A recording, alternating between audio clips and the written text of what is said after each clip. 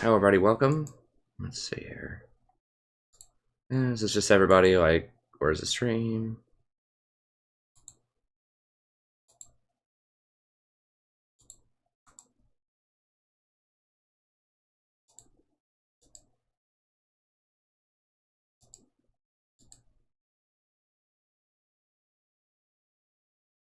Cool, Virtuoso, good job. Not streaming yet, was not streaming, am streaming now. Lally support was okay. Probably better options.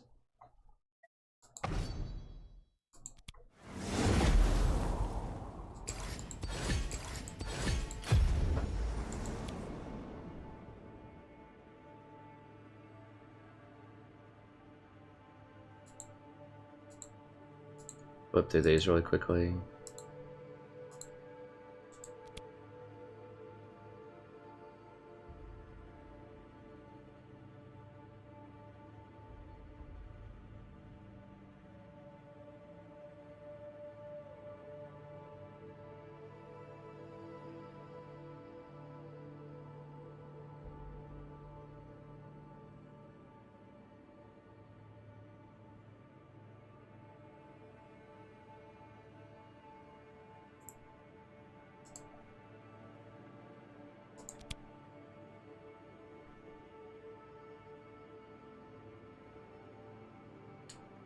Just looking over.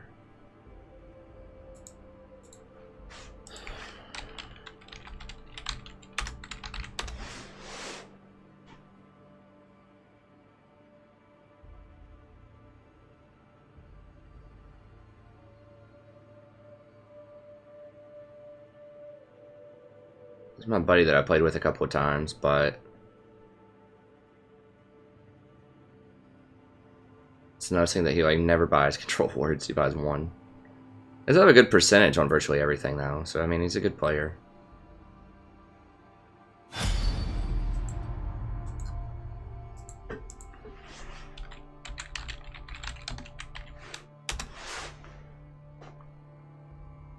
So my other buddy who's now Diamond 5.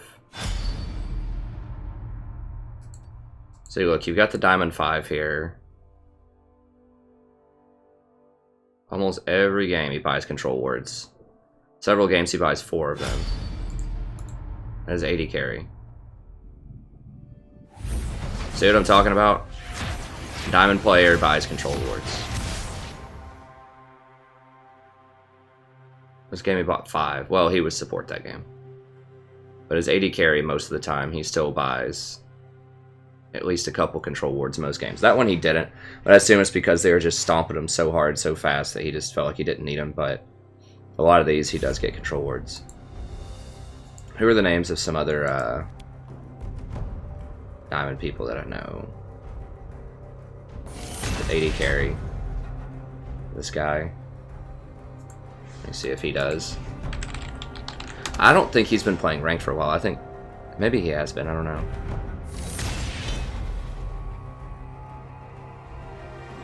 He buys at least one most games. Now these he didn't, but he also lost these. If you notice, there's a trend there. These were Earth though. These are Earth. A lot of those were. Yeah. So see, Diamond people, even if they're not support, they buy control wards. At least one per game.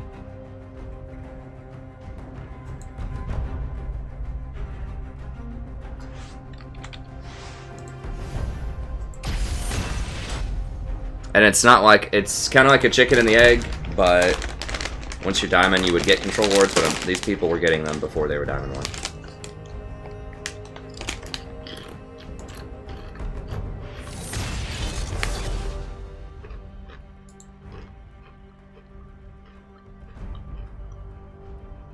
There we go. Hey, Krill, thank you, friend.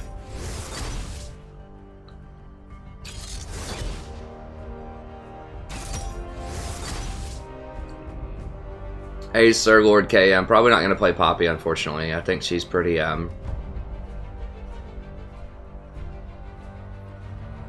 think she's a little underpowered right now, friend, for ranked. Might play her in normals eventually.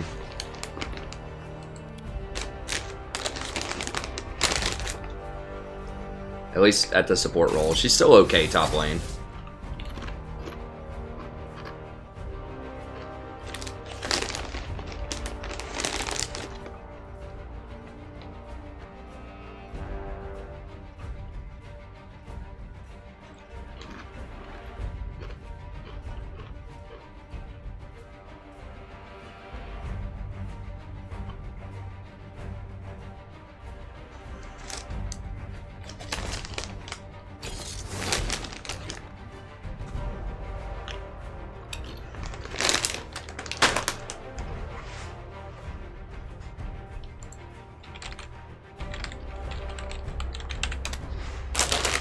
See if I can try to talk him off the Lee.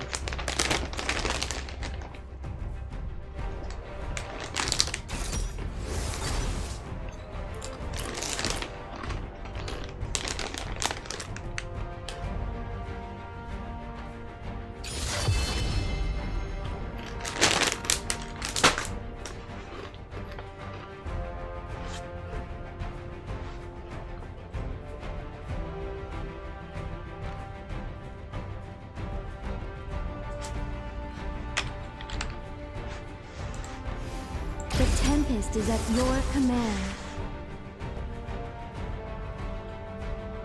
I'm trying to peel the Nocturne back.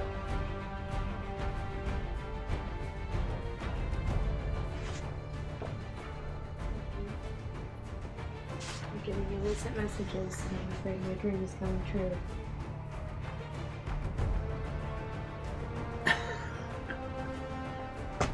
Nobody is. There are different reasons you've made with magic. That's right. I'm gonna dodge that real quick.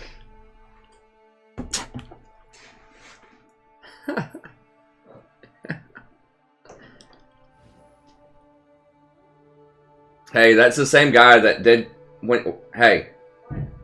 Well, yeah, you were there that one time. That guy who got really drunk and was acting a little unusual. Is that guy? No.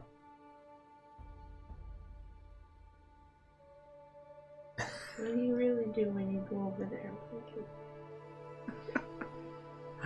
It's a group text to like 8 different people. He's casting a wide net. That's right. That's funny. Alright. I'll go back in there. Hey, Kate.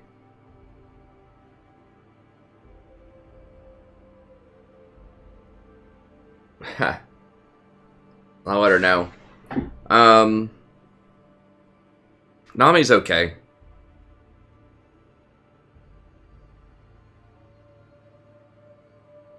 Like,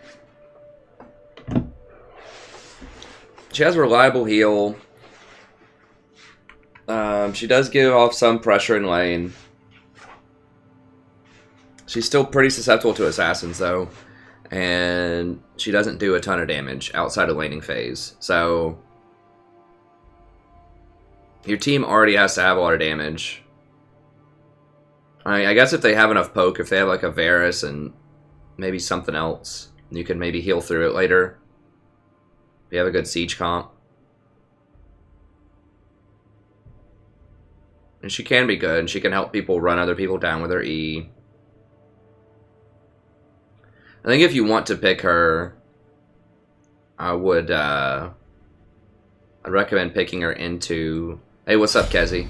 I would recommend picking her into, Jhin. Because you can knock Jhin out of his ult, which is nice, but Jhin is not really the threat that he used to be, at least not with his ultimate. Like, it's pretty easy to get out of his ult now. It doesn't slow you for nearly as long.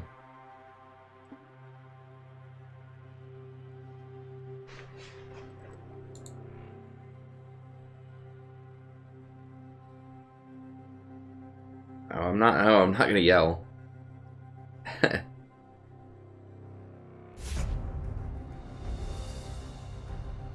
Hey Krill, if you want to donate, I'll show you what it'll look like on your screen. So let me go to incognito really quickly. so I'm not logged in.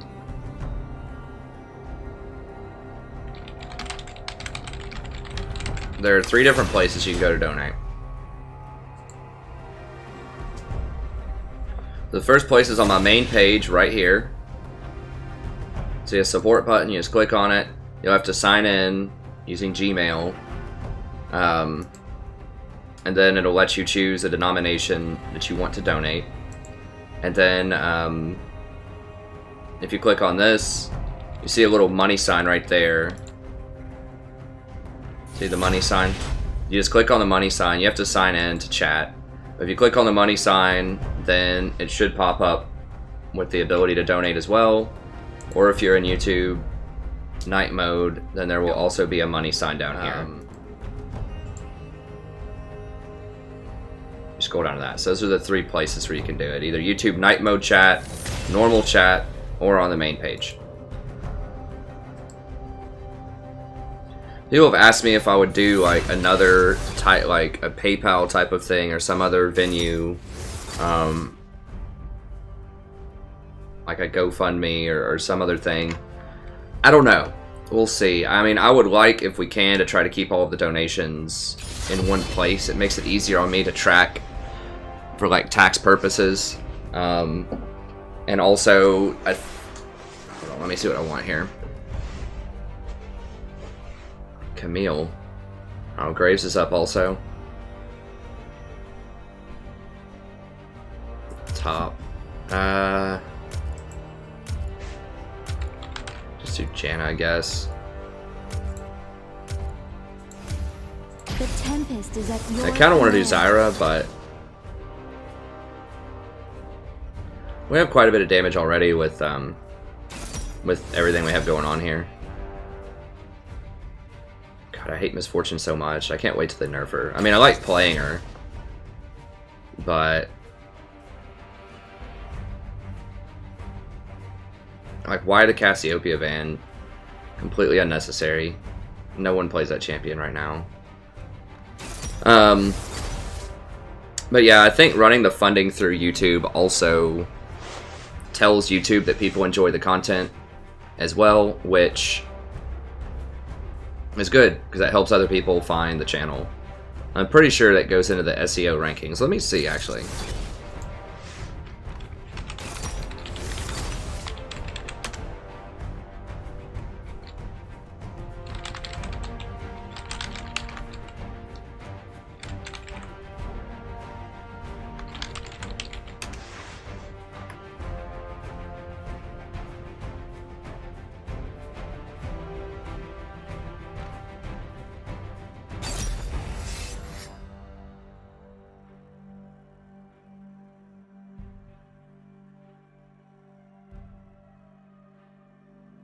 Okay, so donation's missing out of that. I don't know.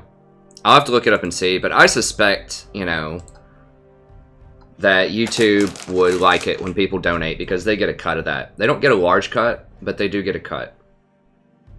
They get like a 10% cut or something off of it. So if you donate $5, they get like 50 cents, which is pretty reasonable. Like, you know, Twitch or somewhere, you subscribe for $5 and the content creator only gets $3.50 out of that. So they take like, you know, over a third. They take like 40% or something.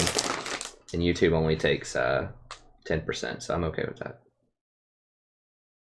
Pretty sure PayPal or wherever would probably take 10% also. They might take less. I don't know. I'll have to look it up and see, but right now the only thing that I have is the YouTube donation button.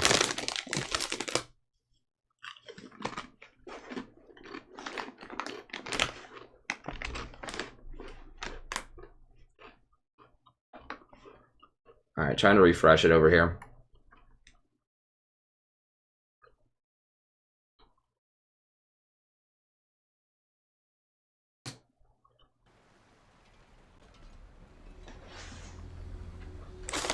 What's up, Sogwar? I got your message. I need to research these other things, especially kind of like tax and stuff like that before I decide if I want to add on another funding option.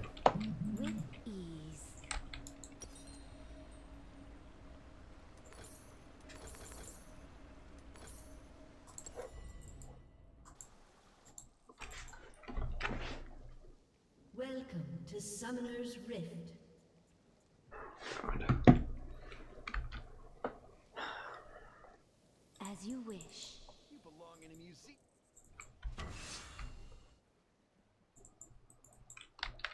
30 seconds until minions spawn.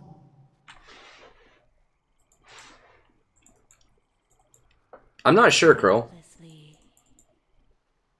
The only 3 buttons that I know about are those areas.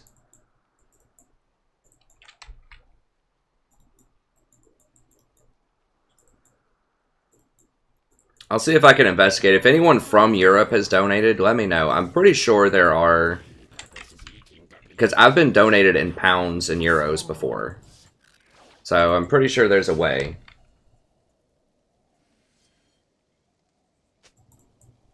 Swiftly.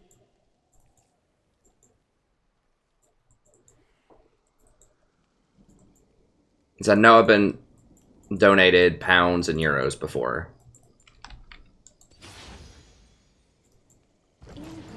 You have to sign in through Google, which I assume is already done because you're chatting right now. I can look it up after this and see if there's a thing. Breathlessly.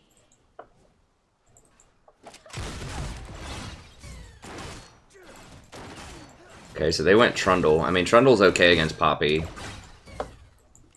I guess.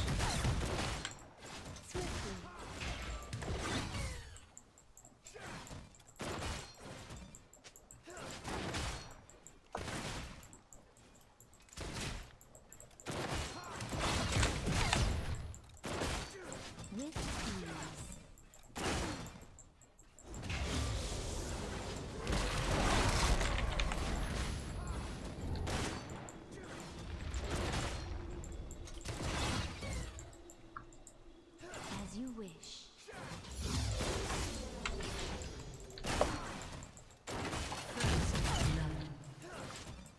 Enemy has been slain.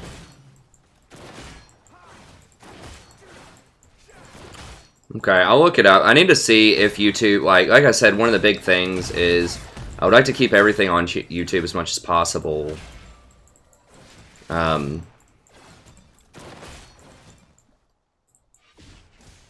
Just because it might go into the rankings. Because they obviously don't get the data from PayPal and they don't get the ad revenue and all that kind of stuff. So if there are enough donations, then more people might find me. I might show up under more suggested videos or stuff like that. Enemy double kill. God. Enemy killing spree. Well, it's looking rough.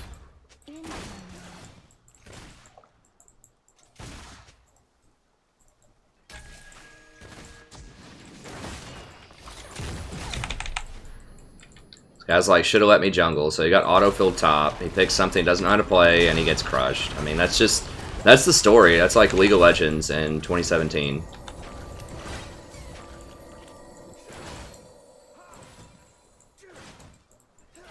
Like, we can still win. It's just frustrating because it feels like that's how most games are. So many games are won and lost because of autofill.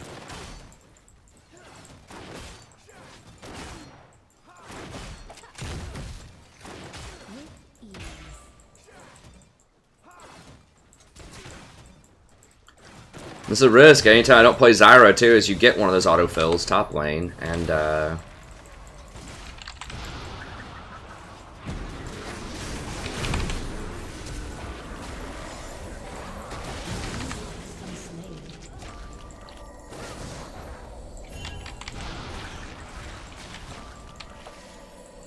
is if you like don't like just going even's not enough. You know, you have to absolutely crush them. Because this Poppy's gonna go like 0-6 top lane.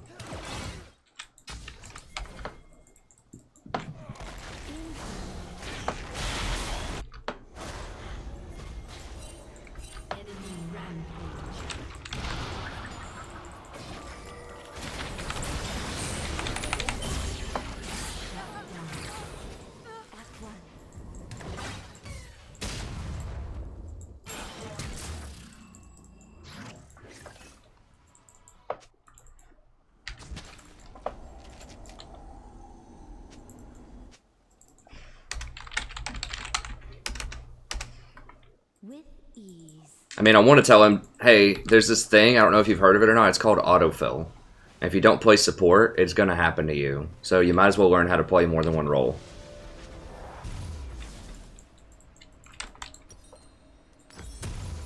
Just going to mute her. As you wish.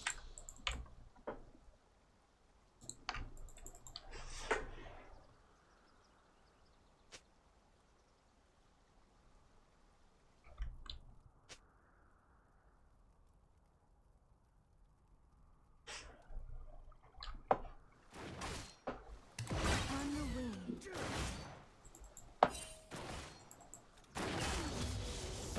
Yeah, I'll see if I can research that tomorrow, Krill.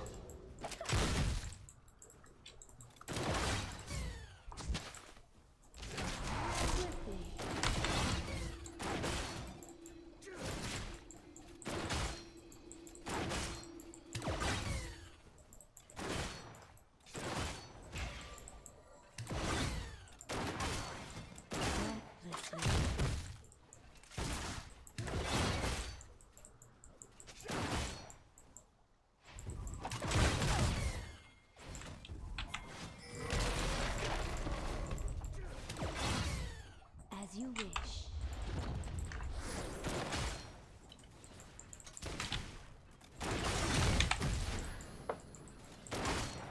An enemy has been slain. An ally has been slain.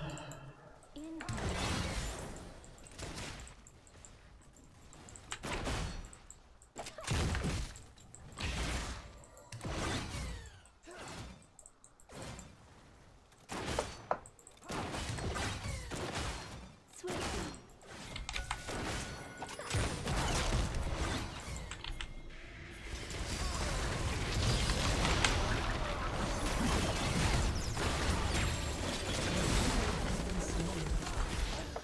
An enemy has been slain.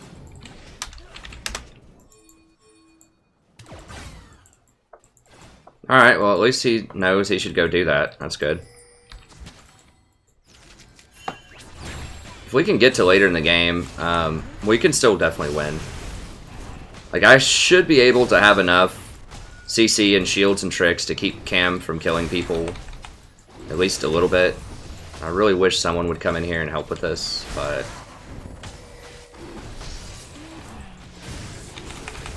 I'll leave it for, Kha'Zix.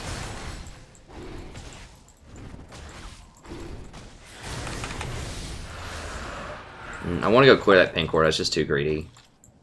Upon the wing. Because they both could be there.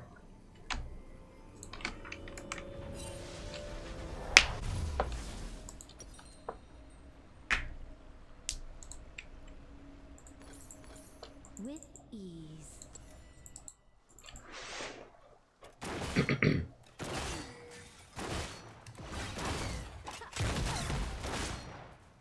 Okay, so BF says he had one before, but he doesn't now.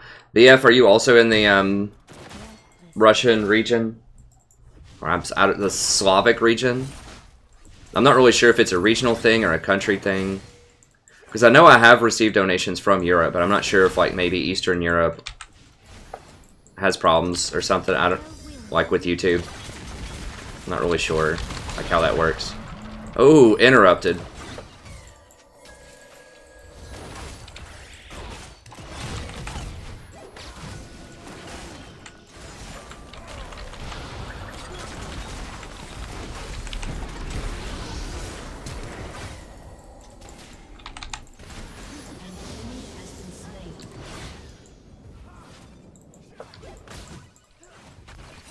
Misfortune is pretty easy to gank, just as a champion, so if your bottom lane actually does come and gank, then that can be good. God, he's crushing him in CS. For tranquility. Who's...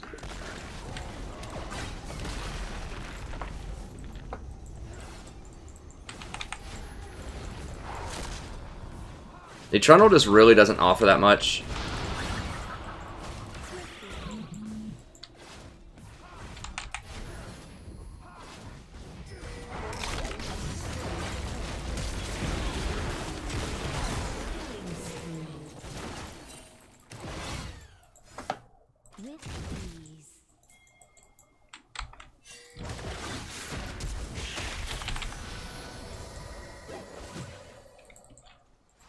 I wanted to use my ult instead of flash. Upon the wind. An enemy has been slain.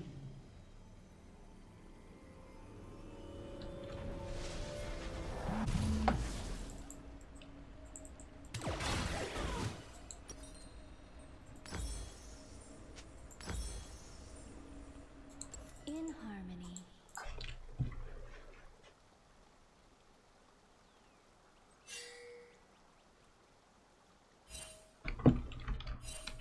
An ally has been slain.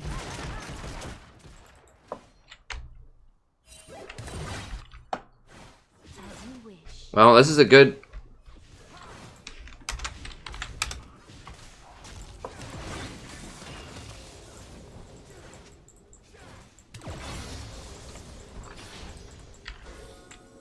Breathlessly.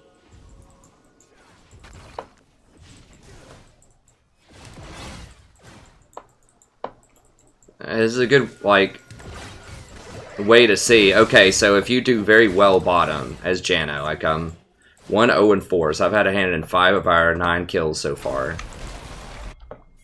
Is that enough? You know, I don't have time for that. I gotta get up here.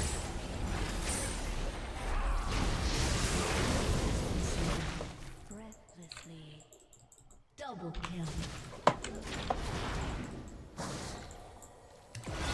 Or do you have to get like 10 kills with Zyra bot lane to be able to handle it? We'll see. Upon the wind. I need to go down there, and I want to go get that pink in bottom lane, but we've got some pretty good pressure here right now. Does Ezreal have his Triforce? He kind of does. In harmony.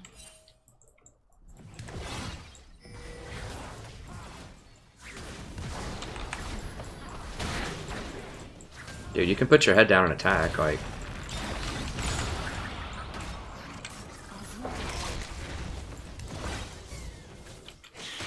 An enemy has been slain. Okay. That's really good.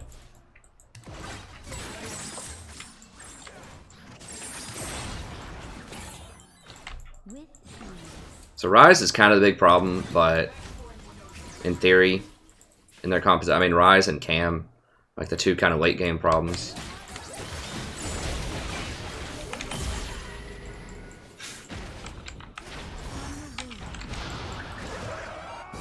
An enemy has been slain. Nice, got him. A summoner has disconnected.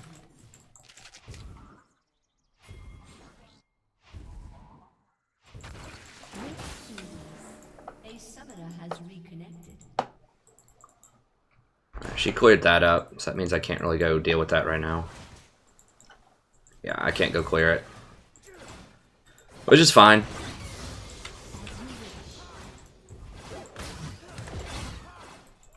I do like Ezreal. I predicted this on my 80 carry list. I thought that Ezreal would become a lot better.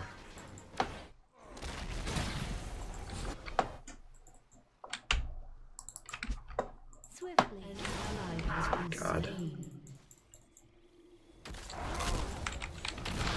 I'm gonna try to delay him as much as I can. I don't have any wards for Dragon either. An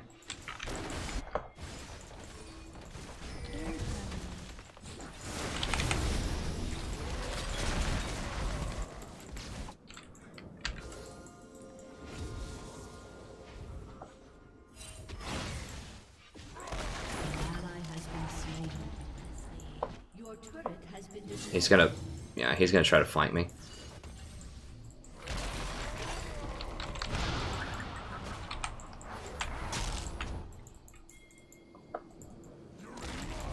Swiftly. Your turret has been destroyed.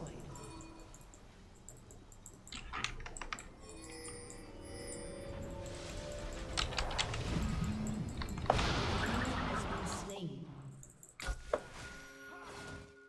Alright, well we need to push this up. Yeah, I mean we can't do it though. We don't have smite. I don't have wards. In harmony. That water drake would be very nice for Ezreal in particular.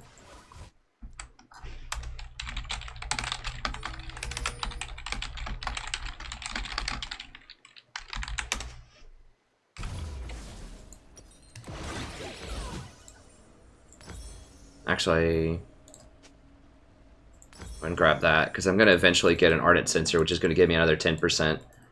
Anyways, cooldown anyways. So I don't want to overkill the cooldown. And the map's opening up so much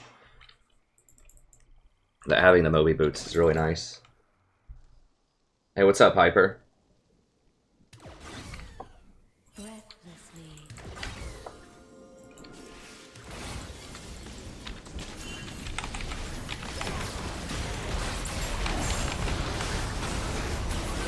Get the Trundle, get the Trundle!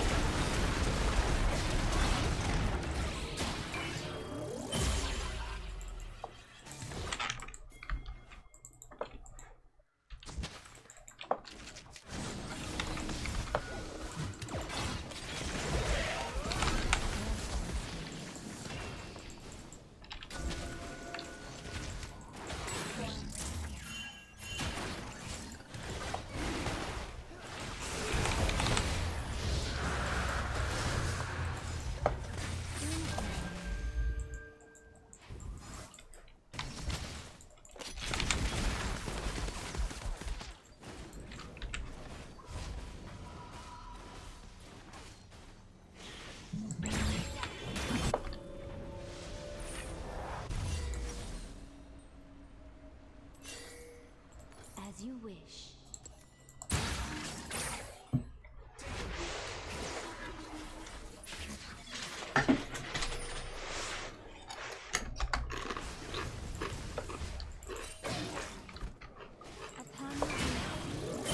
I really need to hit level 8 so I can get a sweep.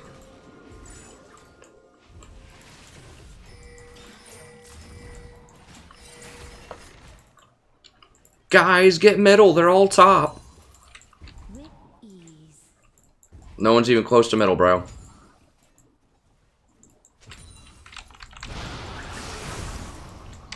I mean, we'll try, but they're probably going to get over here first. Make sure you don't get flanked, yeah.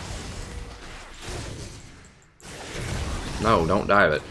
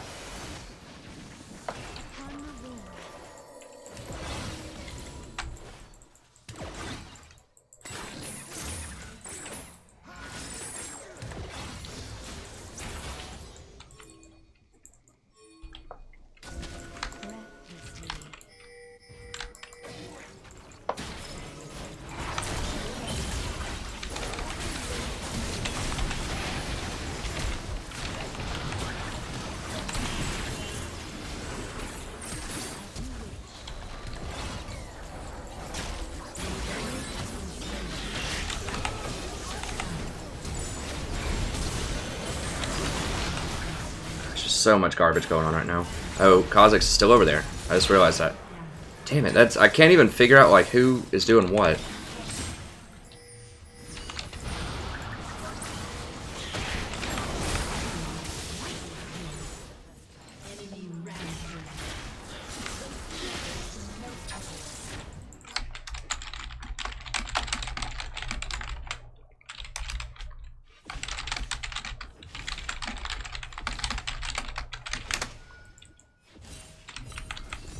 Upon the wind.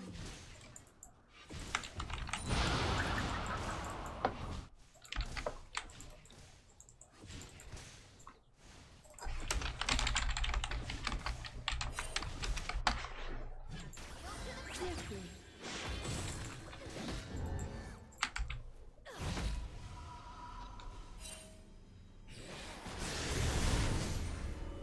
It's really bad to have that as Janna, because then if I knock people away, then nobody gets my heal.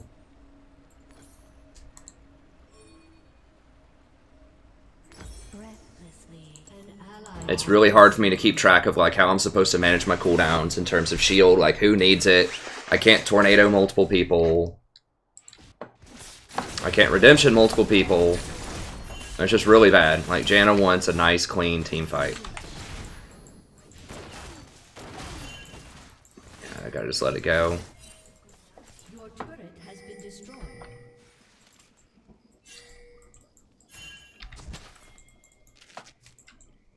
In harmony.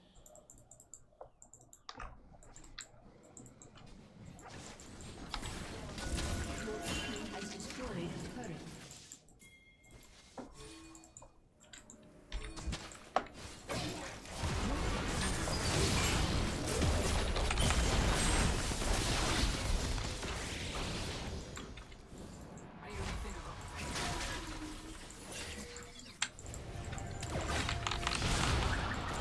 As you wish.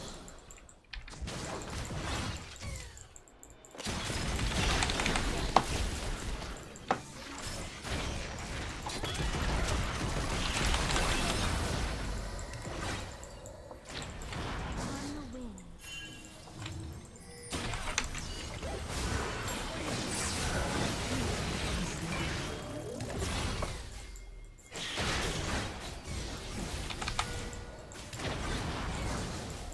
An ally has been slain.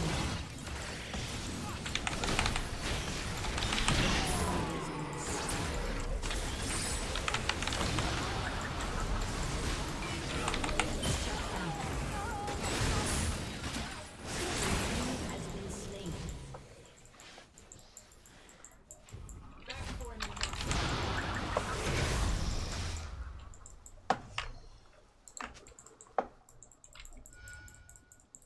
I do want this one more wave so I can hit level 11.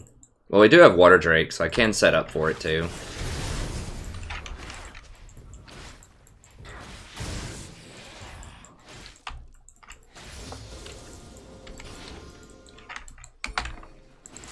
In harmony.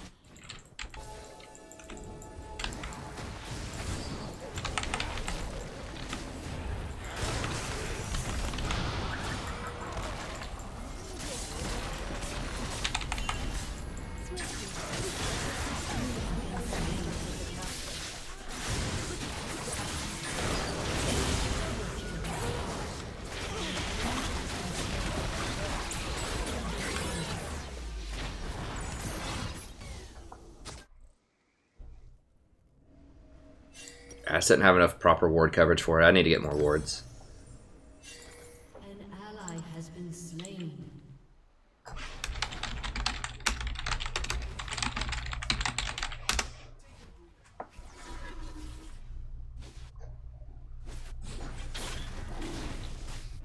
As you wish.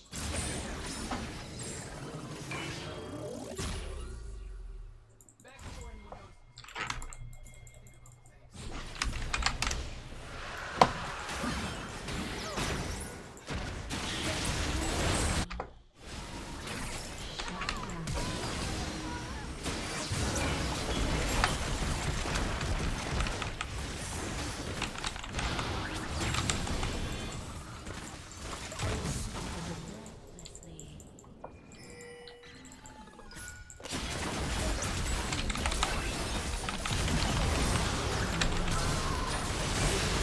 Oh, damn, that knocked me out of it? What the hell?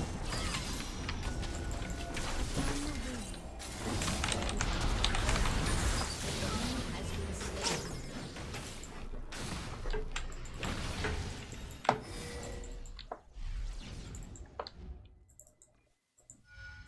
Your team has destroyed a turret.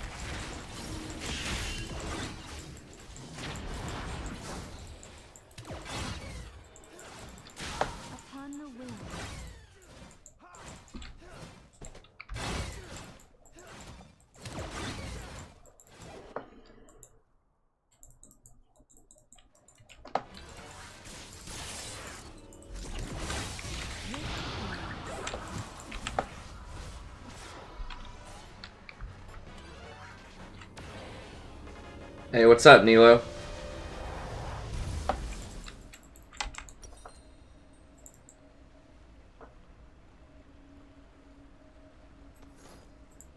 Oh, I can't actually buy the whole thing. Okay, sweet.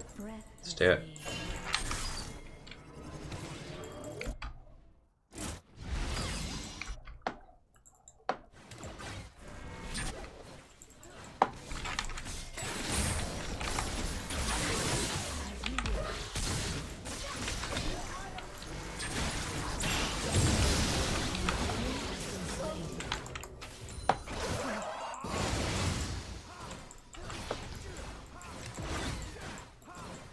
Swiftly.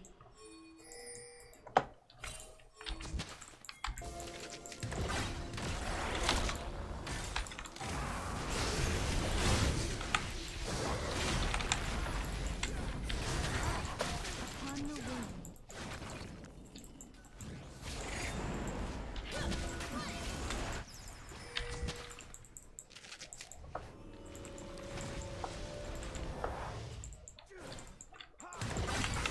In harmony.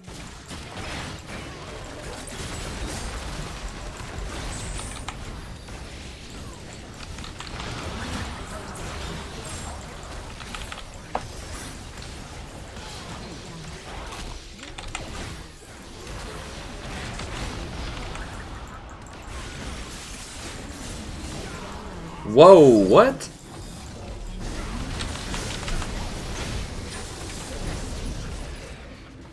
What just killed me, Rise? Yeah. Where's his damn W? Dude, Camille just like two-shot that, Ezreal.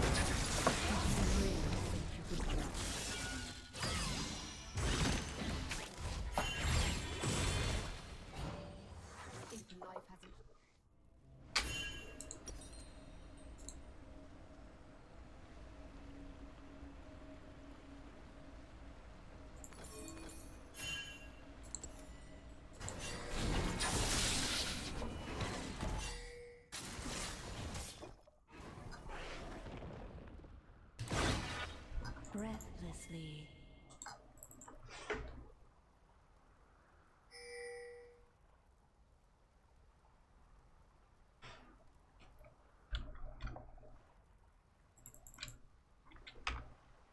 As you wish. Oh, they did get that one dragon. We got kills off of it, but...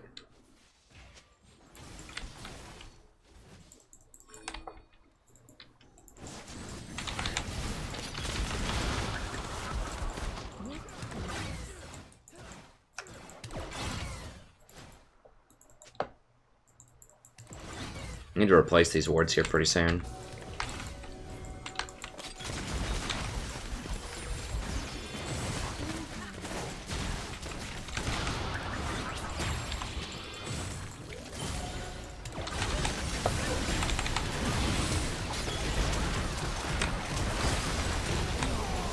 What the hell? What just did half of his health? An MFQ, I guess?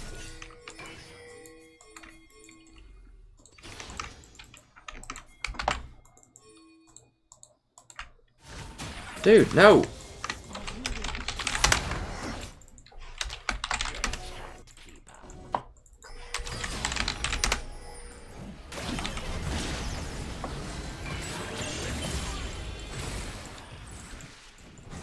Upon the wind.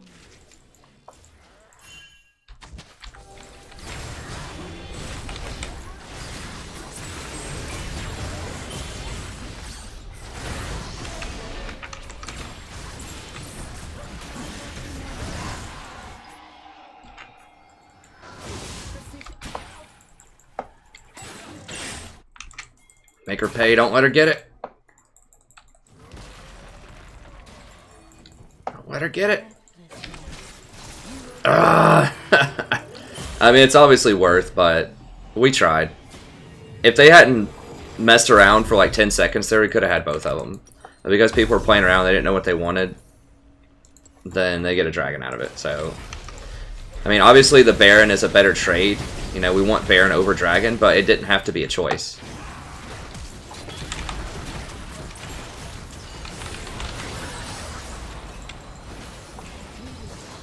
Is there anyone that can come up here and flank these guys? They're all so low.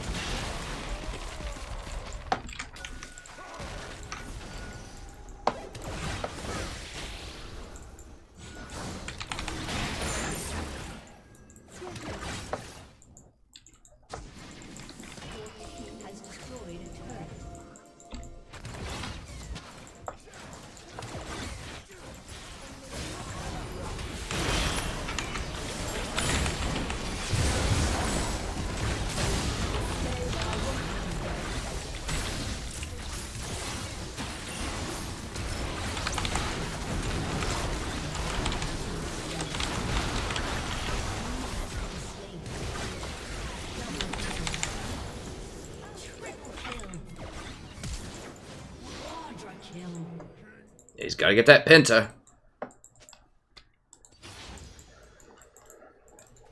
It's like, dude, I know you just got a lot of kills, but just win the game. Like, come on. Tempest is upon them.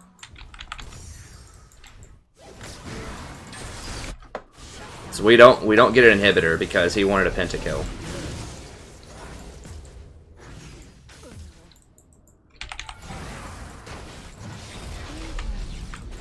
Well, I guess we get one inhibitor. I feel like we could have gotten two, though. I mean, maybe I'm a buzzkill. People like the pin. I just don't care. I don't care about kills. I just want the win.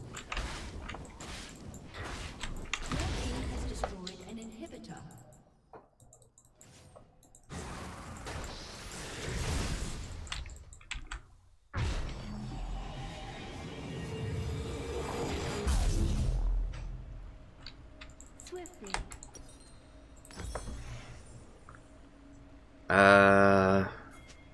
I don't even know. I'll just grab a couple of these and figure out in a little bit.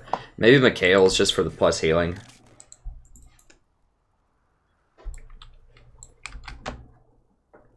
In harmony.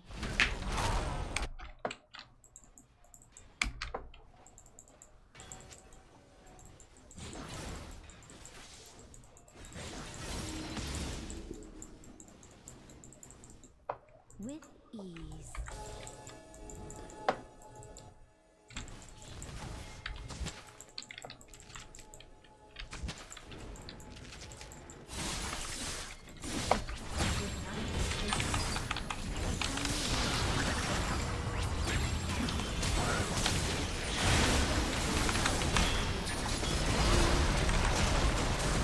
Shit, that fucking pillar. God, that pillar just destroyed me. I needed to back up. I can't be next to walls like that.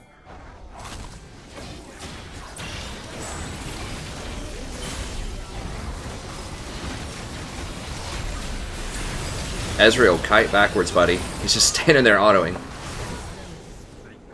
I guess that's good enough.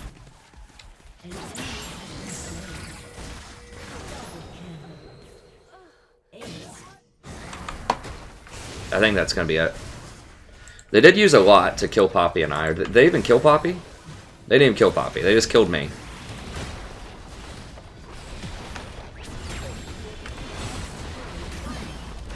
Alright, so you can still win even if you have Janna. Even if your top lane goes 1-8 at one point. Illuminati.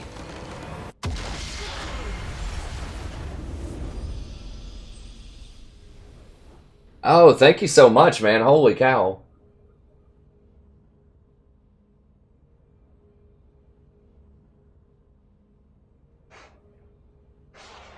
Yeah, I can definitely coach you, friend.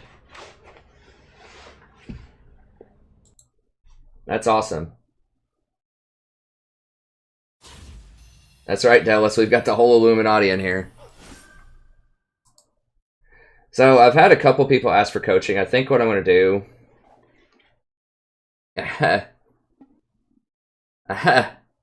Thanks so much, Mason. That's really awesome. I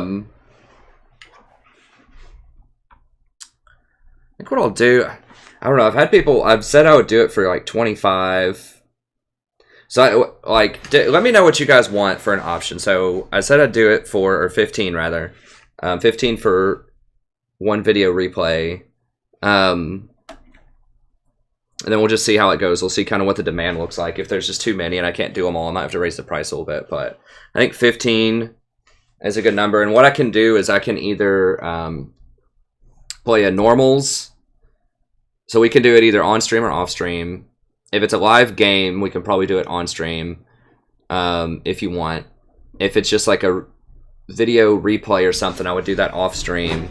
And you can figure out how to send me a replay either via YouTube's in-house, or not YouTube, League's in-house system, or you can record it using OBS and send me that, and I can watch it. You can send it to me as a private message on YouTube, or you can link it to me on, I guess you'd have to send a link as a private message on YouTube, or send me the file.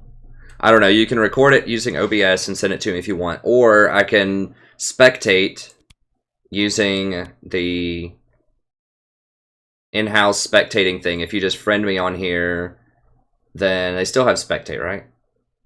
Yeah. Then I can spectate your game, comment on it in an OBS video, and then I can send you the video, or I can upload it as a private YouTube video and give you access to it, only you access to it. Or if you want other people to see it too, then I could make an entirely new playlist where other people could see it as well. So maybe they could learn from the coaching. But that, I'll leave that up to you. If you want it to be just a private thing, it can be a private thing. But you know, we could also make a separate playlist so other people could watch coaching sessions if that's something that they're interested in. Or, like I said, I could play a normals alongside you and be like an 80 carry or something. I'll just pick like a Caitlyn or something like that, and then I could comment as we're playing. That's the only time I've done coaching before, was when I was playing, or when the person was playing 80 carry. The only downside to that really is I have to focus on what I'm doing as much, and so I can't focus completely on what you're doing. Like, I will notice things and say a lot of things, but, you know, if I'm just watching a replay and I'm not, like, in the game, I can get a better sense for what's going on.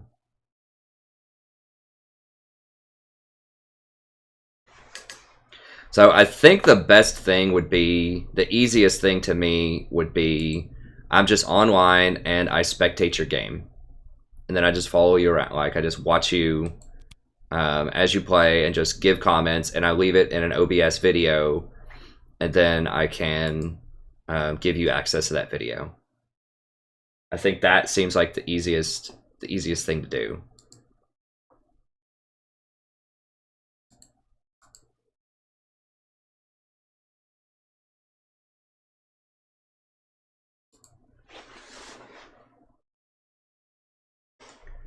So yeah, I'm definitely want to coach you. Just send me a private message, whatever you're interested in, and we can figure that out.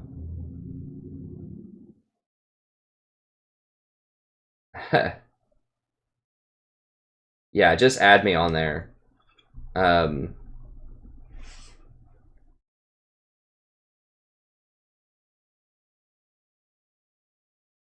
Yeah. Yeah, just add me on there. Second lock-in, stress you out. I lock in a lot at the last second.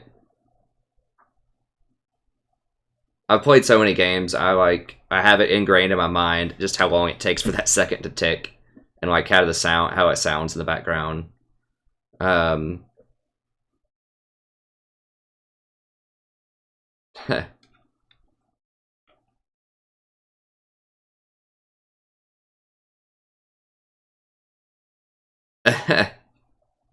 Yeah, just add me on here. Do you want to do it like, I mean, for $100, you know, I'm willing to do it during the stream, but we could either do it during the stream, and we could see how other people feel about it, or I can do it off stream at some time if we want to set up a time, but just let me know.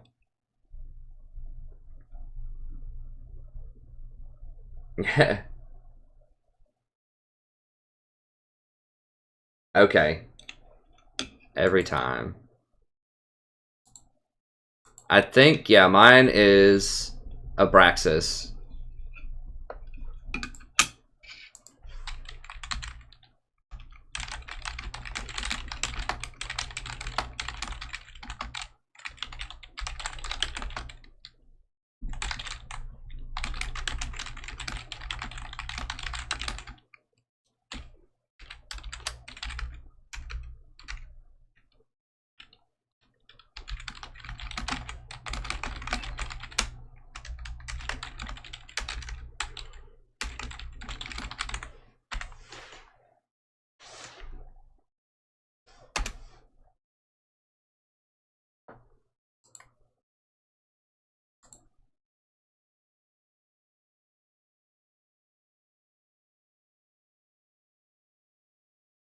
I mean, we could do that too if people want to play normals against each other in here, and I just spectate it or something. Then I can comment on it. It's up to him. I mean, if he wants to do it in ranked as well, so I can see like what it looks like in his rank, because that is relevant. If it's a normal and you know we have all kinds of different people, it might be in different ranks.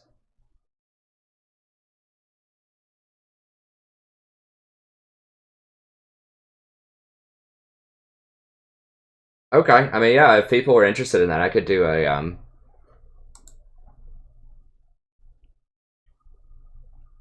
I could do a coach as well. Oh yeah, I like to think. I mean, some things are probably mistakes, but I like to think of it as just becoming more optimal. Usually, just clear decision making, better choices. Okay, Mason. So just let me know for a second. I think my wife just texted me. She wanted to see something.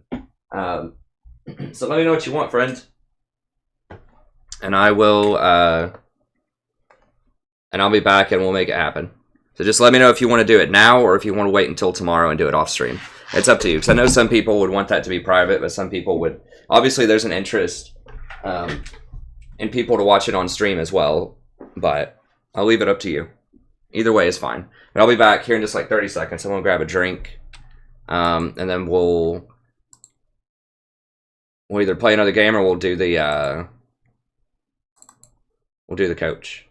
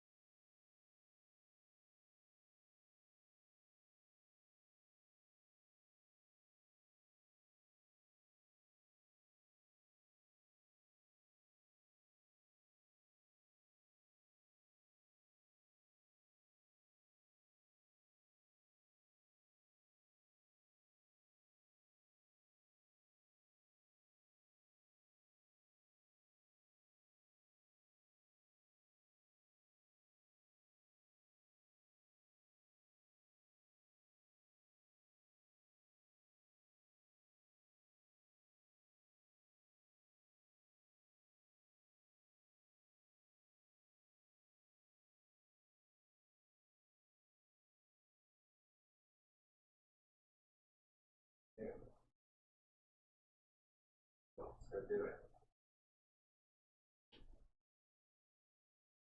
Personal stream is donated for months. Okay.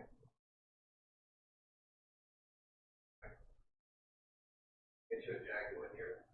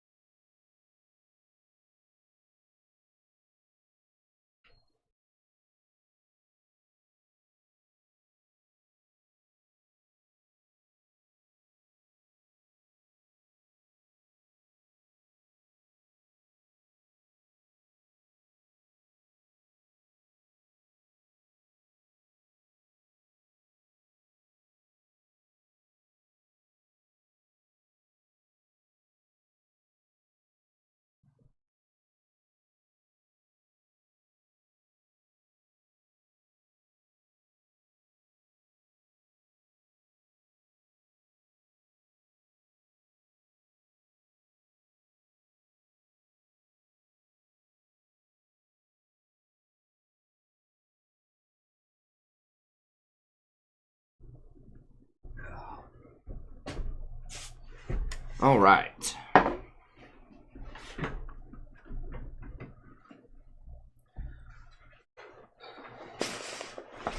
All right, let's see here.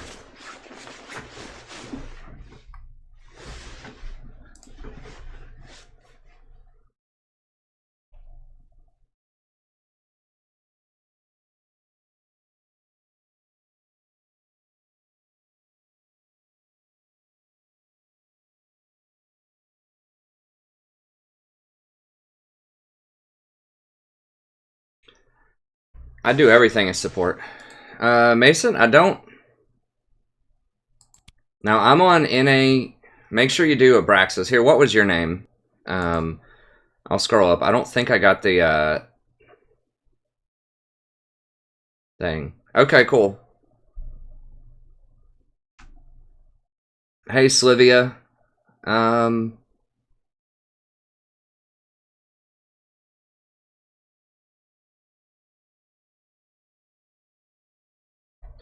I might do Malzahar. We'll see. It has to be a very special situation. Okay, I don't see any invites. I don't see anyone that asked me. I think there's room. Let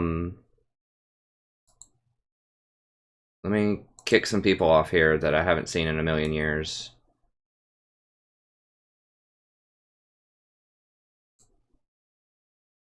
People that just don't even play anymore, I don't think. Let me see. No.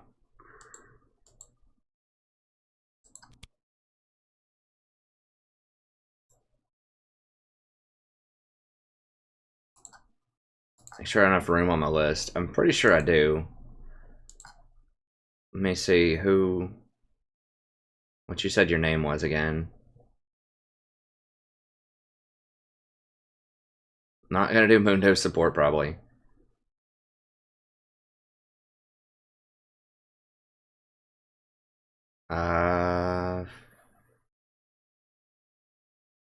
Is that...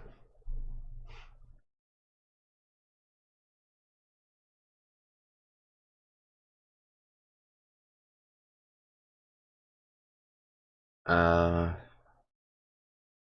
to see what your name was so I can invite you, because I didn't get the invite. Oh, every time. Is that with an L or an I? Okay, let me see.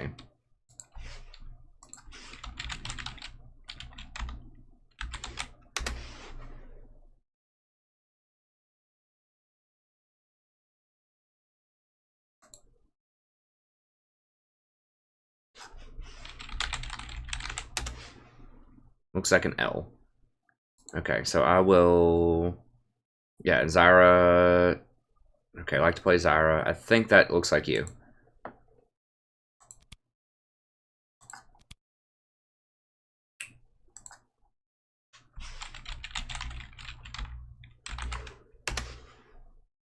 Okay, so I sent you a request. You may have sent it to a different Abraxas, I'm not sure.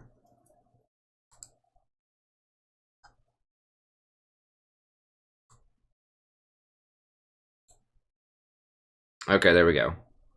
Okay, so just go into a ranked game, and I will spectate it. And I'll give you as much advice as I can, and I'll just follow you around.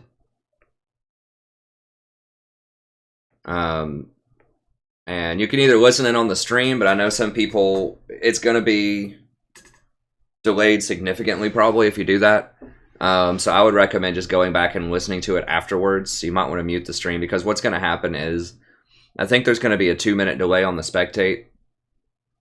And then there's going to be a 30-second delay on the stream. So you're going to hear me like giving you information if you listen to the stream like 2.5 minutes in the past. I mean, you can still do that if you want, but it might be a little confusing. And the situation might change. So I might be telling you, go look at this, and then like by the time you hear it 2.5 minutes later, you shouldn't go look at it because it's dangerous at that point. So I would just mute the stream, and then you can go back and watch it afterwards if you want, and then I will record it as an OBS as well, and I'll figure out if I can private message that to you, or I can make it like a private YouTube thing and invite you to it or something.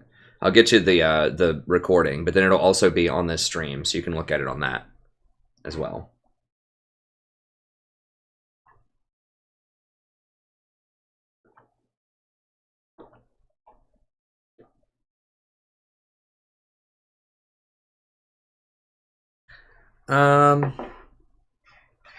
I could use Skype, but I think it's just better for him to do what he's doing and just not be distracted while he's playing, and then to go back and look at it later while I'm talking about it.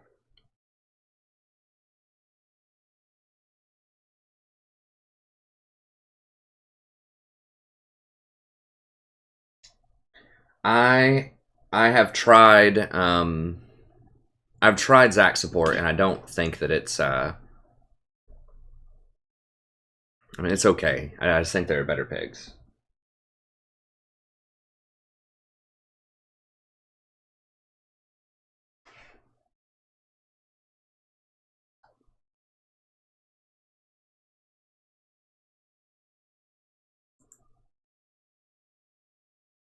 Okay, so as soon as it lets me spec, I'll spec. I just figured out also that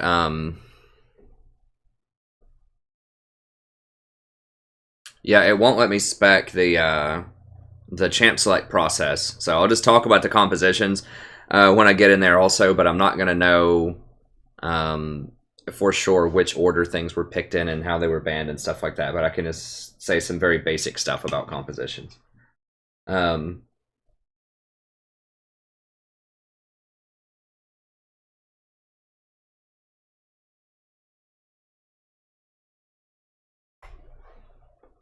See if there's any other questions in here while I'm... If you're new to the channel, this is just a coaching session that Mason generously sponsored for $100. So I'm going to coach him through a game, so if you want to stay in and watch, I think a lot of people could probably benefit from it. I'm just going to spectate his game, and then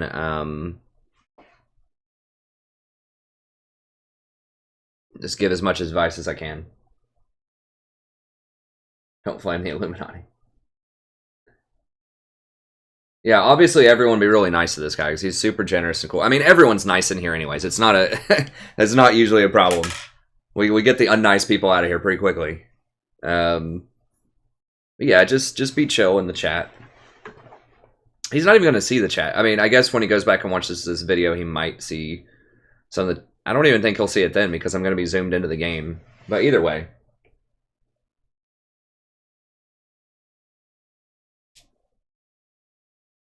So yeah, I mean, just keep in mind when you're watching also, like this is, you know, he's about the average player right now. He's bronze 1. I think bronze 1, silver 5 is the average player, and he's only been playing for 6 months. So that's pretty good. So, you know, I think we just get so used to watching higher level stuff that sometimes we forget that that's not the vast majority of people. It's like when you get used to watching so many models, you know, on TV and actors and actresses looking all this way, and then you go around and just see everyday people. You know, you got to keep in mind that the stuff that you see a lot of times is not necessarily does not necessarily reflect reality.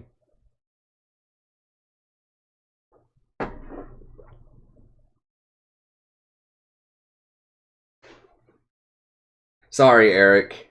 I don't know. I'll get... Hey, there's a thing that I heard about. I'm not sure exactly how it works, but there's like a bell or something. I assume you guys probably know more than I do. There's some kind of bell that you can click on, and I think it'll give you notifications. Supposedly. I can't click the bell on my own channel. I mean...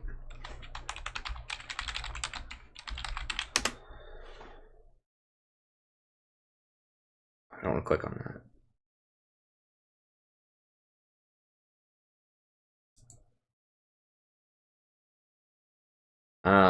Yeah, this. You can click on this, I think, and it'll give you like prioritized alerts. I think. But I don't know. Sorry about that, friend. Yeah, I was running a little bit late today. Are we in game yet? So he's in champ select still. Okay, he's in game.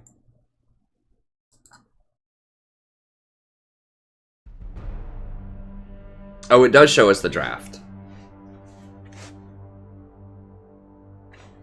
Or does it not? Is it just showing us the champ select? And it says, okay, there's a 3-minute delay. Alright, so while we're waiting on that delay, let me just go over his op.gg really quick and just see like his runes, his masteries, just basic information, and just see if I can give him any kind of pointers. Alright, so plays lots of Zyra. It's good.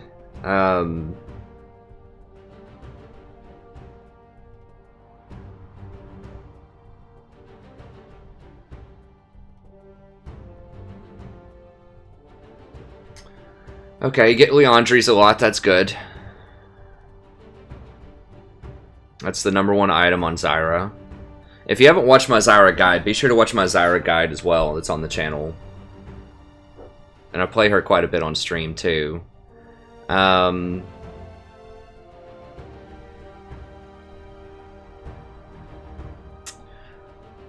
So I'm seeing that you like to go from... I'm seeing redemption a decent amount on Zyra. I would recommend not getting that on Zyra. It's obviously a really powerful item. She just doesn't benefit a lot from mana regen or health regen. Cooldown reduction's okay, but you're sacrificing too much damage. Like, a lot of the time, the reason that you're picking Zyra is for her damage. So you want her to do just a ton of damage, because that's kind of her utility. That's her role, is later on in a team fight, especially if you're behind, because she's one of the most powerful champions at coming back when you're behind. And the reason is because she does so much damage. She has so much scaling that in an endgame team fight, when you hit them with your roots and your ultimate, you can just completely evaporate people. So that's really your utility, is your damage. The champions like Janna and like Sona, they don't have a damage option, really. I mean, Sona is sort of, kind of, but that's why you get Redemption, Ruby Sightstone, Locket, because all of those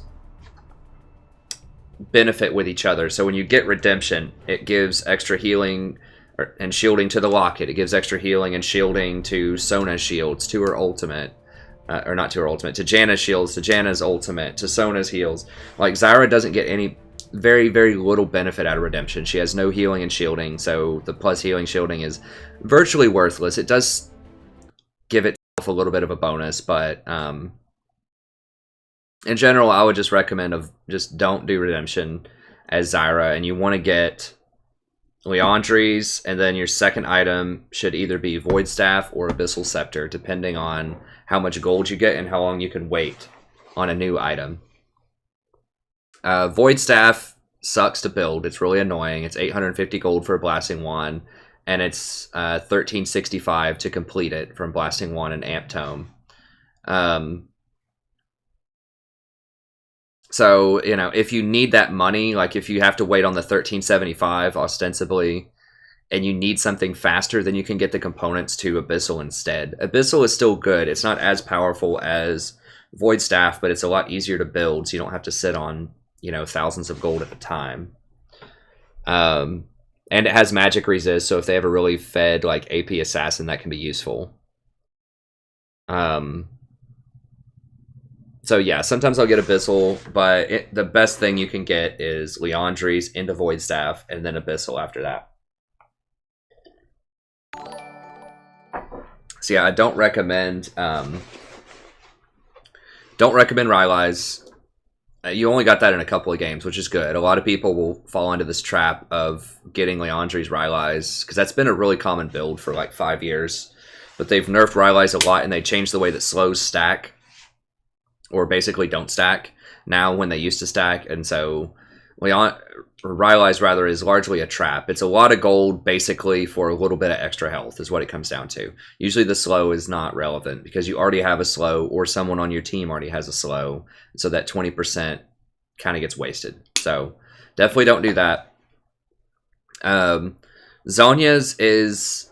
I saw you got that a lot too. That's okay, but one thing that you have to remember about Zyra is that she doesn't have any escapes.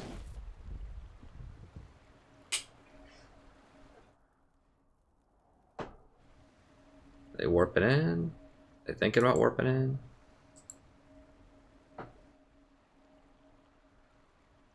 Oh, let me just... OBS. I'll record it with OBS. I guess I can do it with,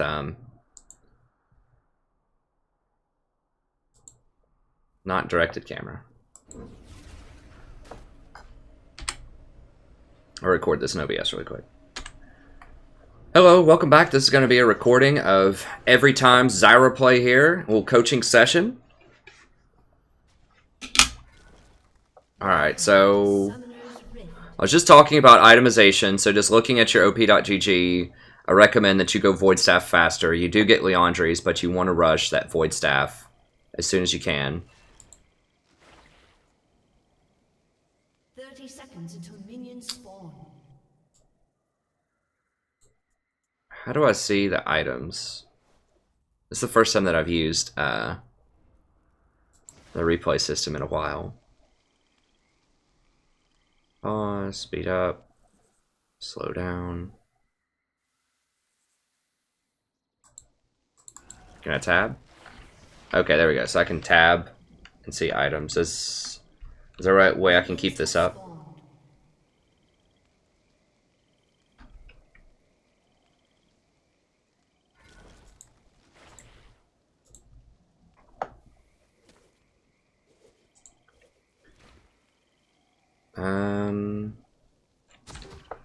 Anyways. Sorry, I'm trying to tinker with these. I guess I'll just tab and look at your items. Refillable against Lux is probably okay. It's a little on the greedy side. The reason is you only get 200 health off a refillable, and if you get 3 biscuits, then you get 450 health. Or no, you get 250 health off of refillable. I believe it refills 125, right?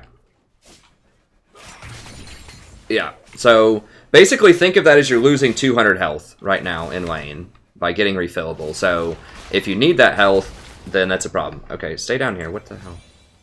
Stay directed camera on every time. Alright, so let's see. Pretty good trade early. Jhin got a little low. Alright with mana.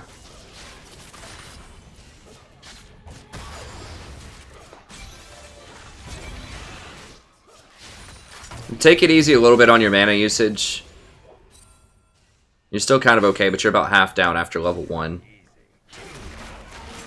There you go, that was good. It was a good trade. See if you can sneak an auto attack in there when you go on him.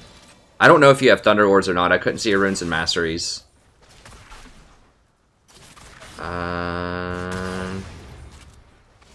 I can't see, but you should be running Thunder Lords. I'll pay closer attention here in a second, see if you have Deathfire. But yeah, like, basically when you spawn a plant on them, they can't really fight you back most of the time. Something...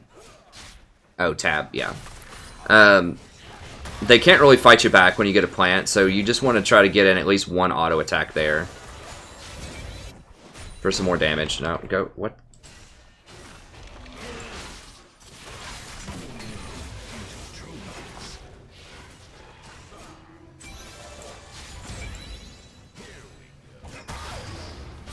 No, not directed camera. Manual camera every time.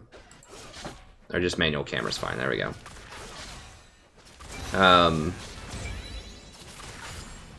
Yeah, try to go up there. I can't really see your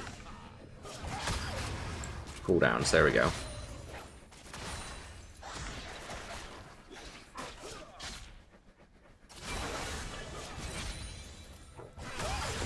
Yeah, I can't see the cooldown on your seed, but you definitely want to be putting some more seeds on him, I think. Draven's pretty low, and Lux is really low, too. There you go, that was good. That was bad by him. That's not your fault, but... In general, don't ever flash for a kill with an auto if they still have heal, because you're going to trade a 5-minute cooldown for a 3-minute cooldown. Okay, he backed, so you should go up there and push the wave. Okay, you're pushing it now, that's good.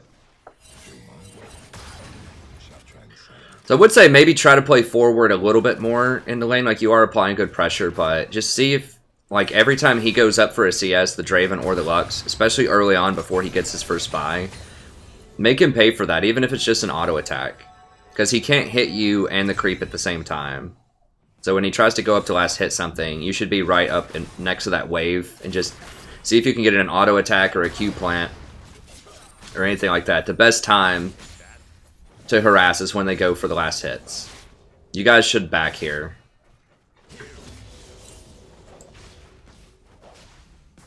What are his items?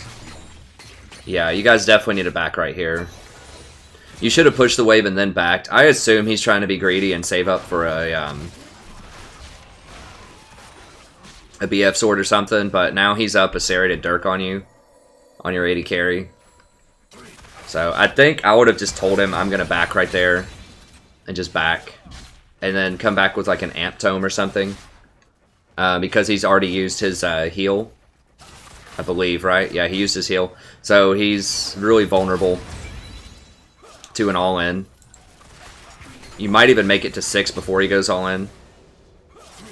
What? Oh, I can move this up.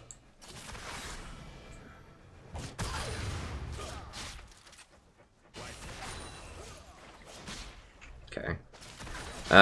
So yeah, you guys should have backed. So now you're at a pretty big disadvantage. So you were up a lot of CS. You're still up 15, which is good. But there you go. It was good.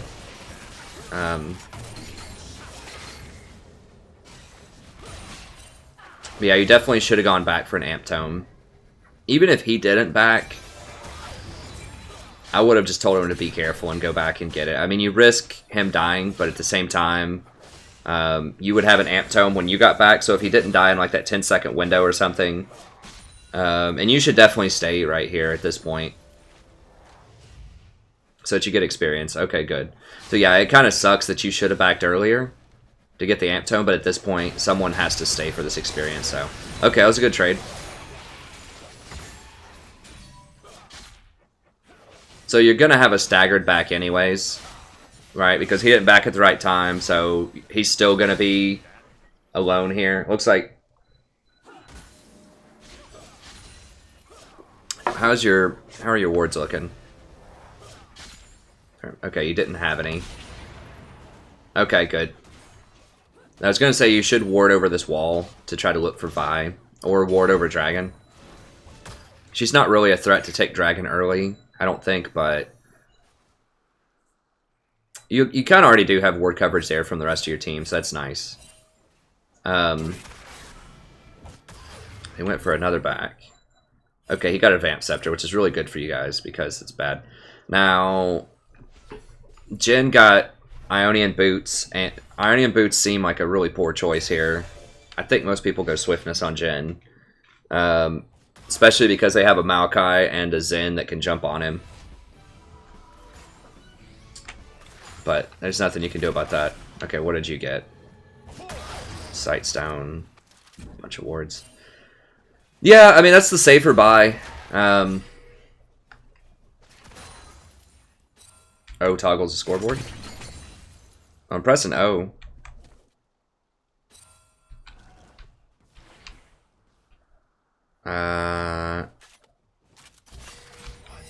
I don't know.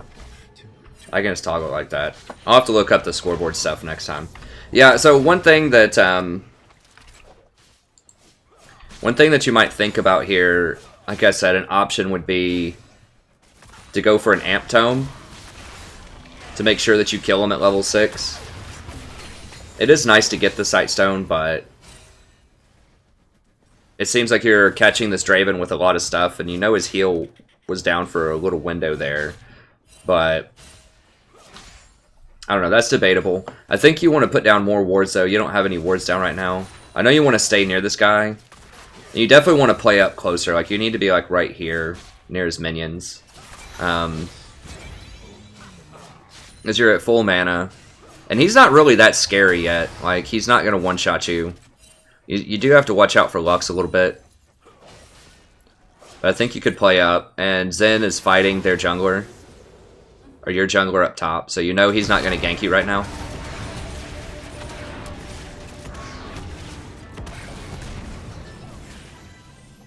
Okay, let me... Killing spree. Yeah, I was looking up there. I assume you caught him with some roots here, and Jhin was very slow to follow up. Was that... Yeah, that's what happened. Jin's probably dead. You might be able to save him, but make sure you save yourself.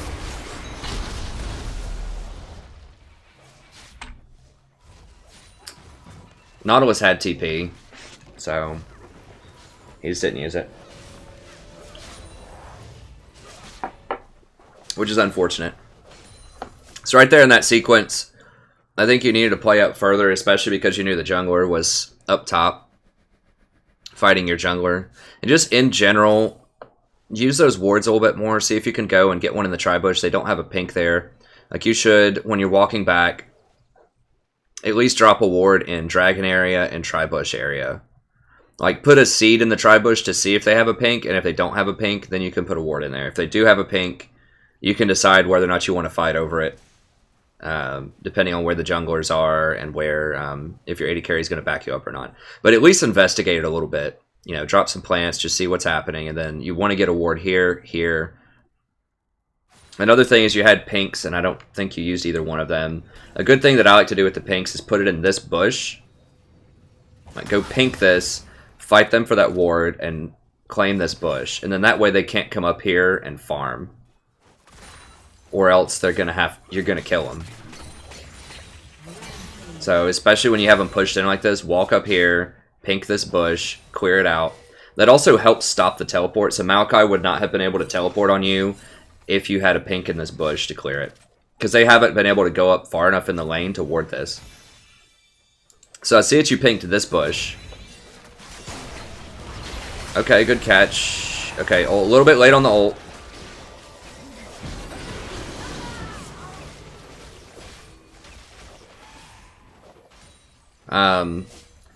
Okay, so with that play there, as soon as you hit him with your... That just might be a mechanical thing. Like, maybe you're just not used to pressing the buttons fast enough. But as soon as you hit him with your E, or as soon as you think you're going to hit him, like if you throw your E and you think you're going to hit him, you know, you need to get those 2 plants up and ult immediately. Because what happened there is he would have been knocked up like a quarter of a second or a half second faster, and he probably would not have gotten that kill. And he would have died. But because you waited a little bit on the ult,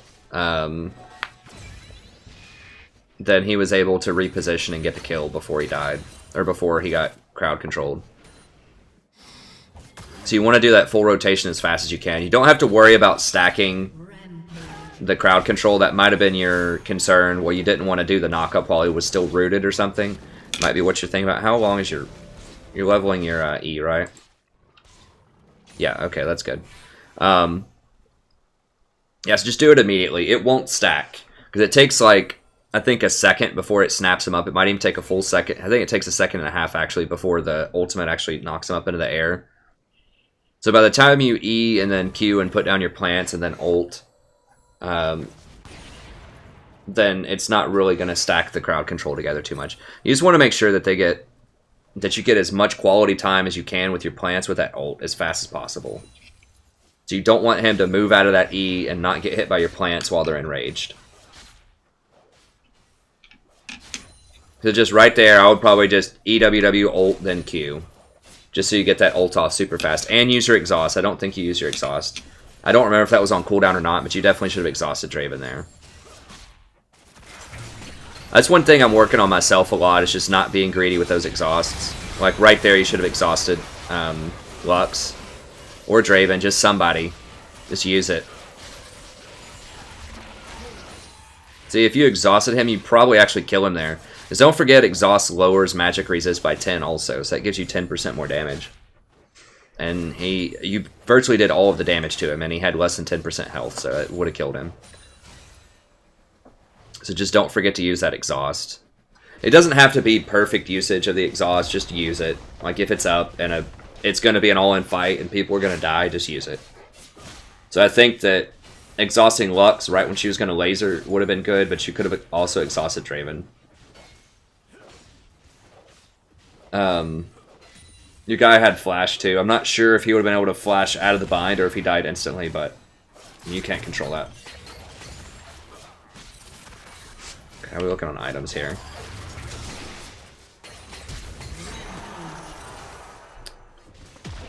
Amp Tome. I probably wouldn't have gone for Frostfang here.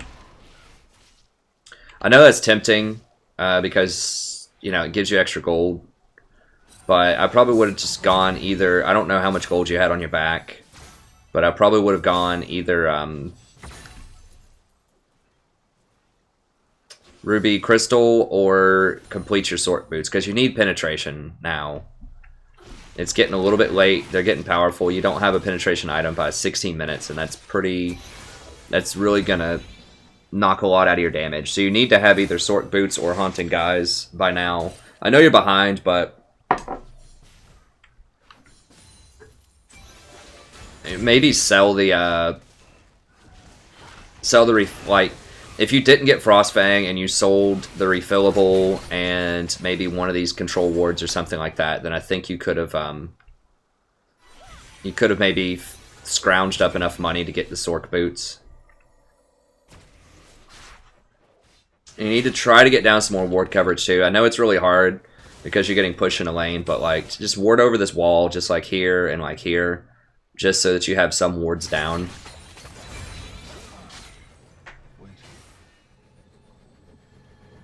And with your pinks, how's Katarina? Well, hold on, let me see. Okay, that was pretty good. I'll have to go back and watch your rotation on the your ult. He should not be able to walk out of the ult, though. There's something mechanically going on there. That ended up working out okay, but I need to look at that for you because they should not be able to walk out of that ult without using a flash if you're doing that rotation fast enough. You are maxing your E, so that's not a problem. Sometimes people will say max Q, and like one of the big issues with that is they can just walk out of your ultimate because you're not going to have them crowd controlled long enough. But you are maxing the E, so he shouldn't be able to walk out of that. Again, in there somewhere probably should have been an exhaust. I don't think I've seen you use exhaust yet in 17 minutes, so it is like a valuable cooldown that you want to keep, but at the same time, remember it comes up every 3 minutes. So in theory, you could have used, if you use it every 3 minutes on the dot, you could have used 5 exhausts right now. And that could have made a huge difference in at least a couple of kills.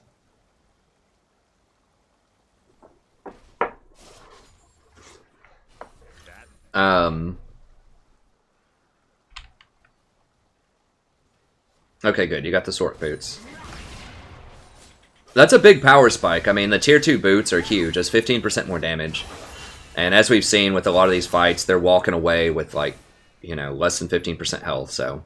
And you're doing the vast majority of the damage right now, so... That's good. Hit him. Hit him with E. Did you not have it? It was on cooldown.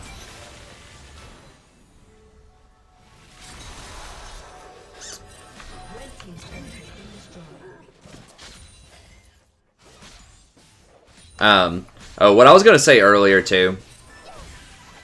Give this up, give this up. Vi's not near you. Okay. So yeah, definitely ward over these walls. What I would do with the pink in the situation, once you get really far behind, is go up and pink for Anivia, or just put it in this bush. Like, walk up river a little bit as you're walking back, and use your pink here, or here, earlier on, or even like here. Just somewhere. Just get a pink on the board. And I know, like, once you guys started losing that lane... Hold on, let me see this. Okay, that was a good save. You might just use your E instead there and just see if the E stops him before you ult.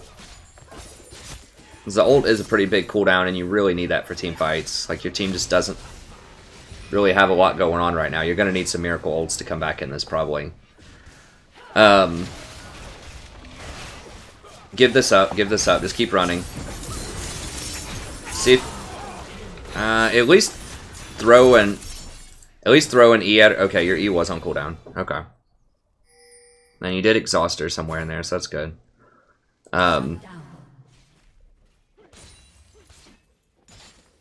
Ward coverage around here is pretty good.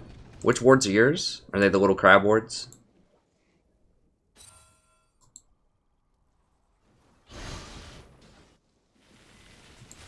Or are they these Amumu wards? They're probably the Amumu wards. A lot of people on your team are warding. That's good. These are 3 different types of wards.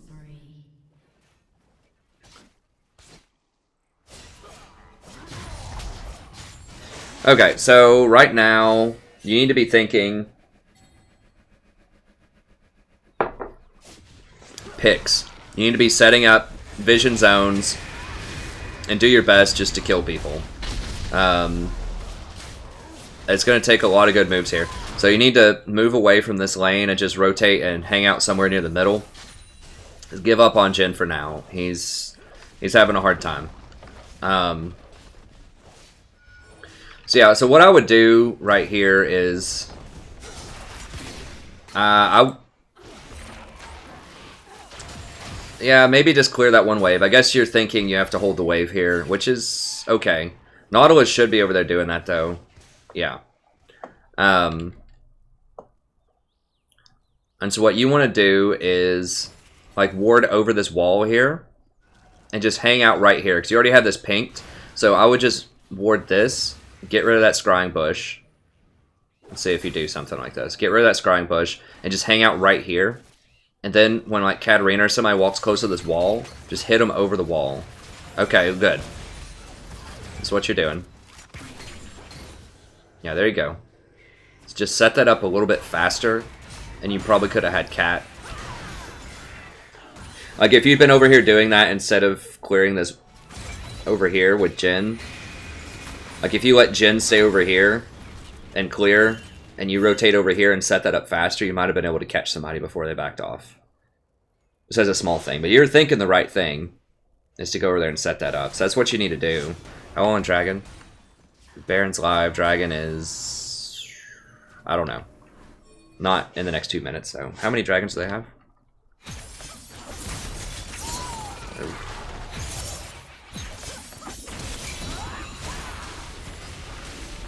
I would just run. Yeah. Get out of there. I would be using your ults less on the kind of just get people out and panic. Because at this point, like, if someone dies, you just gotta let them go and just hope, just save that ult for a team fight. So yeah, I know you're thinking, you know, use every tool at your disposal to stop somebody from dying, which is good. But the problem is Zyra's ult's a pretty long cooldown, and that's pretty much the only way your team's going to get back in this game at this point is probably if you catch somebody and all-in, kill them, and then you guys can run the rest of the people down or something, because no one else is going to kill anybody right now.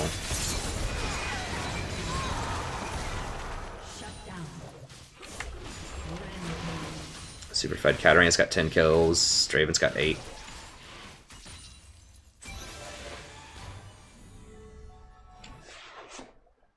So those are pretty good wards. I would use one ward at least. I would have put one ward on Baron there. They're probably not going to do it for the next few minutes.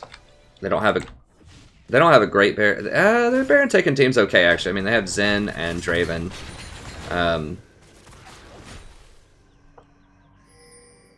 Yeah, you need to be hanging out somewhere out of vision. So like drop a pink here, good.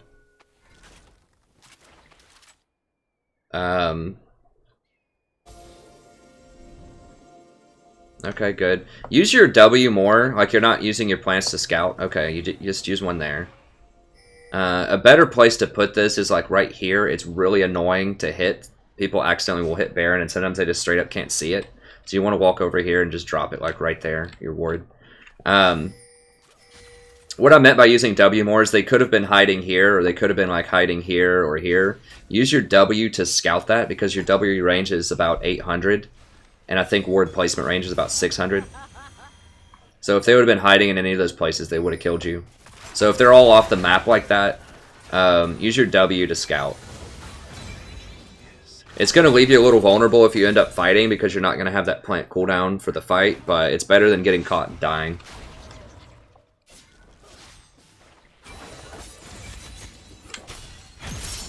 Especially when you're really far behind like this in the game and they're just like all off the map and they have assassins. You need to be really careful when you're walking around trying to ward.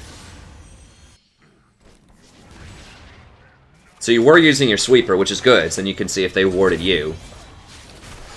Oh, okay, cool.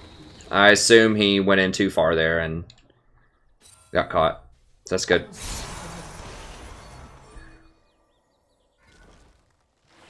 So it's fine. This wall's a little bit thick. Okay, good. You got her. Can you blow her up?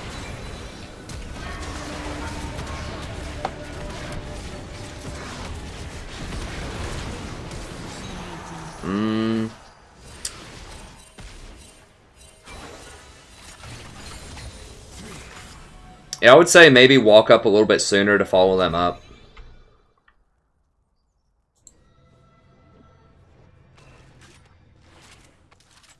Hey, what's up, Purple? Yeah, I'm not watching the chat too much right now. I'm trying to focus up on coaching this generous gentleman who donated $100 to have me observe and comment on one of his games. So I'll get back to the chat in just a second. I guess you didn't have ult there, right? So you probably used ult to kill whoever up here, which is fine. But yeah, I think somewhere in here you should have rotated up. Even if you're just throwing Qs on them, rotate up and get into that fight a little bit more. I know it's scary because they can all like one-shot you, but they really need your damage. Speaking of which, okay, yeah, you're getting good items.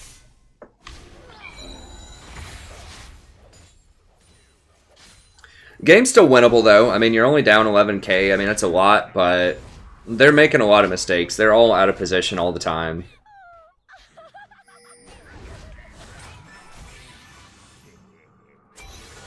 So your if you have a choice, you should try to kill Katarina right now.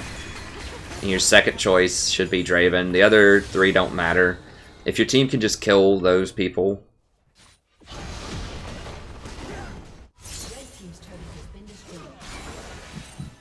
This is good, kind of hanging out of vision here. You got that warded. I was going to say you might want to play this top side of the map because this is where they're going to go to try to push in.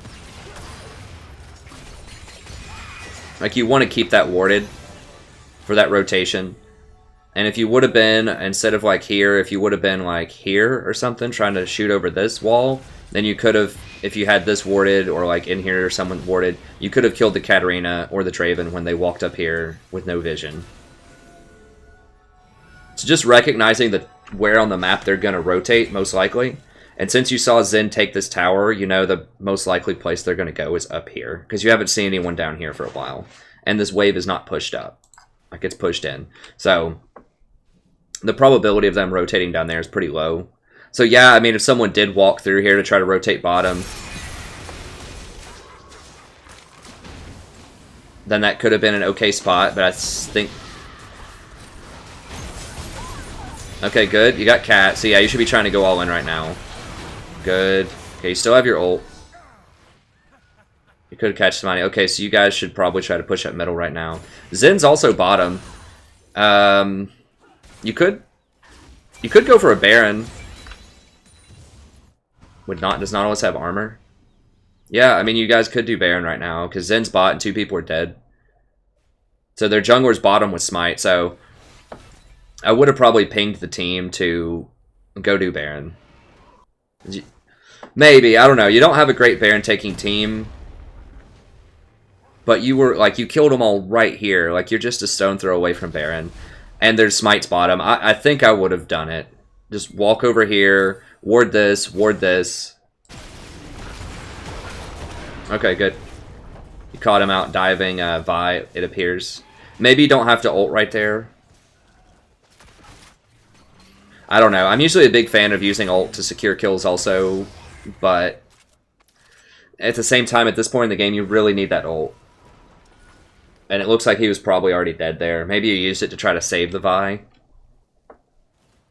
But yeah, previously when you got those kills, I would have rotated a Baron, because the only person that could have potentially stopped you would have been Maokai and Lux. And I think Maokai was running, and Lux is just the support. So she does have some magic, but not a ton. I would have gone for it. Because we saw their smite bot. I think your smite was up. I'm pretty sure Vi was alive there. And you've got 2 people that can tank it. So yeah, that could potentially be a really big thing. Like I said, it is on the risky side, but with 2 dead and 1 basically dead all the way bottom lane.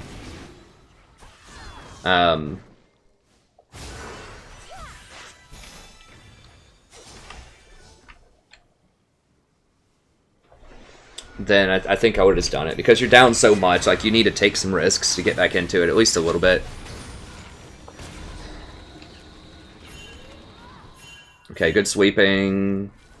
Seeds. Throw a seed over that or a ward. Yeah. You need to try to get more vision around Baron while you have a chance. While one of them's dead. So I would have, you know, if you can, just get some wards in here somewhere. Like here, here. You got it over the back wall, but like just at least a ward right here.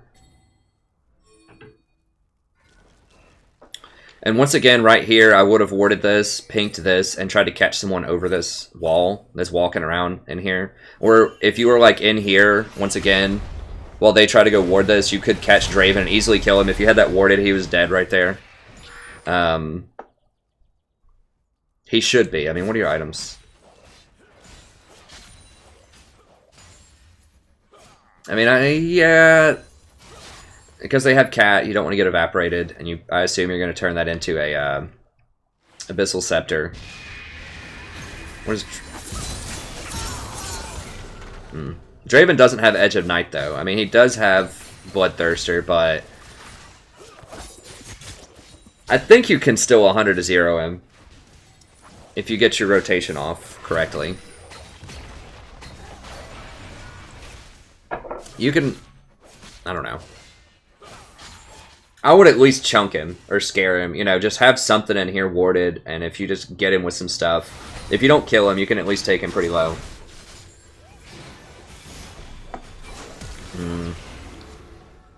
Alright, follow up on that, follow up on that.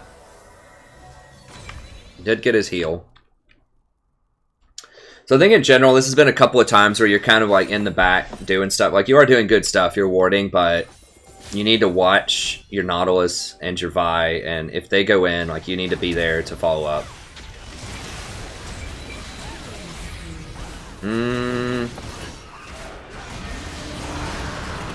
Okay, good.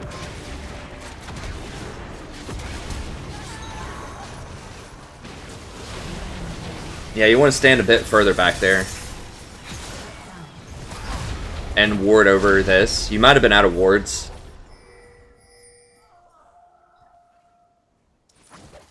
So about that fight, don't use your ult on Lux there. She doesn't really matter. Like, once you dodge her bind, just, you know, just use some Qs on her, or maybe an E, but don't use your ult on her. You really need to hold your ult for Katarina or Draven. Like I said, usually any kill's a good kill, but at that particular point, Lux is really far out of position. She just used her flash. Like, she's dead. And the Katarina has 13 kills, and so does the Draven. So, I mean, they're really the big threats there. How many do they have dead? They have 1 dead. Yeah, I would go set up Baron right now. Everyone's just kind of playing around. Like, you don't have to do Baron right now, but at least set it up. You know, like, get over here, get a pink in here, clear this out, ward this, and then they will come and face check, especially in bronze. So and then just hang out right along this wall, and when someone comes to check to ward, like this guy right here, if you were sitting here, boom, he's dead, and then you might be able to get Baron. People just don't have a lot of sense of danger of darkness, so they will just walk up and, like, he's just walking around, like, not even thinking there might be an Anivia or a Zyra in this bush. Has no concern. He's just thinking they're really far ahead, but that doesn't matter, because there's a lot of people that can kill him on the team. So if you would have come over here...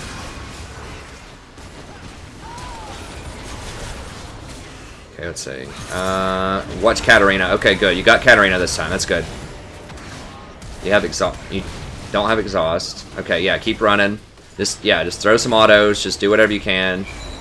Q with plants. Just cautiously walk up. Don't get too close to Maokai. Don't get too close to Maokai.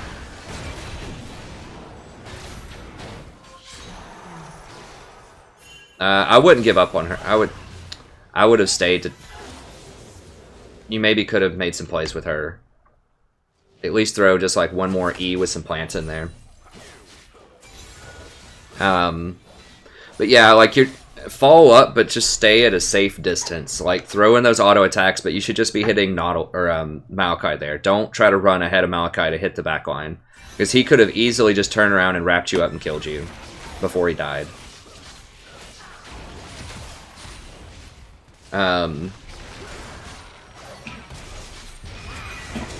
Yeah, she's just going into hand-to-hand combat with Draven. I mean, you can't do anything about that. Okay, so you've almost got exhaust. You almost have ult. I would say a big thing in this mid-game is you guys have had a couple of opportunities to secure, like, the Baron area. Remember, securing the Baron area itself is an objective. Like, you don't have to get Baron. But if you get the area, they have to come look, and you will get kills. Sometimes it's even more beneficial just to keep securing that area, and they will keep face-checking, and you keep getting kills. It's just like a kill machine. Just like Death Alley right here. If you get control of this, they have to go look. And probably none of them have blue trinkets. Actually, a lot of them have blue trinkets, but either way, they will run out of blue trinkets, and they will have to come look. So I would have at least tried to get this area. I don't think I've seen a ward in this bush all game. So you're playing bot side a lot. Like, you keep coming down here and clearing waves and securing vision and things, which is okay. But you got to remember, at this juncture in the game, you know, after 25 minutes, this is the area that matters. Like, bottom side really doesn't matter that much. Especially when Elder Dragon's not up. This is what I'm talking about with wards. Like, you want to be thinking... where's the action going to be? Okay, good. So now you do have wards in here. Actually, these aren't yours. These are somebody else's. Where are your wards? You have the crab wards. So you actually have a pretty nice team in the fact that they're doing a lot of warding for you. But you need to have your wards down. I approve of this if this is on purpose. This oops pink ward that I talk about in one of my videos. To try to bait them into trying to clear this. That's pretty smart. Okay, so they're positioning around Elder.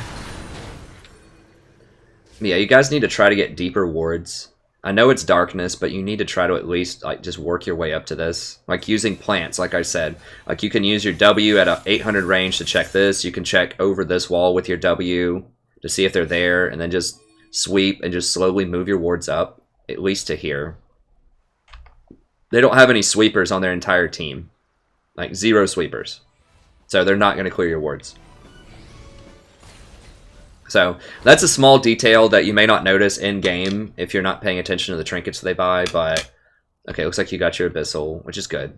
Okay, and I assume you're getting Void Staff next, that's good. Okay, so they're positioning around Dragon. So you have a choice now. You can either get Baron or you can go fight for Elder. Since you don't have Vision down here, I think you're making the right call to go up and get Elder. Or to go up and get Baron. You need to do it like now, though. You can't play around. Do it. Okay. Okay, if you guys trade these, that's fine. I like Baron more than Elder. They do have a lot of dragons, but... Now, okay, good. You need to ward this, though. You need to ward this. This is so dangerous. If Cat just walks over here, you're probably dead. Okay, you guys got it. Okay, it's good. I wouldn't even stick around for that. I'd just run. That's not going to save you if someone jumps over that wall. Okay. Okay. I'm cool with that. I'm pretty sure Baron gives more gold, too. So that's actually pretty good. It's pretty good for you guys. It also helps, like, when you get those Baroned up minions, it's so hard to push through that. I think Baron's just way better than Elder Dragon. Most of the time. So that's pretty good. If you're behind and you're trading objectives, that's a good thing. Yeah, it's getting to be about 40 minutes, so if you just win a couple more fights, your team can actually win this.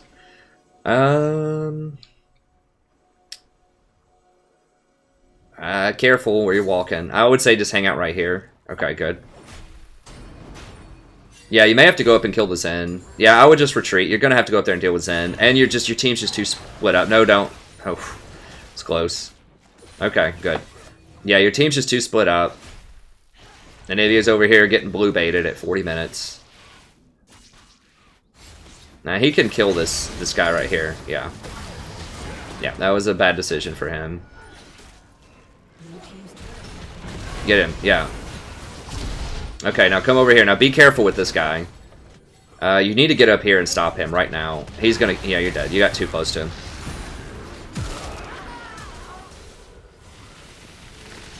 You need to just throw like a plant and an E at max range and then just like run around. Just dance with him. Just throw an E, max range, and throw a Q. Just do not get within 600 of him because I think that's his engage range. So don't go up and auto him. You gotta just throw a couple plants at him and just stall. You're probably not gonna kill him, but... Yeah, he's really strong if people get too close to him. And that's... Like, 3 people just did that. No one's gonna... You're not gonna beat him. You're not doing this, but Vi tried to do it. You're not gonna beat him just sitting there auto-attacking him. She should just stun him and run. Okay. Half correct. She did stun him, but she stuck around for Cat. She should have just run immediately. Alright, you're about to spawn. Okay, still working on Void Staff. Yeah, run over there. Get him. Okay, good. Well, you only lost 1 inhibitor out of that, and considering 3 people just died on your team at 40 minutes and you only lost 1 inhibitor, that's pretty good. They're just all diving your 2 towers instead of rotating to get the second inhibitor, so... That's good. Okay,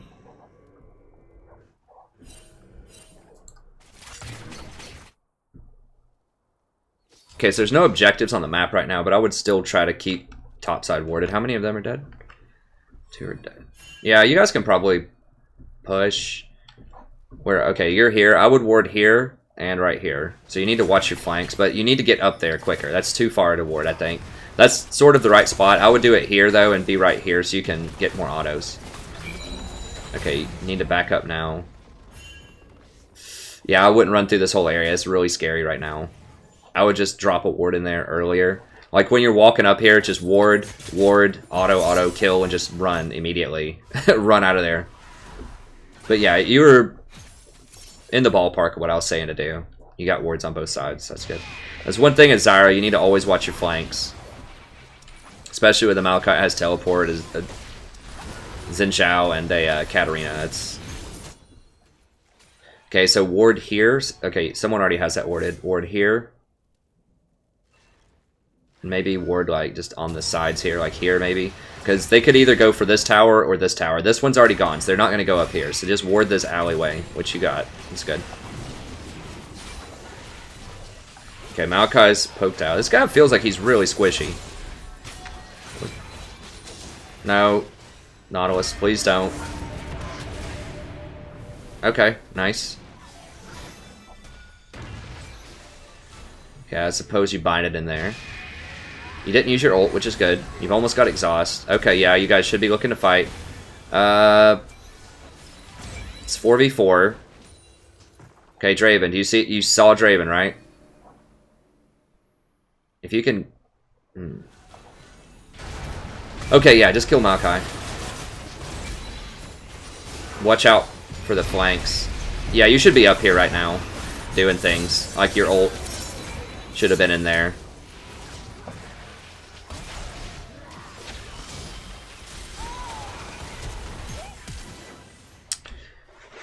Yeah, this is a trend that I'm kind of noticing. Like, it is good to try to... I don't know quite what you're doing over here. I guess you're trying to hide and just wait for them to come in, and then you could catch them out. Or maybe you were thinking of warding, and then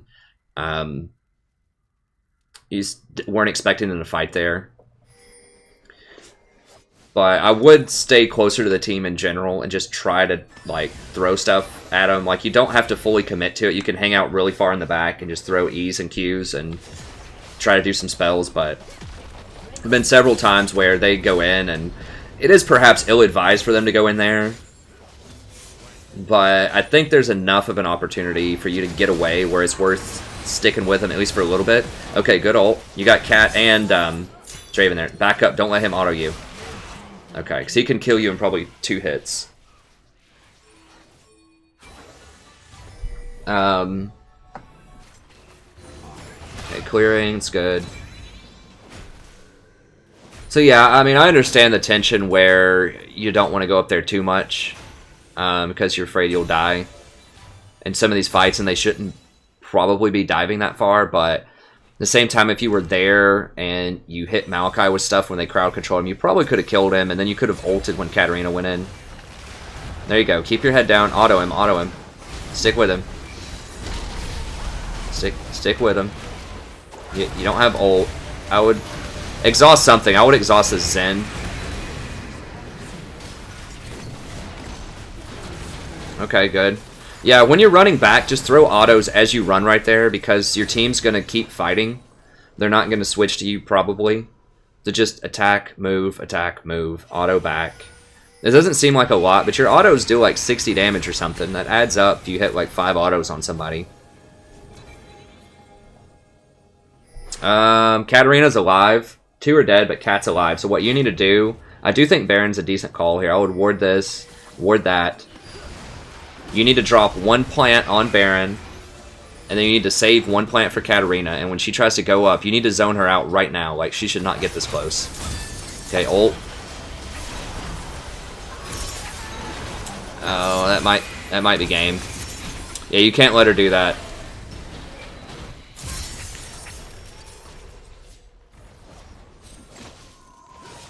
That's probably game. Yeah, so what had to happen there is you cannot let Katarina get in here if you guys are going to Baron.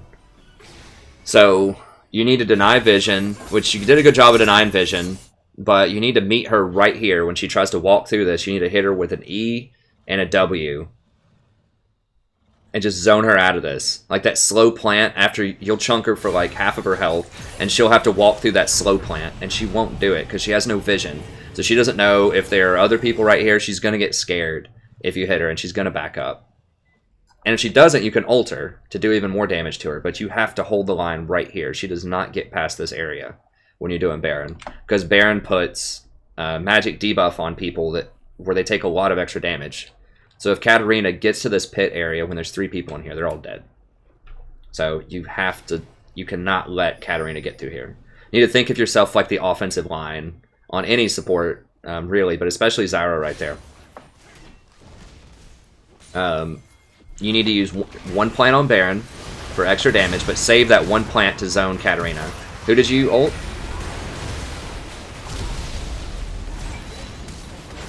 There's Zen. Maybe. I'd have to see how low he was again, but I would really try to save that ult for either Katarina or, you need to be autoing right now. Maokai. Need to save that for Zen or Draven. Don't get hit by Lux. Don't get hit by Lux. Okay, good. What's Katarina doing? She's just like over here doing wolves or something?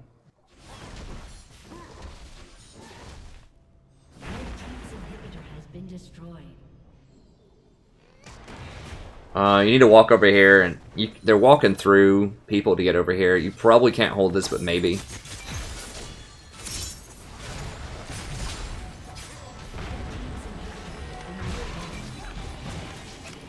Yeah, you gotta kind of let that go.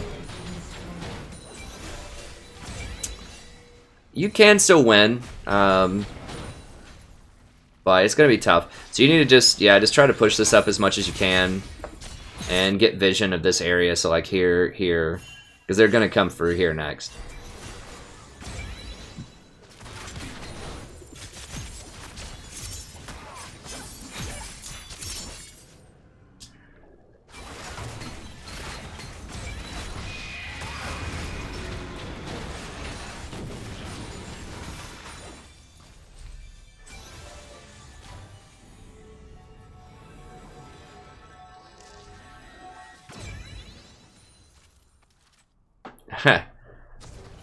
You must be yelling a lot, Hyper SC. Sorry, I won't go. I was reading some of the chat there. Okay, so you're just kind of waiting for them now. You have to give up Elder.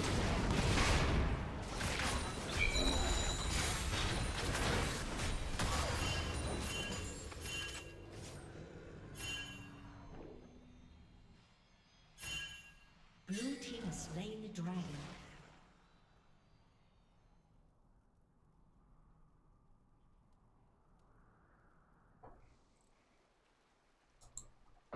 How are we looking item-wise while we're waiting on them to come up here? Okay, good. Yeah, those are ideal items. You know, once you get your Abyssal, Void Staff, Leandries, it's kind of optional. I might go Ludens instead of the Hourglass, because Hourglass is not really going to save you against anything they have. You know, Katarina's just going to kill you once you wake up. Everybody's going to kill you once you wake up. They don't have, like, any long cooldown dependent stuff. Like, they don't have a Karthus, they don't have a Zed. All of their damage is pretty avoidable for the most part with good positioning. So yeah, I would just go Ludens or Deathcap. Probably Ludens. Deathcap's really expensive. Just for more damage, because you need that against this Maokai, who's the person you're going to be hitting primarily. Yeah, you need to stay away from him. You got a little close. Throw something in there. Throw an E at him or a Q or just something. Like, you guys can't let him just get this. Because now they can just walk in. I mean, I know it's really tough to defend by yourself, but just throw something in there to slow him down. Like, when he was walking around this way, you should have just hit him with an E and a plant or just something. Just to slow him down, just to stop him from getting over there. Okay, yeah, kill Maokai, kill Maokai.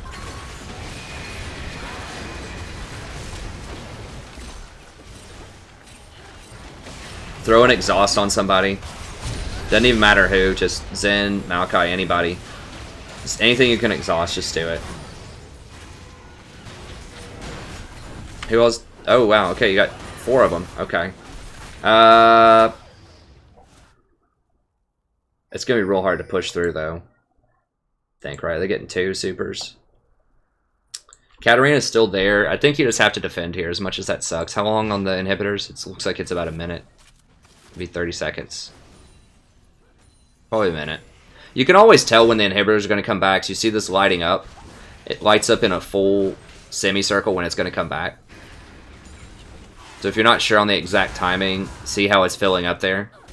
And it fills up until it gets to the end here. And then once it fills all the way up, then it's back. And the crystal starts forming too. So it looks like about 30 seconds or less. So even though you're not going to be able to get anything off of this, most likely, it still is useful because it'll give you back 2 of your inhibitors. Y'all need to be careful. They're going to be up in 10 seconds. I would get out of there. Like, get this wave and then run. Okay, good. How long? Let's see, Baron's 1 minute. I would at least throw 1 ward down on Baron over here.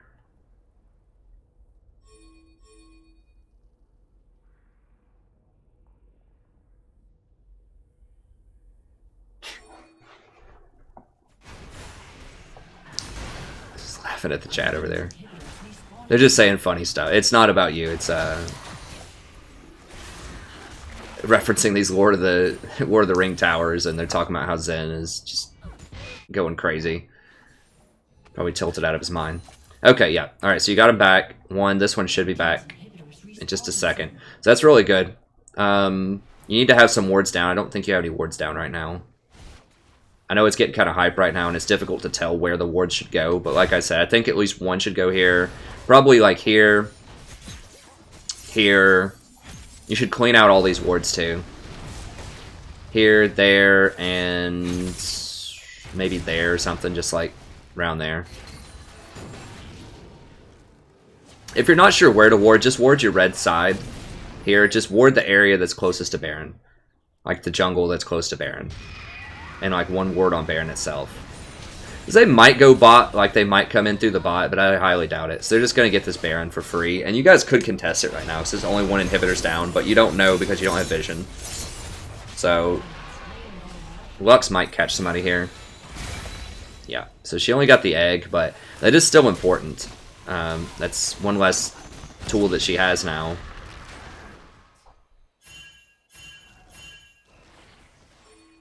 You guys are pretty lucky, honestly, that they weren't like all 5 sitting there when people walked up. If they would have done that instead of Baron, then they probably would have won the game. They might win anyways, but that's just why it's really important to ward that while you have the chance. Like, obviously you can't do it while they're there, but the time to do it was after everybody pushed up middle, and then you had to back up. Then that's when you run through and ward all that. Okay, good. Kill this Maokai. Good. Just hang... Exhaust the Zen. Exhaust him. Okay. Watch the Lux. Okay, good. Get the cat. Get the cat. Exhaust her. Exhaust her. Okay.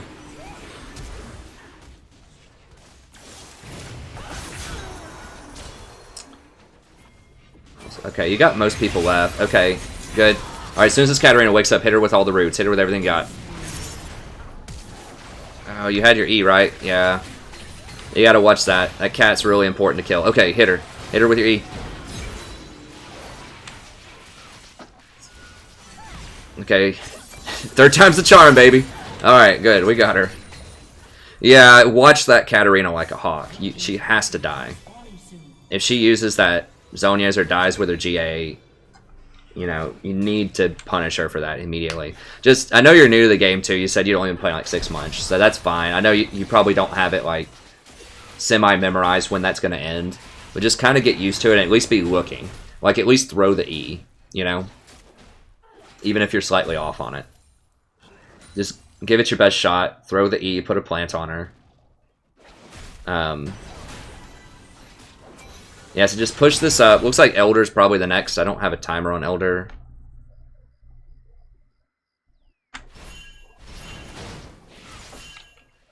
But yeah, I would ward probably like here. At least 1 ward here and maybe 1 ward like over here. Because they're going to sweep this or drop a pink here. But if you get a ward here, you can at least see that might be out of sweep range. And you're going to at least see this. Well, they don't even have any sweepers, right? And no one's buying pinks. So, yeah, I mean, you could easily just ward this and ward this. Because that's going to be the next big thing on the map, is the Elder, because they just killed Baron.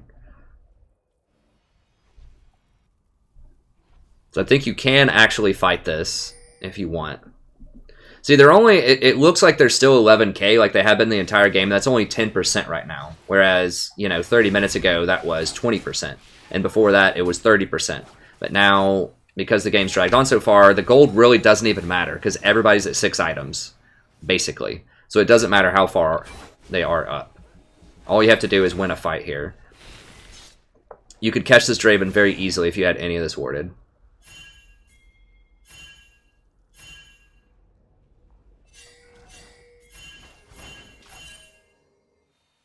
Don't go there, don't go there. Okay, ward right here. You should just ward here and like here and run.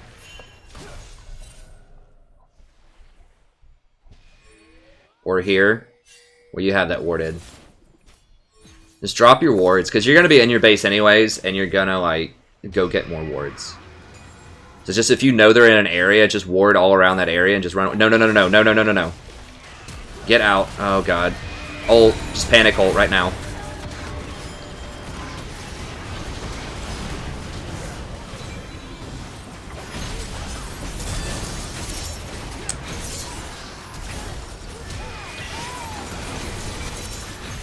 I think it's probably, I think Cat's gonna clean up. Well, no? Okay. Oh, I wish they had that worded. Who all, is that a 4? Yeah.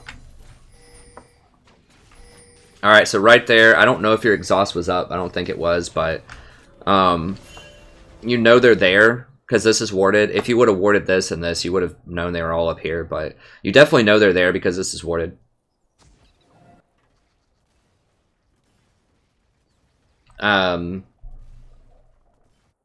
But yeah, I would say, you know, if you want to, you can throw like a WQ there to harass, but you shouldn't get any closer than like right here.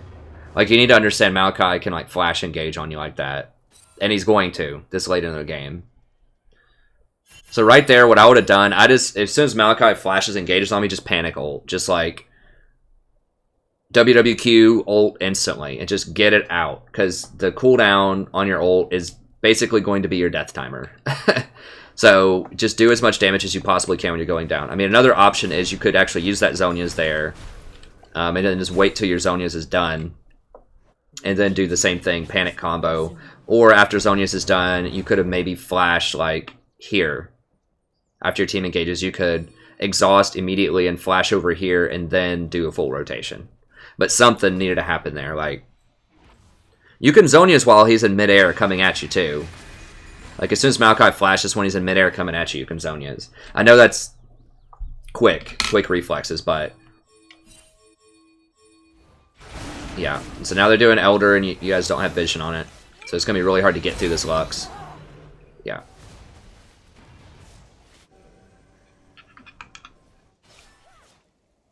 Because she's got that warded. This is why you need to... Okay. First of all, when you're going for... They need to just leave. Just give that up. If you're going to go check an area that's unwarded, and you know they're all going to be there around Baron or Dragon or whatever, don't ever come up the narrow alley. Because you don't have places to escape those skill shots.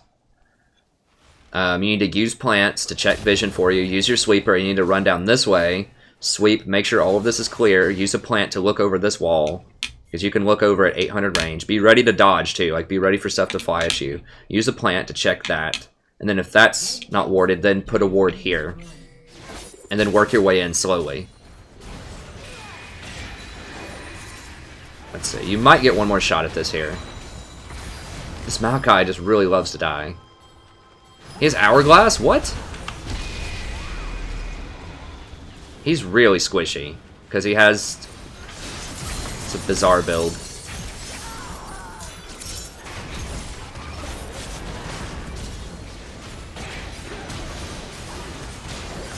The same thing is on the Baron side. If you're trying to ward, like, walk up the thicker place by blue buff, and then just ward over that wall.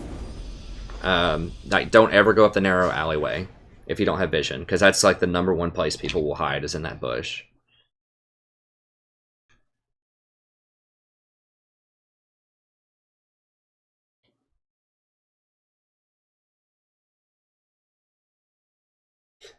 Sorry, Frank. We'll do another one after this. I thought it was cool.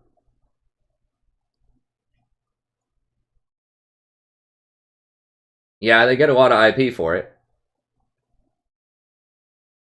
Huh.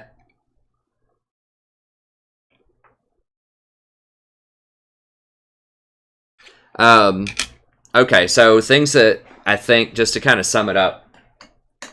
And thanks for letting other people watch this too, Mason. I appreciate it, friend. So yeah, you can go back and watch it, and I will send you this VOD, or I can make a private video, we'll see, out of it on YouTube and send you the link to it, or whatever. Or, I mean, do you want me to, I can post it up, I can make a series of like coached videos that people can watch if they want to. And that's a good way for me to shout out to you for donating, just so, you know, people realize how awesome you are. Do you want me to do that? Just let me know if you want to make it like a private video, or if you want me to make it into a playlist. And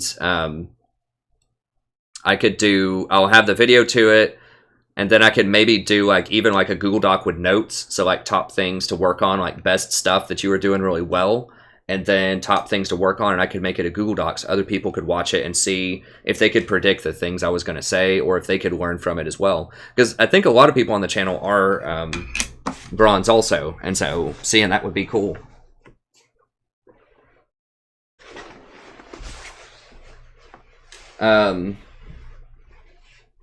So just let me know here. I'll let you type it up for me here.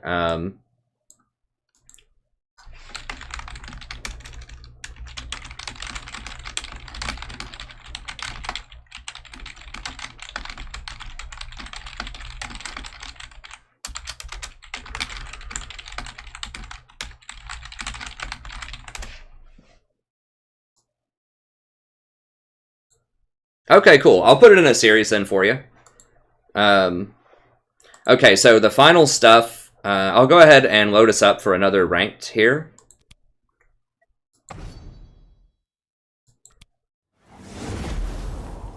So thanks for hanging out. If it wasn't your cup of tea watching that, thanks for chilling with us on stream. I think a lot of people said they were interested in watching it, but you know, you can't please everybody, right? So So thanks for hanging out if that wasn't your cup of tea. But the overall synopsis that I have would be use exhaust more. I mean, I'm guilty of not using it enough as well. Awesome. Okay, thanks, Mason. Yeah, I'll put it in a playlist. And I'll do this for other people that want coaching as well, that want it to be in the playlist or are cool with it being in the playlist. Okay, so use exhaust more. Remember, it's only a 3-minute cooldown, so at least early on at like the 16 or 17 minute mark, I think I hadn't seen it, or maybe once, like not that often. So just don't be afraid. If it's going to be an all-in fight, if someone's going to die, just use exhaust. And it doesn't have to be the perfect targets. Like, you don't have to get it on Draven, you don't have to get it on Katarina all the time. Those are great targets for it, but if Xin Zhao's jumping in, you can just exhaust him. That's fine too. Another thing was just stay a little bit closer to your team with your positioning, but at the same time, just keep your distance during team fights. There were some times where your team was doing a fight and you were kind of like sort of in the area but not close enough to do anything. There were 3 or 4 times when that happened, and like I said in the video, I think you were a little scared they were going to kill you, which is a good fear because they were very far ahead. But just try to be closer to at least throw a max range E or a Q plus a plant or just something in there. On a similar note, when you're running back, if you can, I know you're trying to reposition and get away, but just see if you can just chuck a couple more auto attacks in there. Especially early in lane, when you throw the plant on them, if you hit them with a QW, then just throw an auto attack in there too, because they're not going to be able to fight you back most of the time, and that'll help you proc your Thunderlords easier. Another thing is... What? Hi. Hi. Can I tell you a quick story? Alright, hold on 1 second. Let me finish Okay. this guy, and then I'll get it in there. Okay, so exhaust more, just kind of positioning in fights and throwing more auto attacks, and warding priority areas. Like, you had plenty of chances to go in, especially late game, and ward around Baron. It doesn't mean you have to do it. Keep that in mind. So it doesn't mean that you have to do Baron if you ward it. It just means that, one, if they're doing it. That's the easiest one. But number 2, you can actually use that as bait. So at the end of the game, that game lasted so long because people weren't setting up any traps. Like, people were just kind of running at each other, and just fighting for an hour, which is cool. I mean, I thought it was fun to watch and coach, but we're going to ban Graves here. Which is cool, but, if you were to just set up vision around Baron and then just, like, get your team to group there, you can kill them just like they killed you at the end if they're walking up that tunnel, and they will. I think that setting that up would have been better, or at least getting vision of it. So just slowing down and just thinking, what's the next thing people are going to try to do, or they want to do? Usually it's Baron, but there was a time there where I said that it was going to be Dragon as well, Elder Dragon. So both of those times you had pushed up to middle with your team, and then you just went straight back. So just taking a little detour and just dropping some wards off on the way probably would have been really helpful. And the final thing I'll mention is try to keep it to 3 or 4 just major things to work on. So we've got exhaust, we have positioning and team fights a little bit better, kind of being in range longer, using wards to set up key areas a little bit more. And then the 4th one is, if you're doing Baron, you have to zone off big threats as the support. So you needed a little bit better ward. You actually had ward coverage, if I remember correctly, around there. You just were helping your team do the Baron. But you cannot let Katarina step into that river. You have to hit her with the EW when she's walking up that alley. Like I said, you may not kill her, but it's going to scare her because she doesn't have vision because you just swept it. So she's going to be scared, and she's probably going to run. If she keeps running at you, you can ult her or Q her or whatever, or exhaust her. Just do whatever you can to not let her get close to your team. I think that was a real game-defining moment. You still had chances to win after that, but when she went in there and wiped everyone out and they got Baron, that was a big deal. So yeah, whether you're Janna or Zyra or whomever, you need to keep them off of that river. Like, just think of it like that's the touchdown zone, right? Or something like that. Like, they do not cross that line. They do not get the touchdown, right? Because if they get on your team when they have that Baron debuff, it's brutal. They take a lot of extra damage. So You need to make sure they don't cross that line and get into that blue space.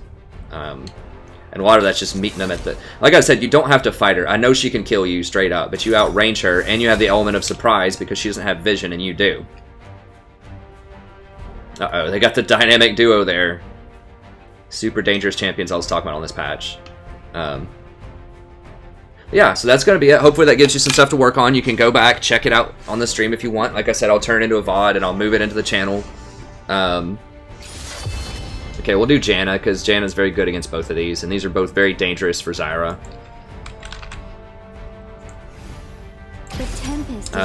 But anyways, thank you very much for those of you watching out there, and especially thank you to Mason for the very generous $100 donation. I really appreciate it. And yeah, I'll see you next time. Have a wonderful evening. Okay, my wife wanted to tell me some kind of story. Let me see what she's going for here. Hey, Chief, what's your story? It better be funny. What?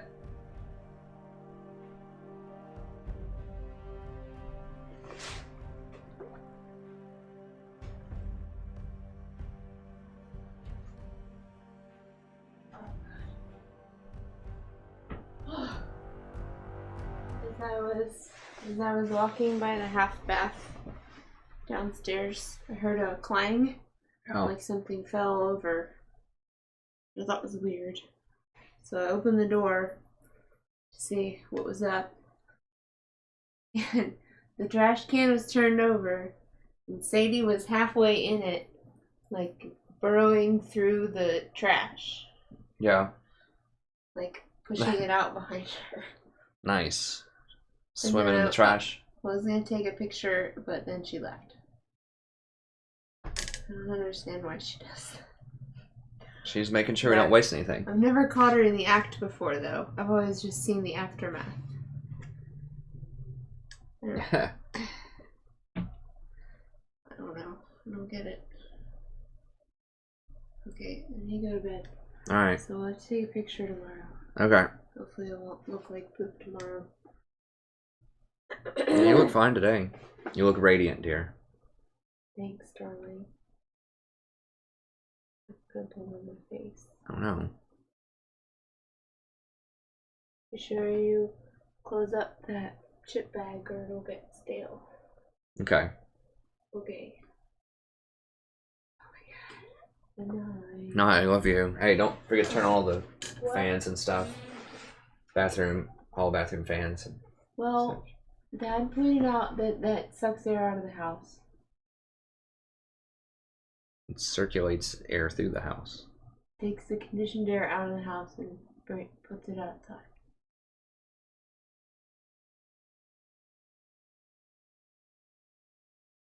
Plus it's using energy. Whatever. If you can just turn on something, then that's fine. I'll turn my fan up again. Nah. No, I love you.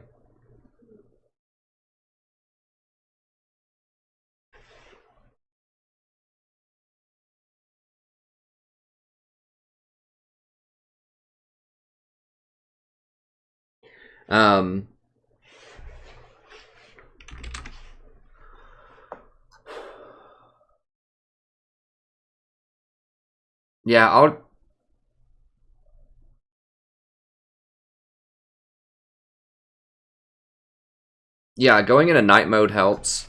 Make sure I don't miss the start of the game here. Going into night mode, it should have a little money sign on the normal chat as well. Or if you go to the main page, there should be a donate button as well. If there's not, I can look into it and see and maybe provide an alternative tomorrow.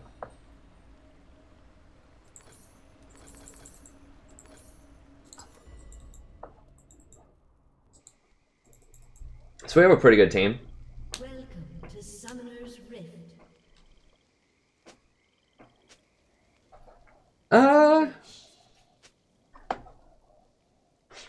I thought it was pretty good, Mason. I I would just focus not on like, is it good or is it bad, but what can you do to improve? That's the question. Because people are going to give you all kinds of different opinions, right? So, and it's going to like, you know, maybe it's not good compared to a diamond game or something like that, right? But it shouldn't be, right? That, like, you're not in diamond, you're in bronze. And so you have to keep it relative, right? Like if I'm trying to get better at basketball, you know, comparing me to like an NBA player or a college player is not going to be a real productive use of time, right? Because they're obviously, you know, it's not going to be good by those standards. But, you know, if I'm just playing in a little rec league or a church league or something like that, and I'm just trying to just work on some stuff and improve and just win a little local tournament or something, then maybe that is good. So, you know, good is a very relative term. I would just focus on the things that I said and just productive, just small things you can work on over time. But, I mean, you can solicit whatever kind of stuff that you want. I'm just saying, you know, As you wish. I would just focus on what you can actually do, you know, to improve.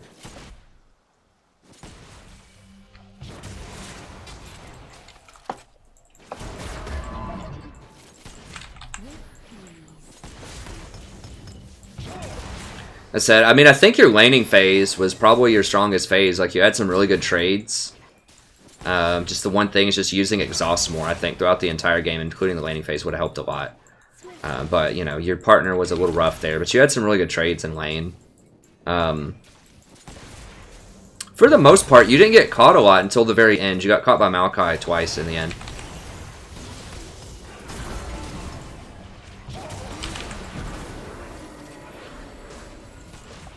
Okay, so they used a heal. I use an exhaust. That's fine.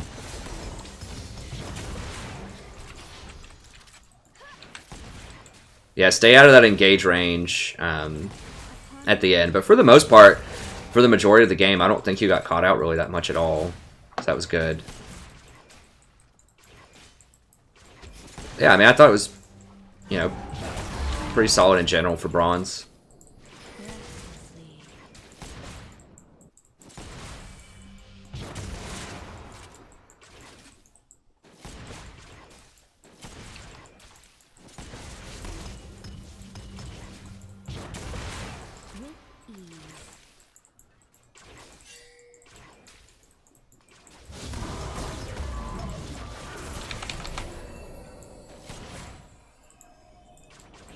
Alright, so with the Janna, I mean, Janna's not like a killer combo with Jhin, like it's not the best.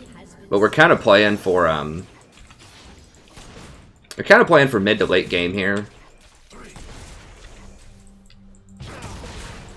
You know, the main reason I didn't pick Zyra is because Pantheon and Jhin, or Pantheon and Quinn are both pretty scary for Zyra. And we already have quite a bit of damage, so we don't need the damage.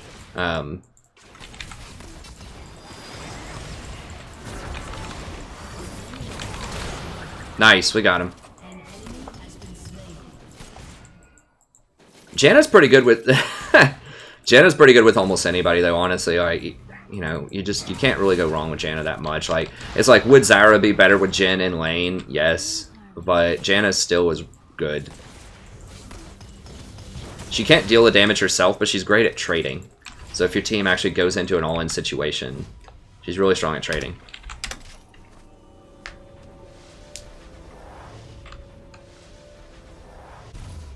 Oh my god, 26-7? That's gross.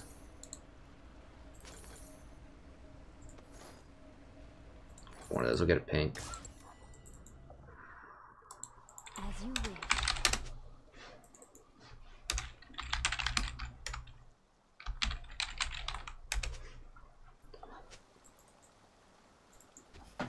Ha. This guy wants to roll. We'll see how well he does. He's like, I love your E.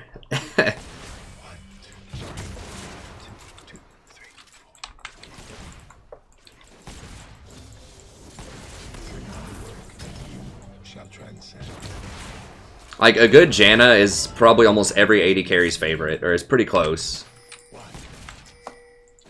This feels almost like you're just in God mode. Like they just can't hurt you, and you just Your command. get to blow people up. An enemy has been slain. So I can start playing Janna more. I probably will switch. I do play Zyra a lot. I will still play her some, but now that I'm starting to get to slightly higher elo, then I can bust out the Janna more. Because teams are going to leverage Janna's strengths a lot more. How are we looking CS? 32 to 51. Yeah, he's doing well. Swiftly.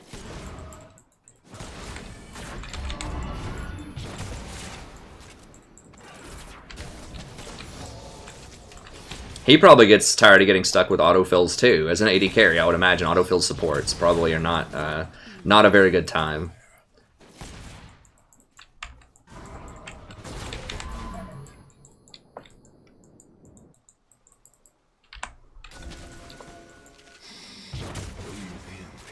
In harmony. Cancel my auto. There we go. Yeah, this Nami's really not even trying to harass that much. It's good for us. Okay, mid's missing and jungle's missing. Swiftly.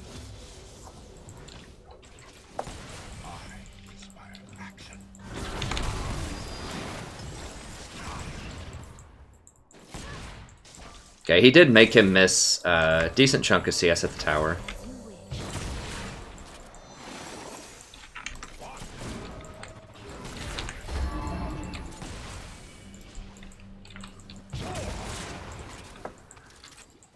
An ally has been slain. That's not great.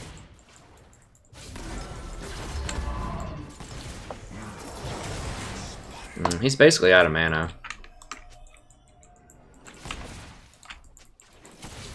Yeah, here's Pantheon.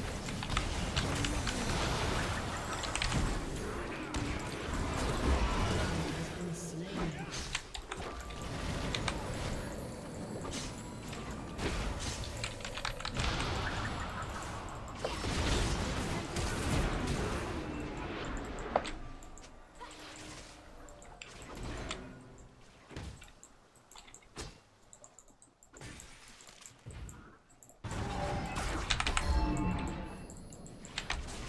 I mean, he had heal and flash.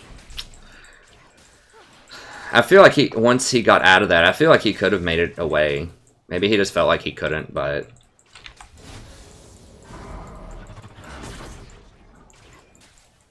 In harmony.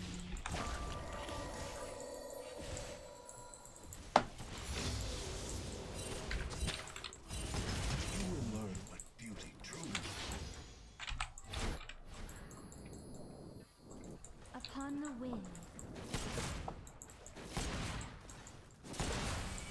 An enemy has been Okay. slain.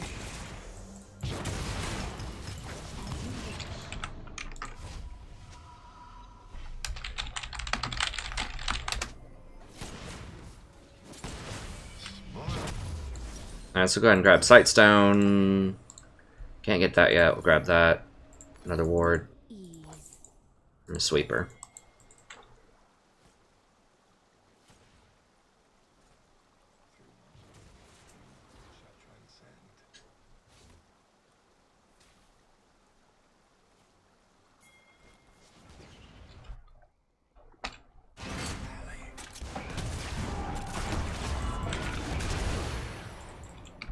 He almost had him.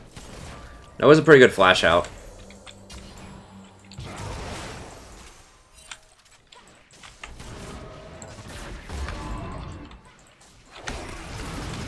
Yeah, they're coming.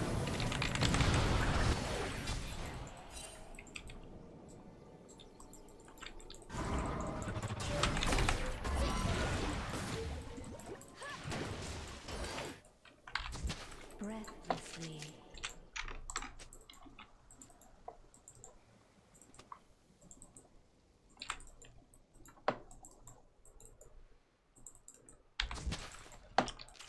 I'll go ahead and ward that. While he's backing, I'm just going to go ahead and sneak in some wards here. We're going to ward that, we'll ward this, and we'll give him pink.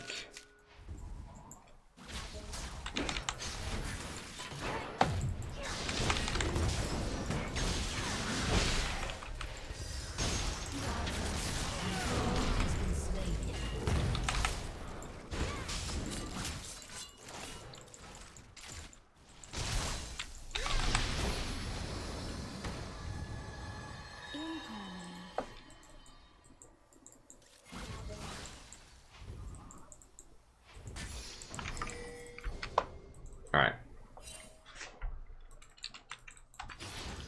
So I was able to roam up. See, now I can kind of roam a little bit, and like the 80 carry's just not going to roll over and die, because I'm starting to get to mid-platinum.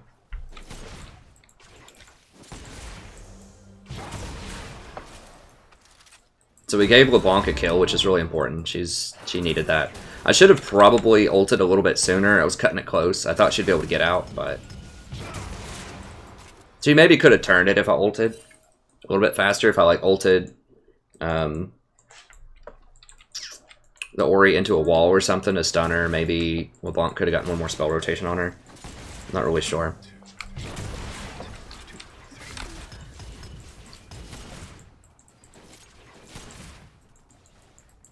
What does he have? Okay, he's got Ghost Blade. Okay. He's definitely behind. Oh, he almost had him.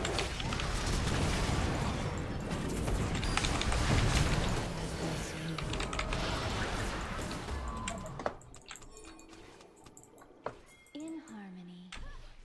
God, man.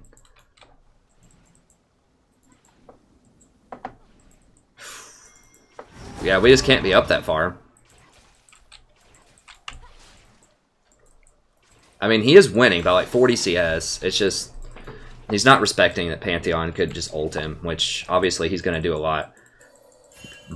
It'd be nice if Hecarim was down here to counter, but he's spending way too much time top lane.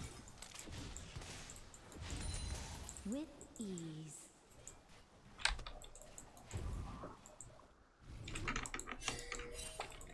An enemy has been slain.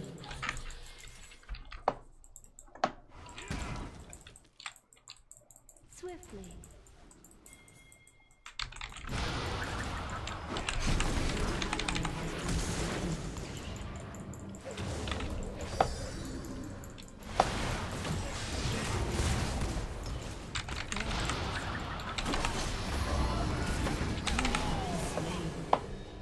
Dang it. Please get him. Okay, I think they're going to get him. Nice. Alright, good. And it's triple. So I wish I didn't die there, but I still think it was a pretty good move. One more, baby. Oh, God.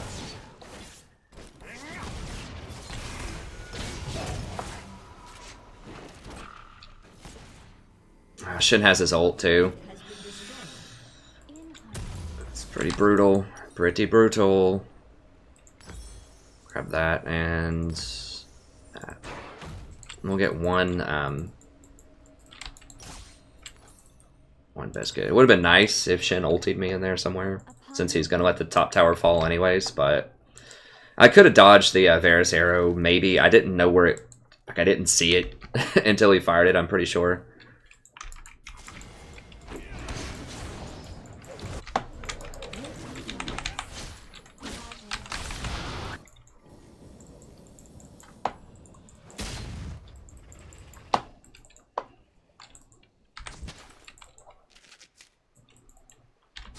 So that's how you creep in there, just to make sure you get vision.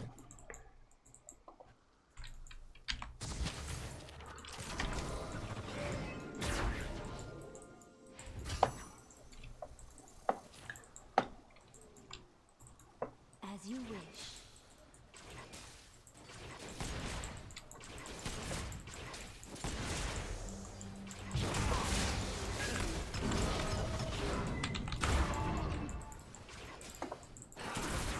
Upon the wind.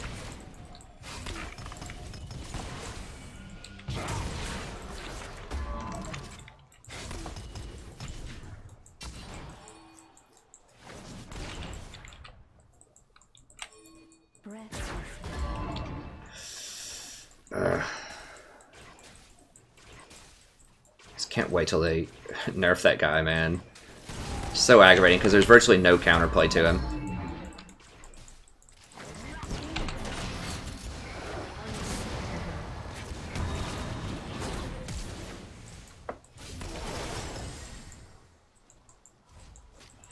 Who's unstoppable? Was that LeBlanc?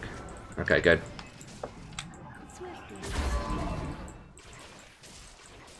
Yeah, Hecarim could have been doing a better job, but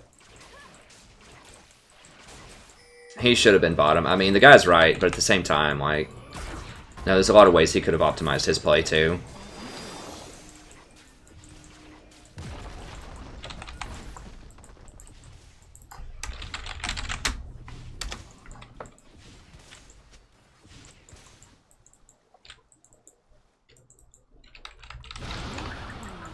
Quinn does have TP, so she can come down for that dragon. We need to get dragon soon.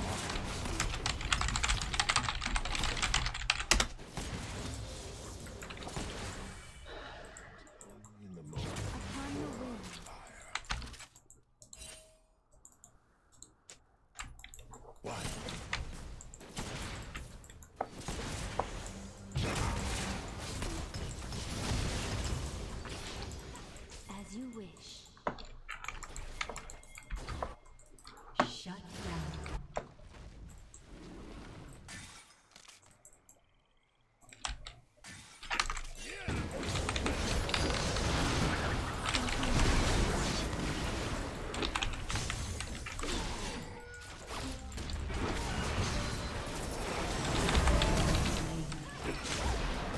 Have been slain. I don't know, man. Like, that's a very popular place to ward.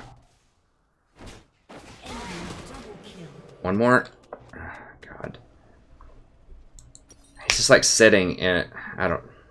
You can't do that.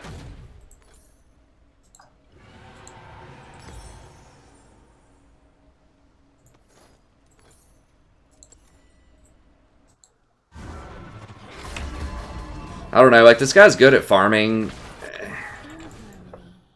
And he's got some decent mechanics, but his decision making is pretty far off. Like, you can't just open an ult on a Nami when you have almost no kill threat on him. An enemy has been slain. Crap, I need to try to defend the tower. I can't, though. I probably should have just let the tower go. It just went over to save LeBlanc instead, because I'm not going to hold it that well. There's too much darkness here.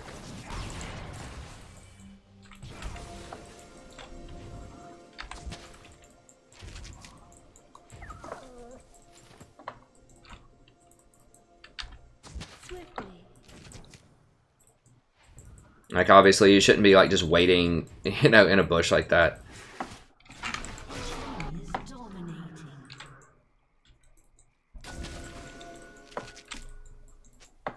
With ease.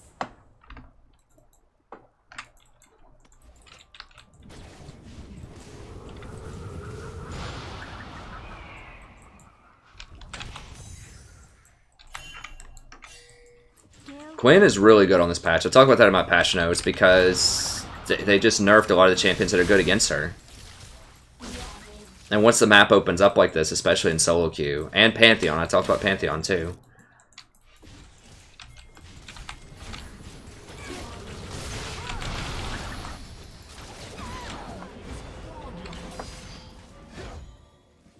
I might need to start just banning Quinn, honestly, because people are going to figure it out.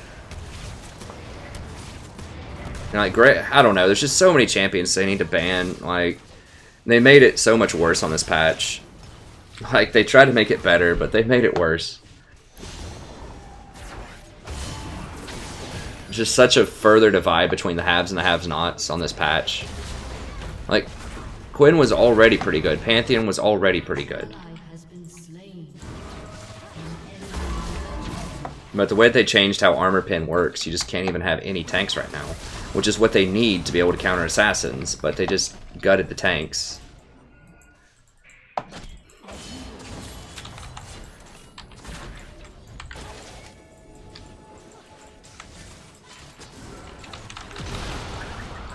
Trying to see if I could get him to jump, use his jump on me and stop it with a tornado.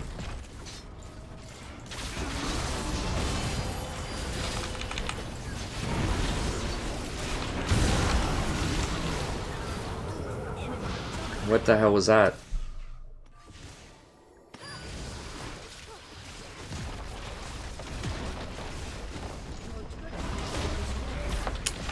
This is a problem. Like, if Quinn goes, whatever, 1,000,001 top. Your inhibitor has been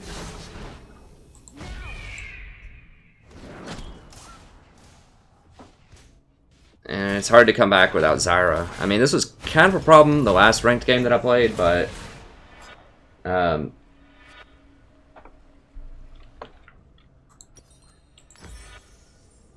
Breathlessly. we managed to come back and do it anyways, even though top lane fed really hard. That is a problem with Janna, though, is, like,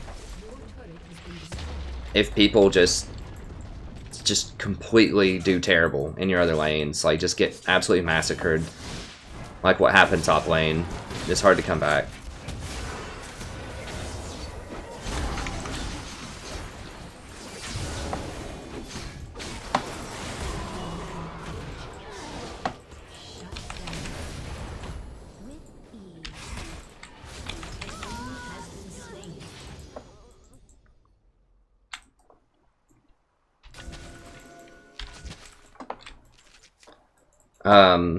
It can be hard to come back. I mean, we can still win.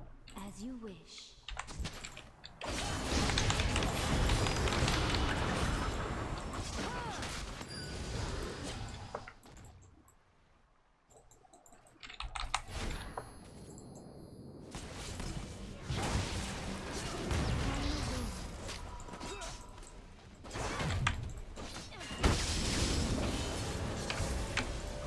Yeah, once she gets the last Whisper to go along with her triple lethality items, it's going to be a big problem.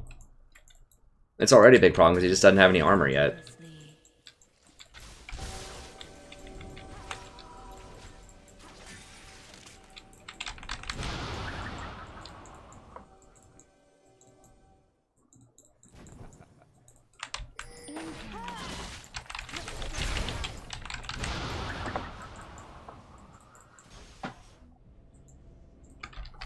Jesus. 1400 damage off of her one little combo. I don't know why Shin wouldn't exhaust. He said it was first time Shin. I don't know if he was lying or not, but I mean, he could fool me.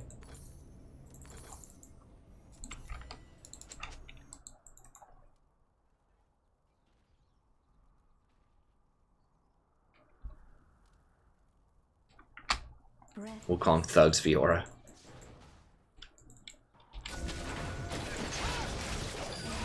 What the f... Yeah, I've got to just ban Quinn now. I mean... Like, Quinn, Misfortune, and Graves really need to be banned. Badly. I don't know. This guy likes to give up, too.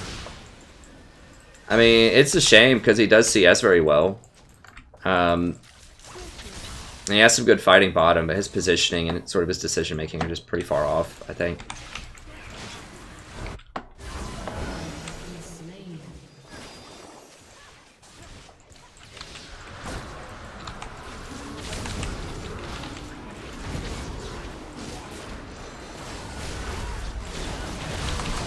Oh my god, what? Yeah, she's gotta go.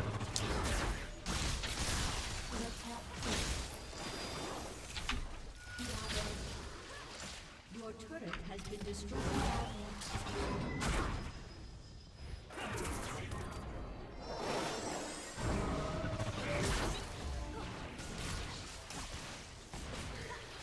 Well, that might be true to some extent. Okay, maybe it is the only champion they own, but when you start getting up to like mid-plat, these people have been playing for years, most likely. So they have a lot of champions, the vast majority of people. I mean, it could be a Smurf, but if it's like a Smurf, then they should know how to play other roles.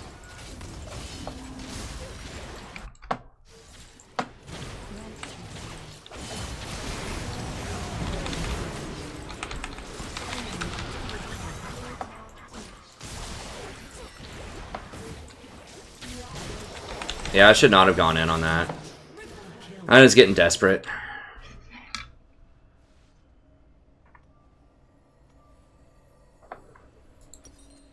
Your inhibitor is respawning soon.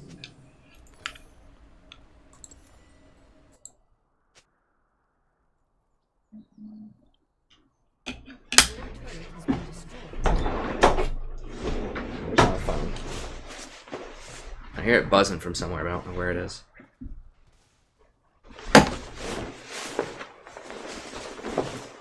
Oh, there it is.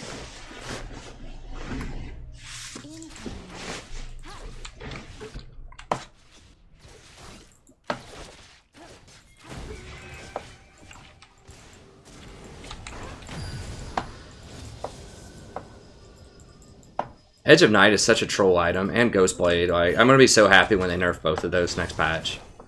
It should have been this patch. Like, what's taking them so long?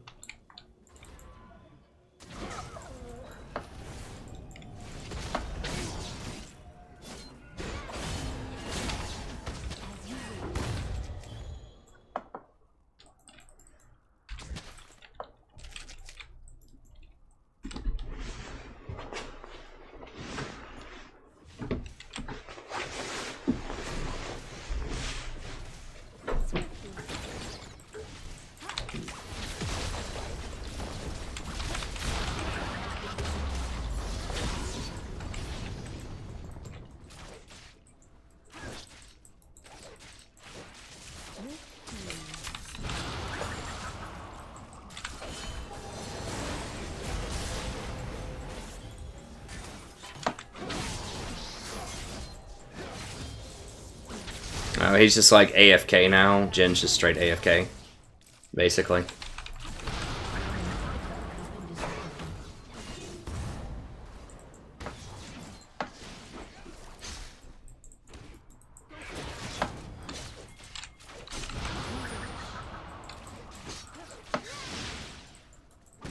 Your turret has been destroyed. Your inhibitor has been destroyed.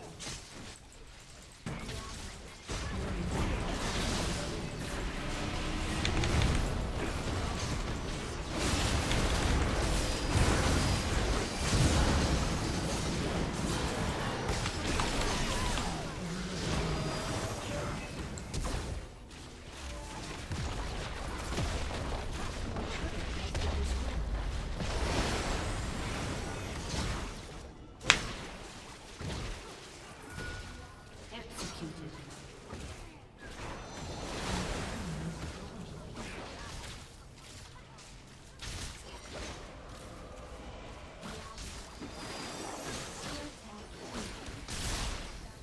Shut down.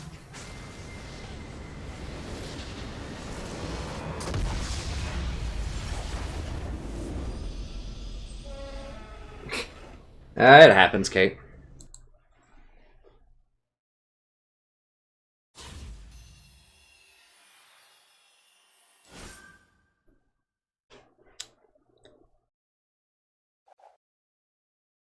But yeah, it is sad.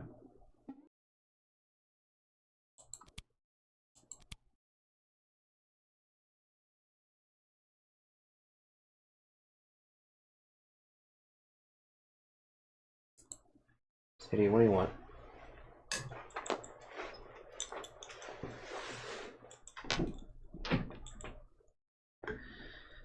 Let's go another one. Well, this is... I do like Janna a lot. That one probably needed to be Zyra, though. Just because I knew it was a risk that... Like, Janna's better against Quinn later on, but if Quinn gets really far ahead, then you're going to need Zyra to get you back in the game. If top lane gets slaughtered, which is probable in that matchup. Nice, Moody. I don't live in Knoxville, I'm from Knoxville. Wish I lived in Knoxville. I mean, it's okay. I basically live in Cincinnati, Ohio.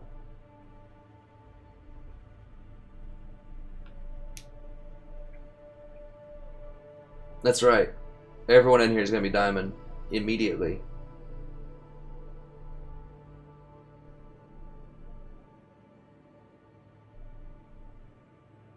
Well, that's true, Dallas, but it's in play. I mean, everyone gets that item. Both Pantheon and Quinn are both really powerful on this patch, and that's, you know, I talk about that in my tier list video. I was kind of hoping I was wrong there. I was like, nah, we can power through this. No, we can't. Shen got slaughtered. Tanks are just really bad right now. At least in solo queue, and I personally think in 7.4 you might see less tanks in pro play, but we'll see.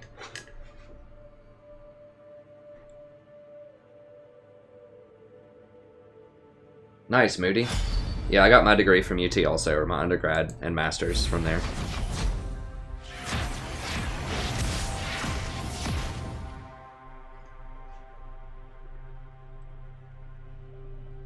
Well, Ori's okay. Ori wasn't really the problem there.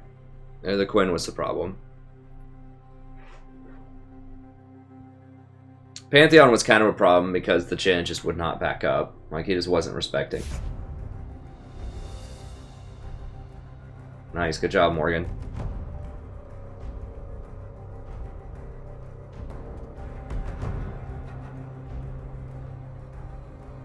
Good kitty.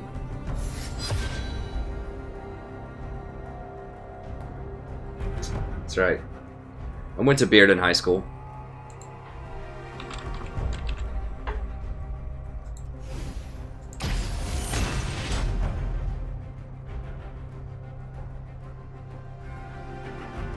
Went to Rocky Hill Elementary, Bearden Middle School, and then Bearden High School.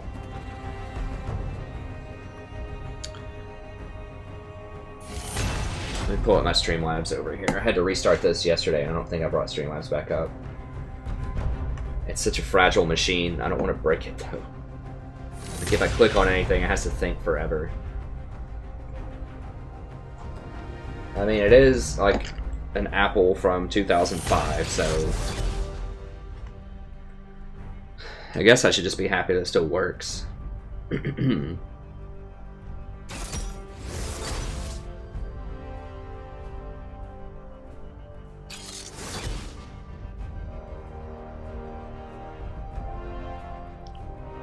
Our team comp's pretty bad. But I mean, I can't dodge. Like, we have 4 AD champions, none of which use lethality.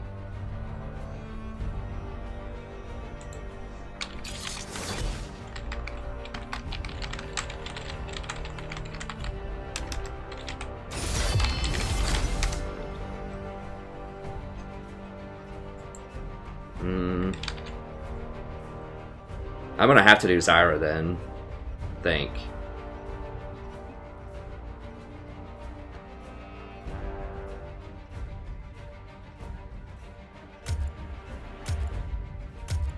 Like, I need to do Janna against these people, but I think I just have to do Zyra and just hope for a miracle. Embrace.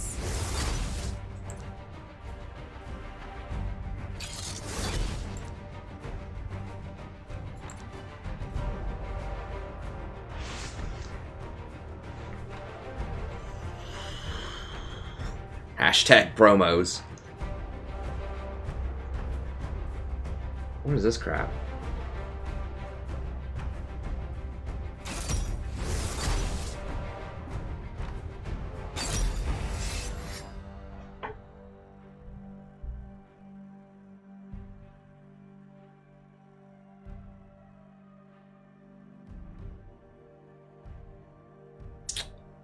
Yep, seems pretty awful.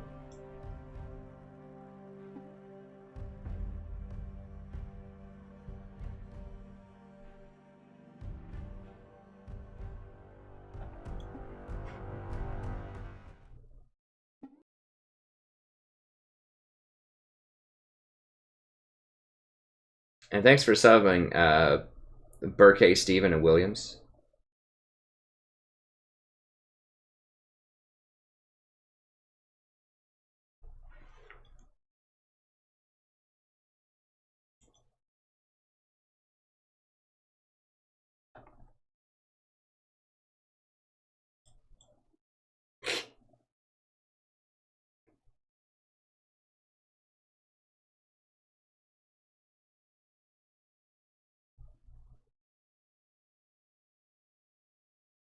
The Nightbot. Is Nightbot laying down the law? Nightbot tripping.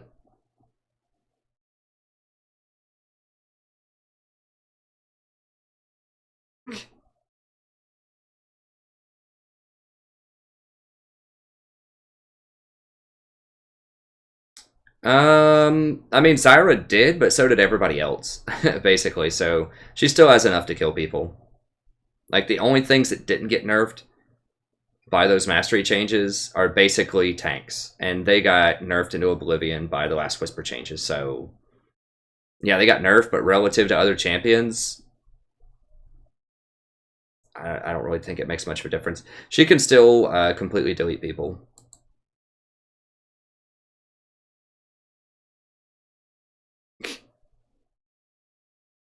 Got him, Nightbot. Sorry about that, Hyper. Yeah, you gotta use noob with the double 0.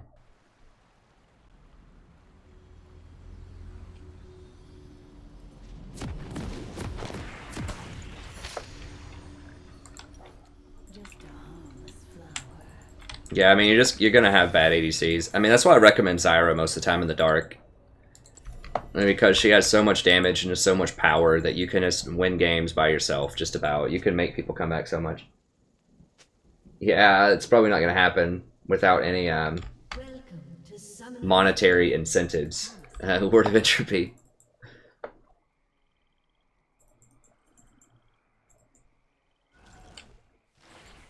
You know, where's Mr. Nobody when you need him, right? When you need me to play something ridiculous, Mr. Nobody's here. He's usually here for all of us, but...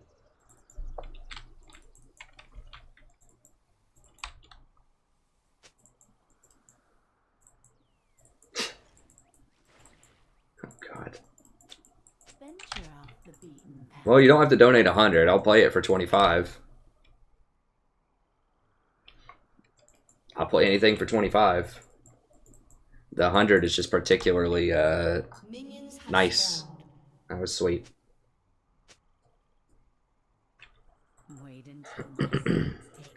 But yeah, if you want to donate 100, I'll absolutely play anything you want.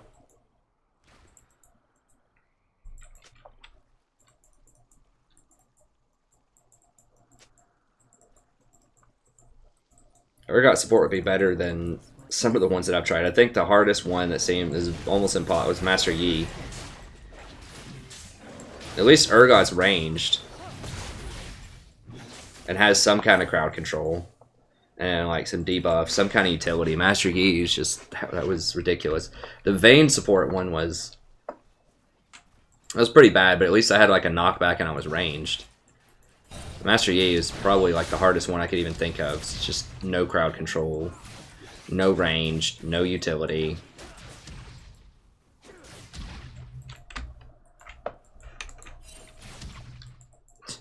Okay, let's get him. That Malzahar level 1 gank. Yeah, we gotta zone this guy out of experience here like this. Make sure he misses some of that.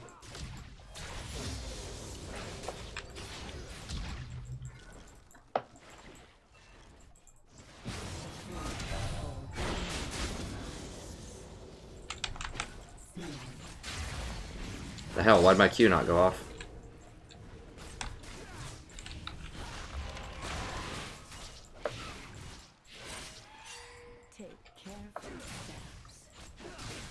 Master Yi should have gone immediately to their red, but it's fine, I guess. Malzahar's gonna be pretty behind on levels.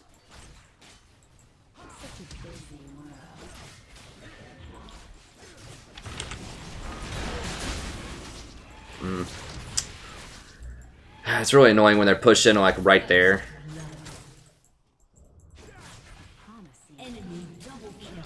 Oh god. Well, we might get back in promos eventually.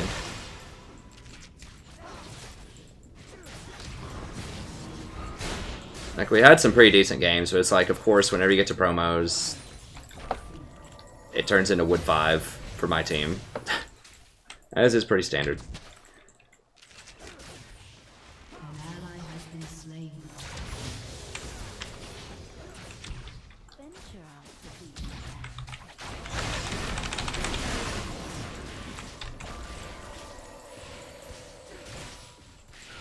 Alright, I did similar damage to him as he did to me. I didn't think he was going to run that far forward. If I would have predicted his movements a little bit better, I could have done more damage to him.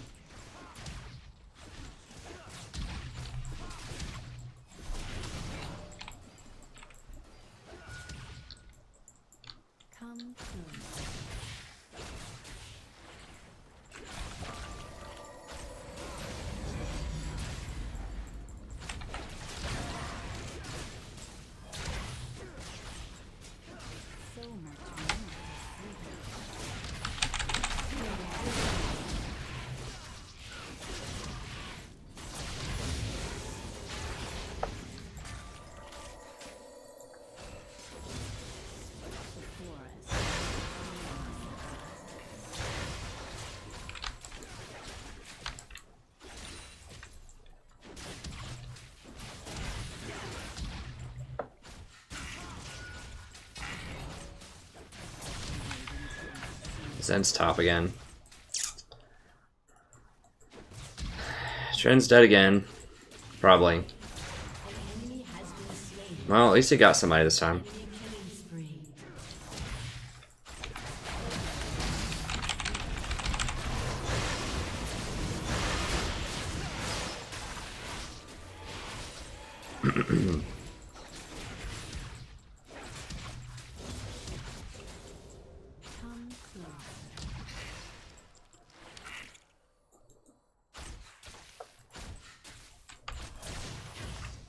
About even on CS. Venture off the beaten path.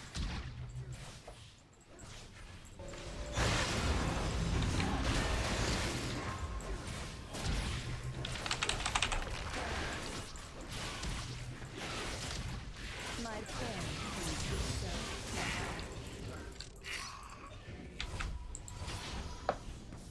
Alright, good. Gave him a missile, bit of CS there. So we should go up about 7.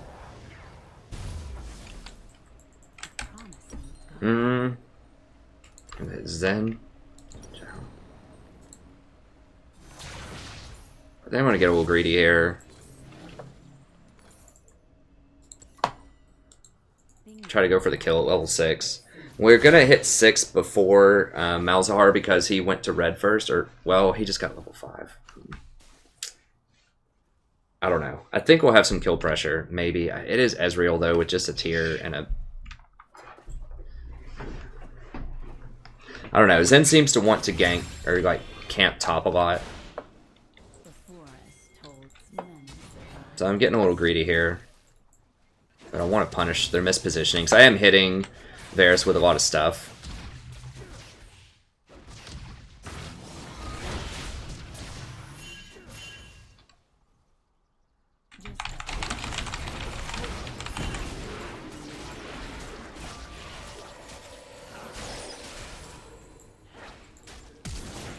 No, don't flash for it. What?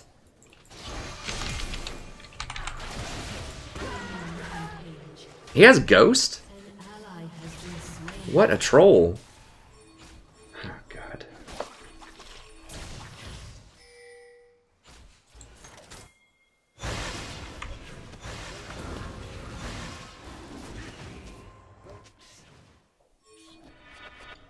such a busy world. Well, of course he punishes me immediately for not having...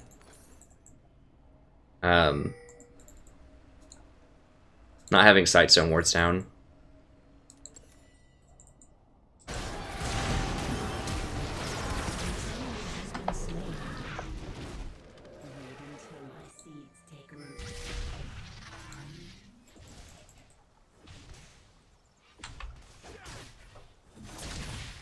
God, it's 56. Like, why do people play GP? I don't understand. Such a busy world.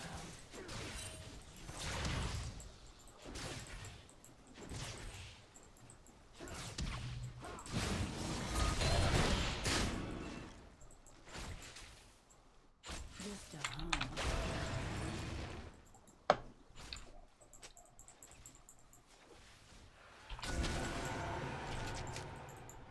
And yeah, well, our jungler's never over on this side of the map, so we can't really defend Dragon. Like, even if we wanted to, it would be a 3v2. If the mid laner's coming, it'd be a 4v3. Master Yi is just such a garbage. Like, we just have a really, really bad team. We got, like, Vamp, Scepter, Rush, Master Yi.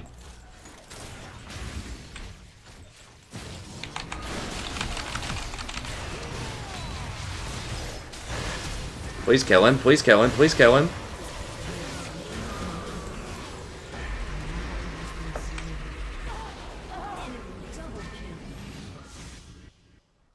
He held his ult the entire time. He had it. He just sat there and watched Varus die. He held his ult.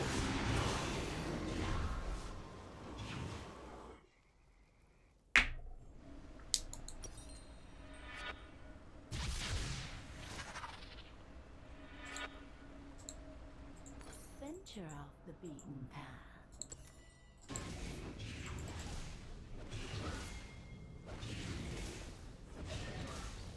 Yeah, Anthony, I don't know. I hate Master Yi, honestly. Like, he just loses, like, a lot when he's on my team. Like, sometimes he does okay, but he's just very, very high skill cap. And he's very slow. Like, he takes a lot of time to power up, and he doesn't build any of the really good items right now. I just feel like every time I like get a Master Yi on my team, he's down like a minimum of 30 CS, and he's usually died 3 times in the laning phase.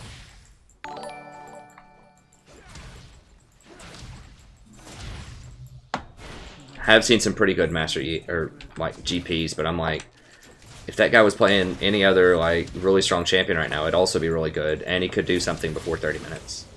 I don't know. Obviously, this game isn't like all GP's fault. It's just we just have some really questionable picks here, all around. Like Master Yi, Trendamere, and GP, like that triple combo is brutal. Like I said, it's a 480 comp and none of them use lethality. Like, how is that even possible?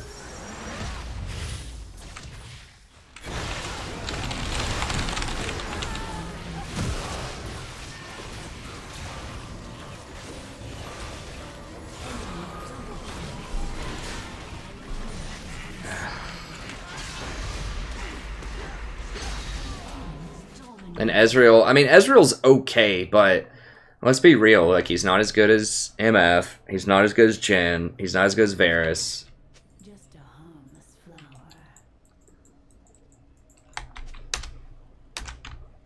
flower. I gotta mute him before I say anything to him. I could say, why don't you stop being terrible and actually follow up on anything at all? But I'm just gonna let it go. Instead of wasting your ult just because on the wave. Like, if he, imagine if he had his ult right there when I get them both with my ult and he hits the ult across both of them, like what happens in that exchange? When they're both rooted and I do 90% of the damage to him. Does he even have Sheen? He doesn't even have Sheen yet. He went Ionian Boots. That's why he doesn't do any damage, and he's going Phage first.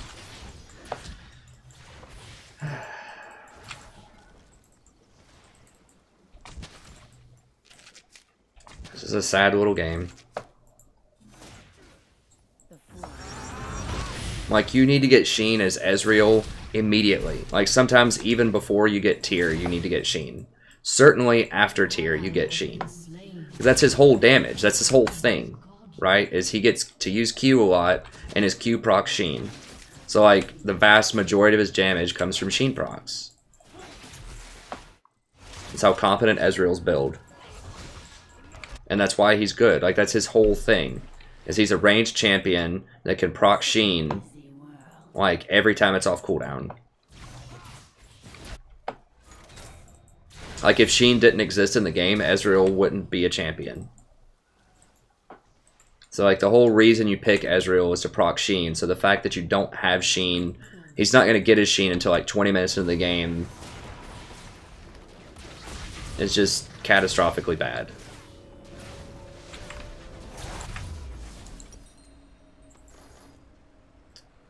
Alright, I guess we'll just get another one of these. Take careful steps.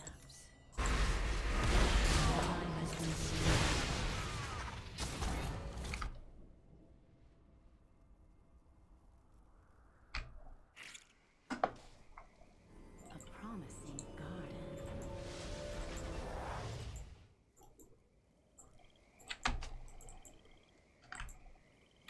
The guy's not even down that much, honestly. He's down 1 kill and 5 assists, yeah.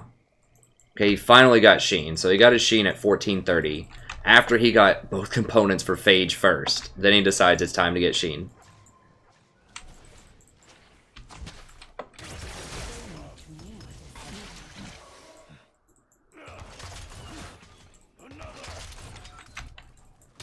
Master Yi's like 0-5 talking about why other people lost the game because of their laning. I should have stayed for that experience.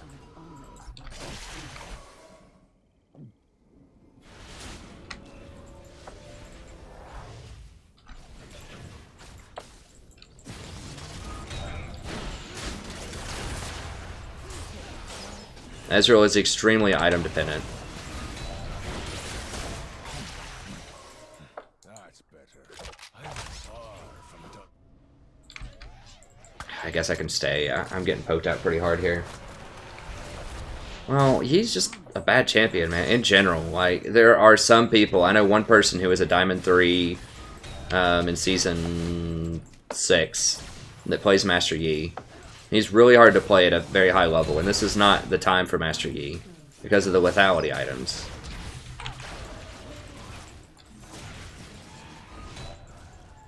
Now we just get to sit here and take Varus arrows, basically.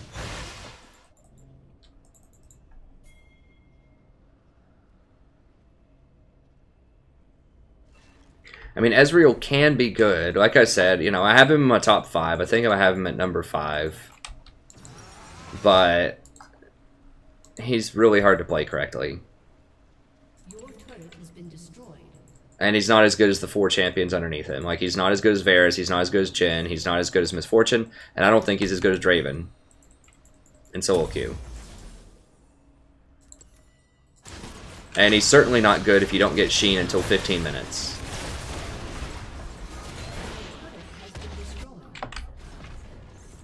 Like, his problem is he takes forever to power up in a meta where it's like lightning fast. Like, you have to get ahead early or you're just behind most of the time. Like, too far behind to come back. Yeah. Can't even see. I should have seeded right here instead of here. I tried to seed so I could get vision of this area too, but I should have just seeded right there instead.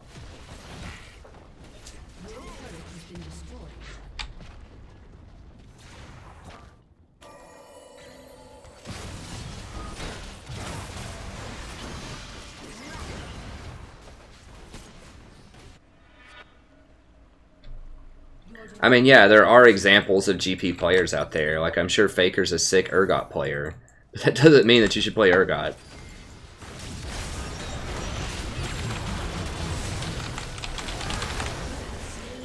Because he would be just as good playing something else, right? Or better. He's handicapping himself by playing it. Like, GP's not the worst champion around. I'm just saying for solo queue, I think that often there are better choices. The vast majority of the time.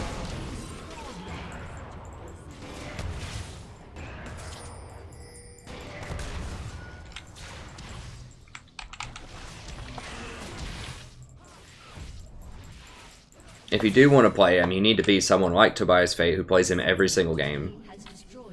Like, the problem is you're behind. Like, we have old champions that take a long time to scale, that don't use favorable items, that have no crowd control, have very little team fighting.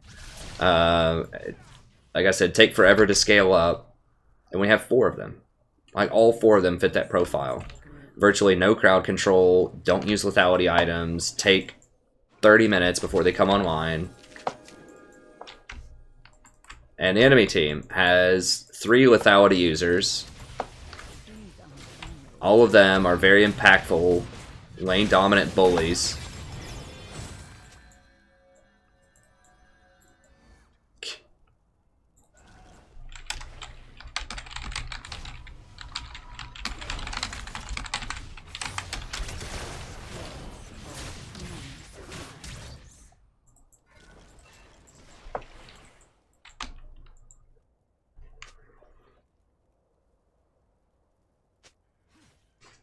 Wow.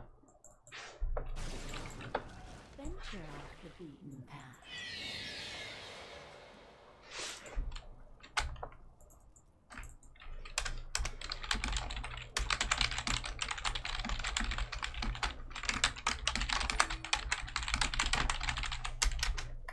Take careful steps. This guy's like, this dude is scripting, man.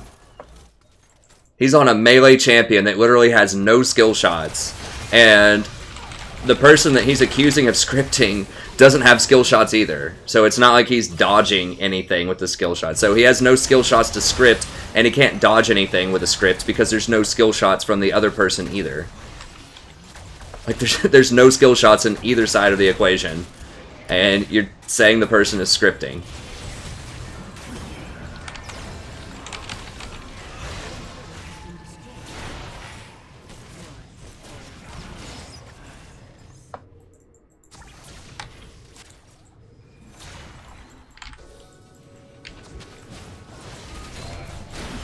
That's really sad, honestly. This guy's trying to like say the only reason he lost this is because of a script.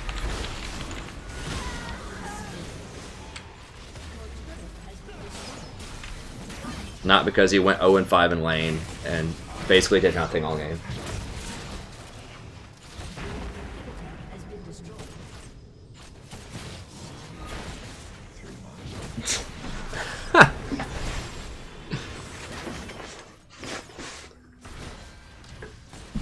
I mean, I guess we got a good chuckle out of this game. Hey, we get to go back and try to get to promos again. That's fun. That's dramatic, right? What fun is it making promos on the first go, right? It's no good. It's just, I guess get a blasting one. I don't know. I don't think it's gonna matter here.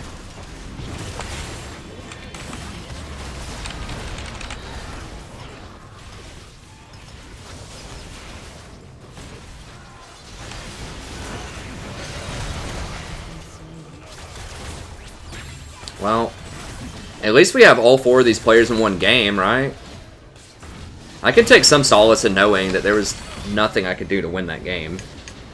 Like, it's... in some ways, losing those is better than losing ones that were very close and it was just like one person that just threw it for you, but the other people were really good and it just felt like you just let one slip through your fingers. This is one that you never had in your hand at all. It's not even anywhere near you. Like, it's not in your sphere of influence at all. It's not even in the same stratosphere. This is all 4 of them. Just dramatically just failed. Just flopped right on their face. So, if we had 2 of those people on a normal team with 3, like, you know, decent to average players, we still would have lost. So...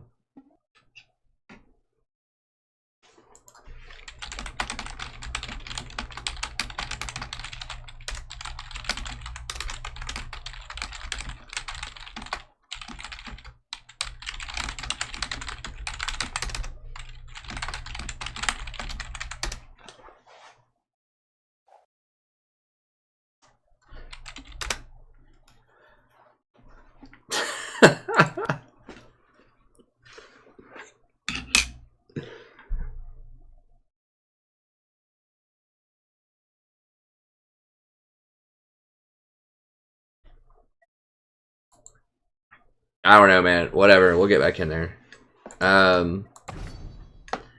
Okay. Well, that was amusing at least. Let's wait just like another 15 seconds or so, and I'll answer some questions from chat just to make sure we don't get any of those 4 people in there.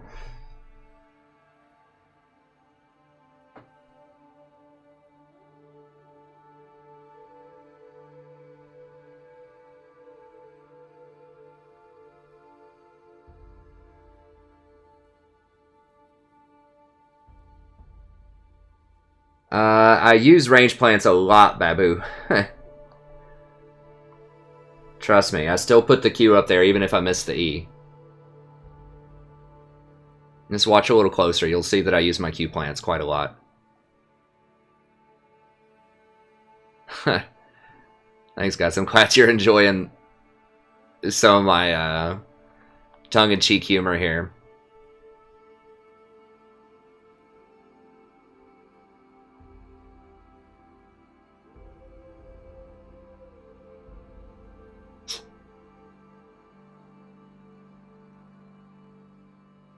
Oh, did I jump scare somebody? Maybe you guys are referencing something else. Okay, well, I'll go ahead and queue it up here.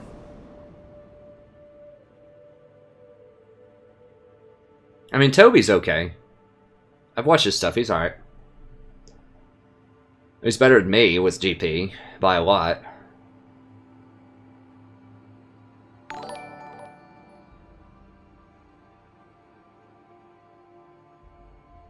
I mean, I'm sorry if you like Yi as a jungler. It's just, it's not the time for him.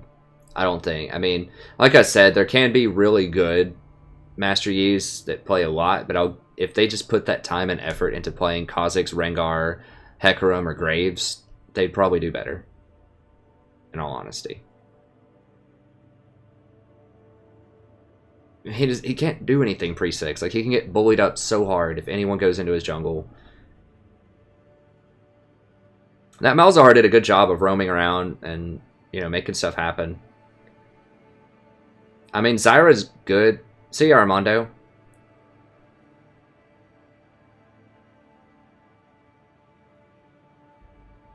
The Annie scripting.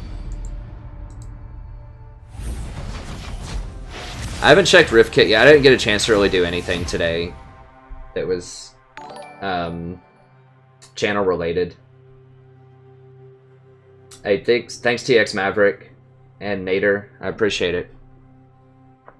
Ooh, I don't like to see that.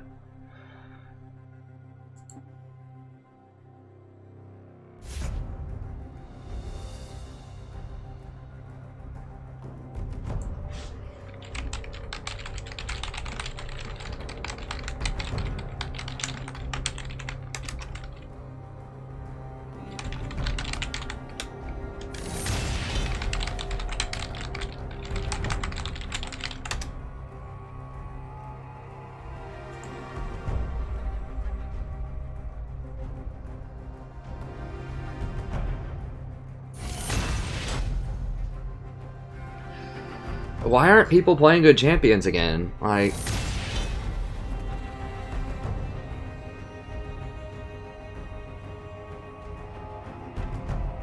these last 3 queues, people just don't play good champions. What do we have on our team? I mean, if we lose a few games here, it's fine. We'll get them back. It's not a big deal. Just take a little more time. I mean, we got lots of time. I'm here every night playing, so... we'll get back up there.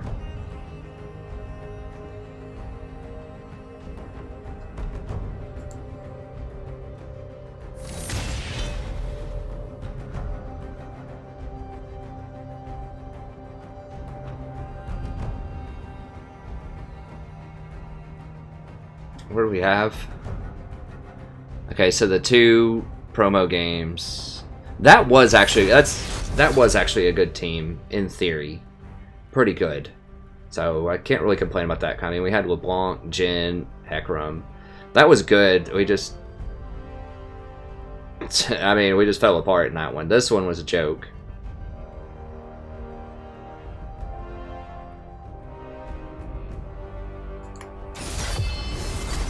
Thank God. Thank you for picking E.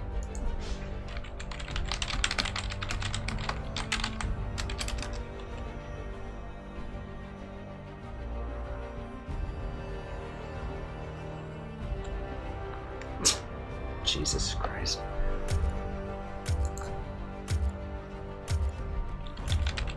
It's probably this... I don't know. The Tempest is at your command.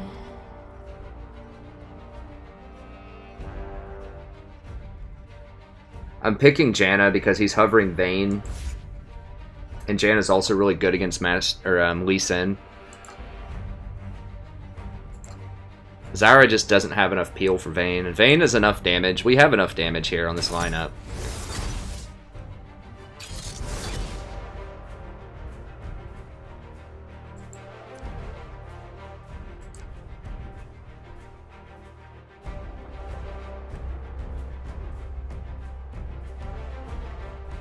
Lee Syndrome. Malphite actually does have... yeah, I was gonna say that, Dallas. I mean, he might be black and say that, but I doubt it. I'll bet he's not. Either way, yeah, the casual racism with this guy is... I'll probably have to mute him right away.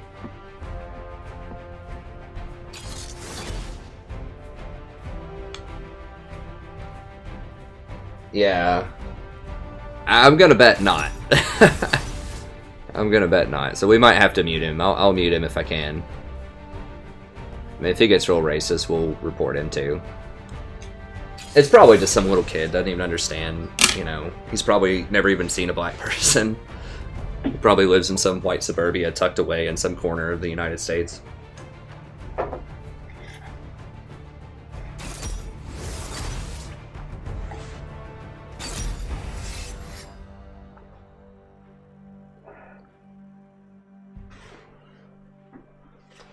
Which is fine. I mean, there's nothing wrong with that. Just, you know, the racism's the wrong part. I know that some people just don't live in diverse areas, and there's nothing wrong with that. It's just, you know, I don't know, whatever. We'll get off the race card, but if he starts getting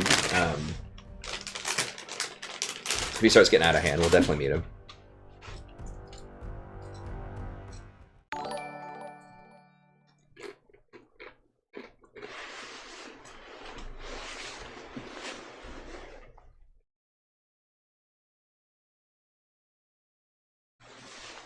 Janna's pretty good.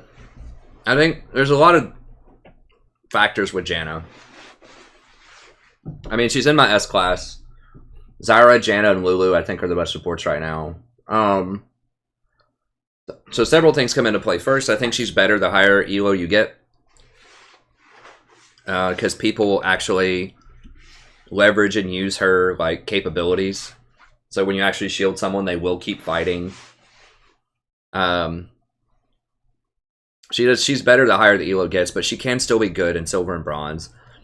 Number 2, she's specifically good with Vayne. In particular, that's been a combo for years because Vayne does so much damage later in the game, you just have to get there. So you don't necessarily need a damage support when you have Vayne. Also, she...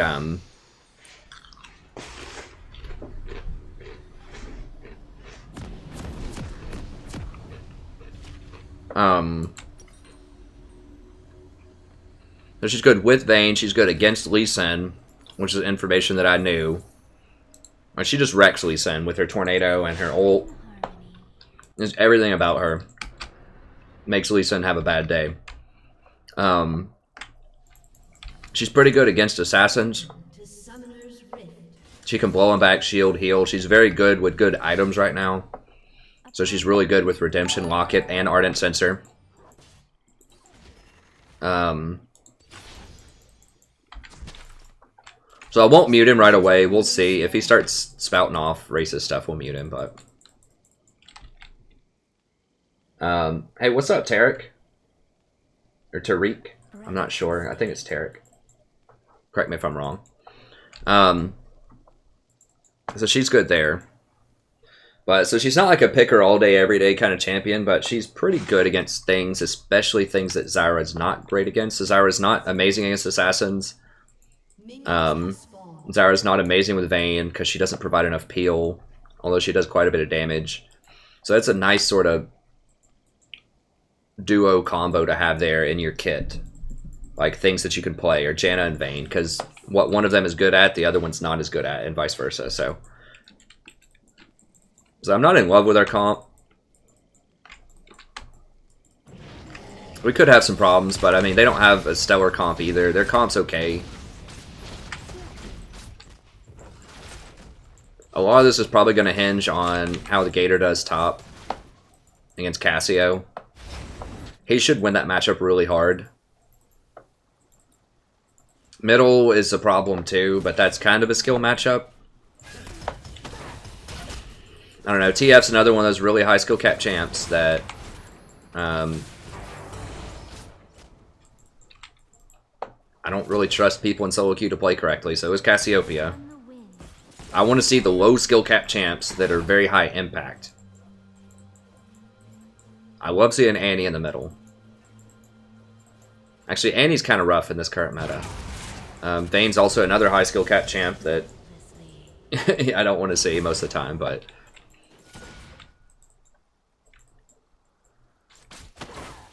I love seeing Hecarim. Just mindless, run at him and kill him type of champions. That's my jam. That's what I want to see my allies playing.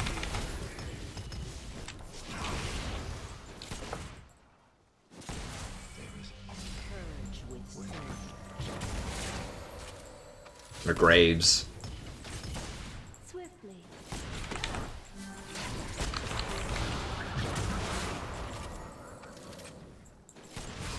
This Bard's really out of position a lot. If I was Zyra, I would have massacred this Bard. But I'm just kind of playing for the mid game with Vayne.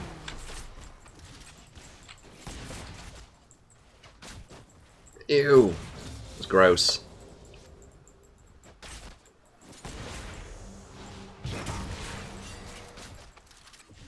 Upon the wind.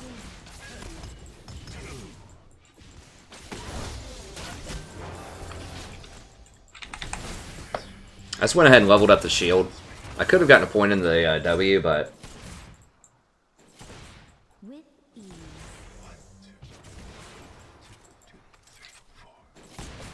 thanks for the subs, friends, too. I can't look over and see who it is, who's subbed right now, but I'll give you a shout out after the game. In harmony.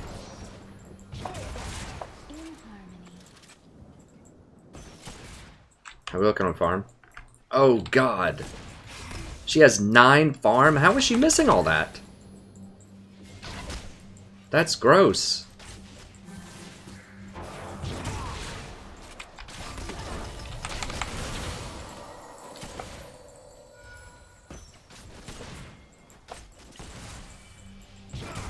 Dude, this is really bad. I don't have my W.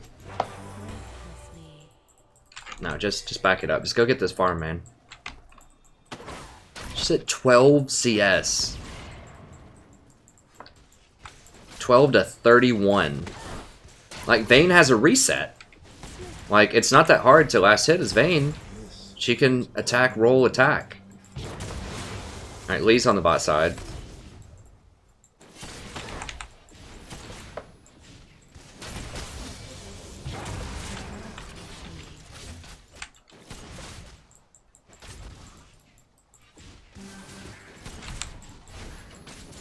Through my work, shall transcend. Upon the wind.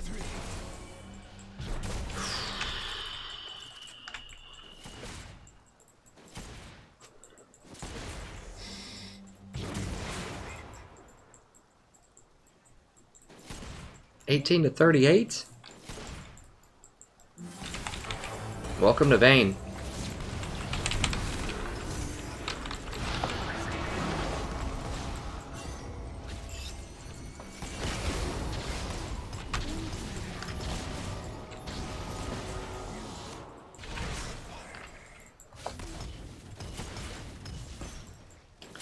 I should just go Zyra.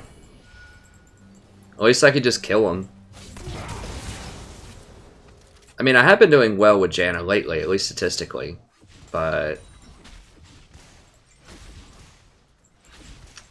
I don't know, like, we can still win, but this is why I have to play Zyra so much, is because what if someone on your team is just, like, really underperforming, and I get to sit here and just watch her miss every CS, basically. Whereas if I was Zyra, at least I could kill him. I think I'm last hitting under tower with no AD, better than she is.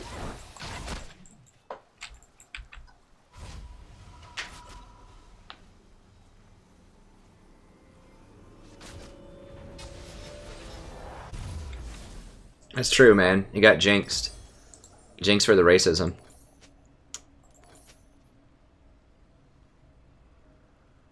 As you wish.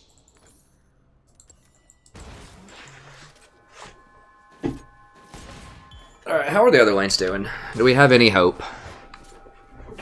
Cassio's even, so that's good. She's going to scale harder than Renekton is. TF's down. Some. 13 or so. This Vayne, though, is just getting massacred. 30 down at 7 minutes. What's even happening right now?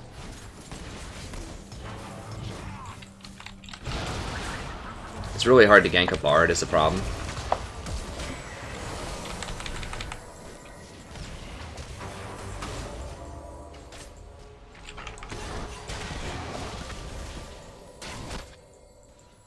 Breathlessly.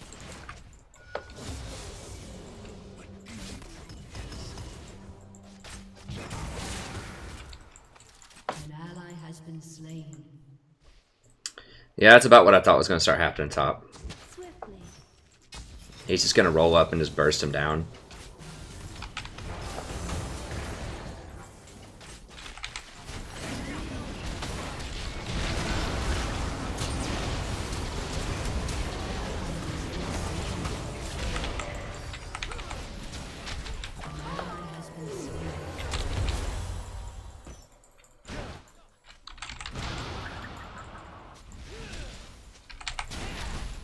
As you wish.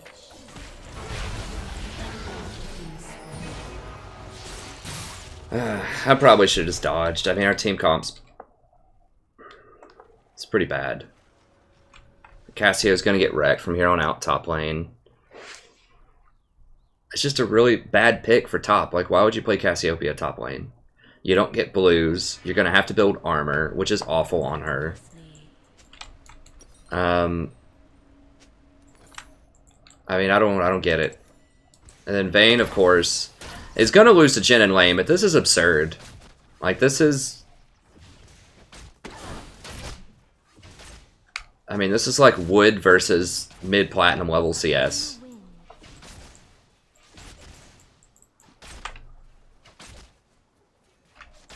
Yeah, they have a little bit more pressure, but they're pushing. It's not like they're zoning that much off of us. Like, they were pushing the whole time early on. Like, all she had to do was last hit on her tower. They weren't pressuring that hard. I was shielding a lot of the pressure. It's not like she was at 1 HP for a long time.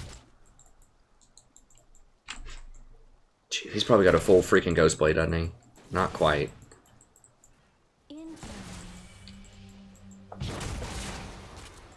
This is really bad. I'm just gonna have to play Zyra a lot, guys. I mean, maybe occasionally Janna, but it's in the dark. I mean, I knew what we were gonna play. Like, this is a...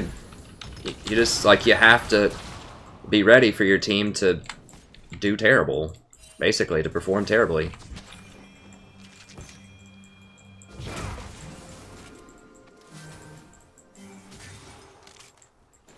Upon the wind.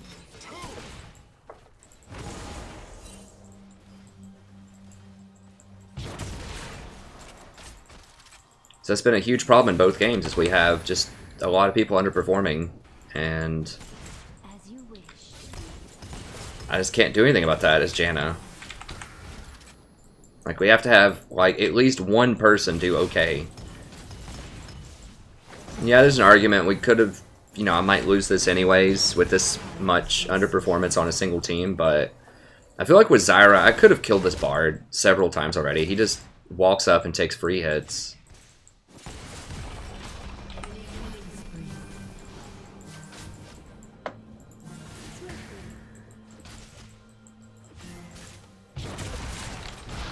I should have just dodged it, though, in all honesty. I mean, I know Vayne's going to lose this lane. I didn't know it was going to be that bad, but I know that it's going to be a losing lane.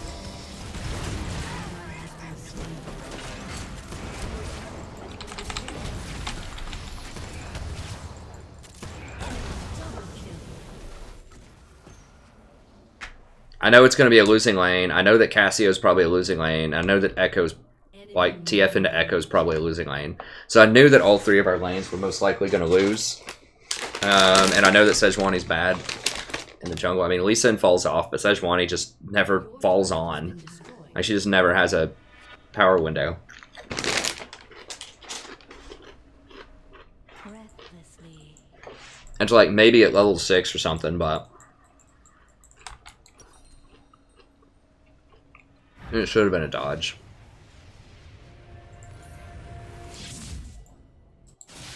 In harmony.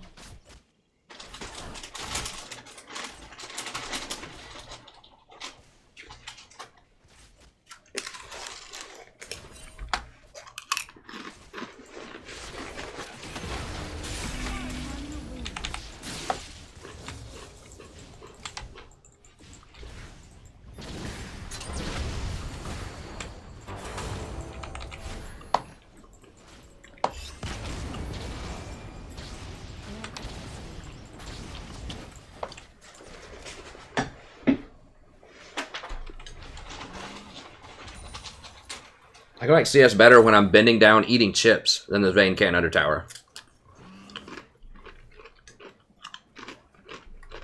Swiftly.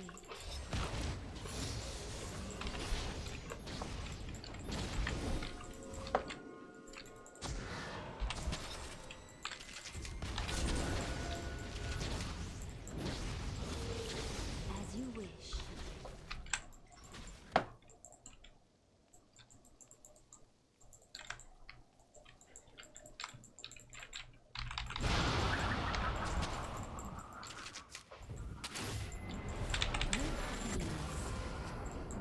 Probably on the dragon.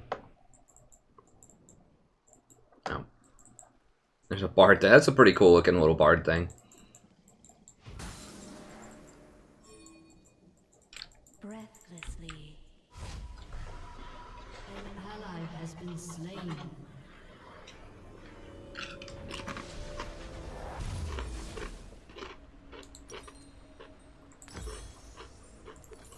In harmony.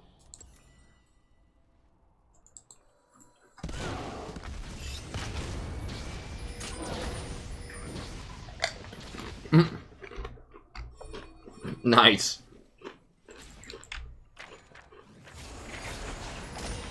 I could probably pull my wife in here right now and she'd get better CS than that. You say, what is CS?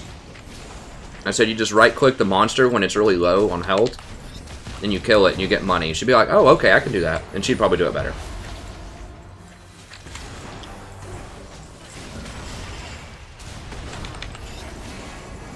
She's probably logged a total of like 2 hours in video games in her whole life, and she could probably do it better.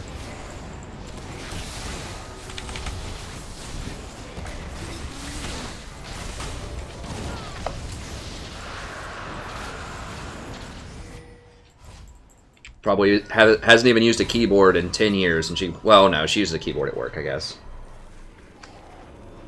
Typing up emails and stuff. She doesn't have a personal computer at home. She just uses her phone.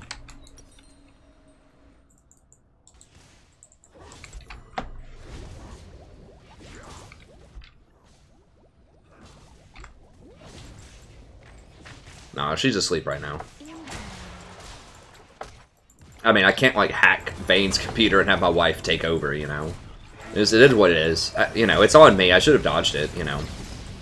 Like, you know, as I've said before, I'm not always, like, super, like, meta-slave type of stuff, but if someone's playing something that's not, like, good, you know, it's pretty far out of the meta, and people haven't played in quite a while, and there's not, like, a good reason for it, like, I don't understand why people would pick these picks.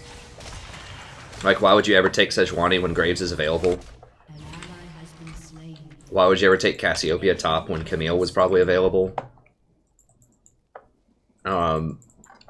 Especially on this wide of a scale when there's 4 people that are like that. It's a dodge. Because they don't understand the game. That's the thing. It's not that you can't win with those champions. It's that they, like, their rationale for picking the champions is non-existent. That's the problem. It's just, I like this champion, I just want to play it. Which is fine, but that doesn't lead to winning a lot. You know, it's within their right to do that. But it doesn't inspire a lot of confidence for actually winning.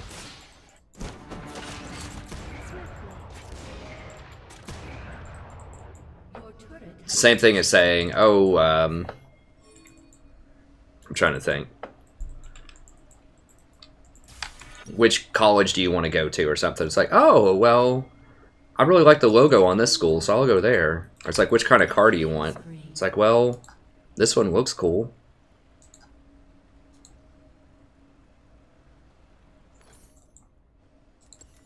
As you wish. Can't really find like a good apt analogy. It was people just not thinking things through and making terrible decisions. It's like, oh, why do you want to marry her? Oh, she's pretty. With ease.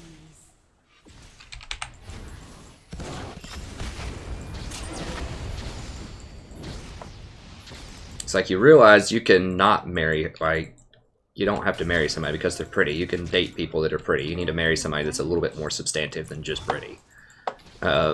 Same thing with champions, right? You can play them in normal. If you really like playing them, you don't have to play them in ranked. You can play them in normal if they're your favorite. In ranked, you should be playing to win.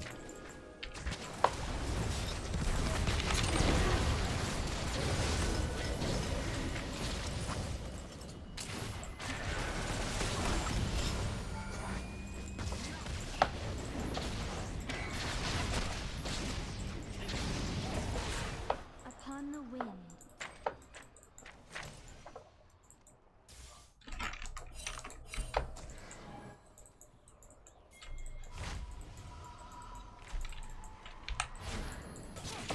Like, why? We know he's there. Like, I even shielded because I knew he was there. We just saw him walk in there. Where's the most likely place he's going to hide to try to kill somebody?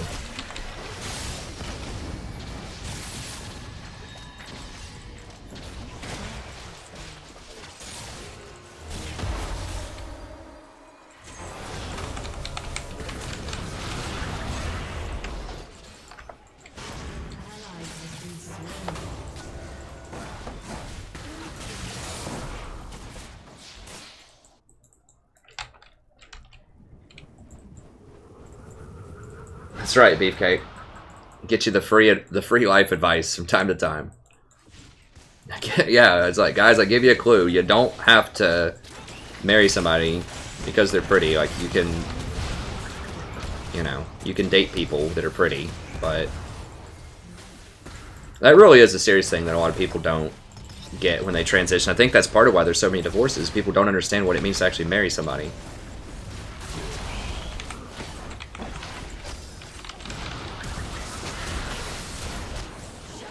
Oh, stuffed.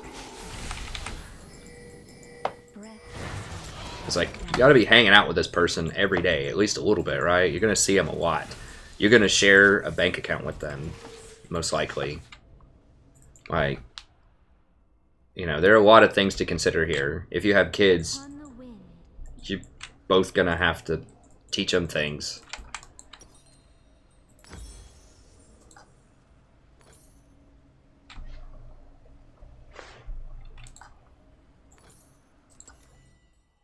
I think money and time are two things that people don't think about a lot before they get married.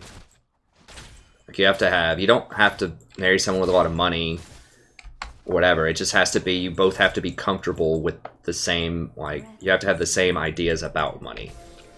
Right? So if someone likes to spend a lot and someone does not like to spend a lot, that creates a lot of problems. I think that's actually the #1 reason for divorce, actually. It's not infidelity, it's money.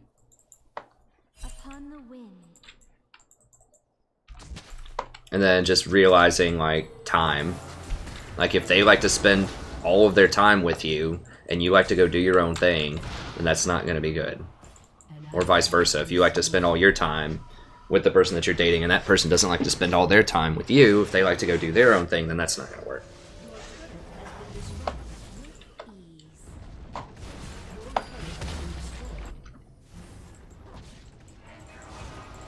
I couldn't date a girl. It was like, I got to spend 8 hours a day with you. It would not work.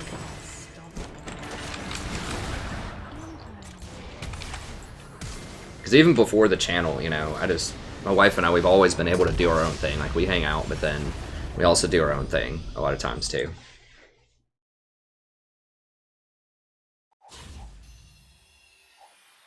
I mean, I'm just talking because there's nothing to teach there. Like, we're just waiting for the game to end.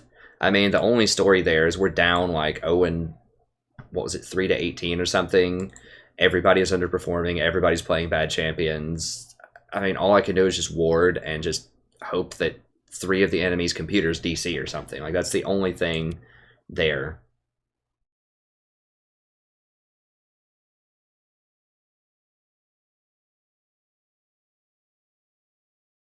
Why do you always see Varus, Jhin, and Kate bot lane all the time? Because they're good champions. I mean, the best AD carries right now... Like, if I... Well, hold on, let me make sure I don't get those people on my team again. Best champion, I think, is... I would go Varus, Misfortune, Draven, Jhin... And I had Ezreal on my top 5. He can be good, it depends. Kate could also be in there. Kate's just kind of like your average Joe. Like, she's not usually an all-star, but she's, like, good. She's just like a solid pick with almost anything. She's kind of like your metric for a fair AD carry. Like, she's fair. Jin's fair. Like, both of those are, like, fair. I think that Varus is imbalanced. I think that Misfortune's imbalanced. Both of them are getting nerfed next patch. And I think that Draven is bordering fair. He's very lopsided. Like, he's extremely powerful without much utility.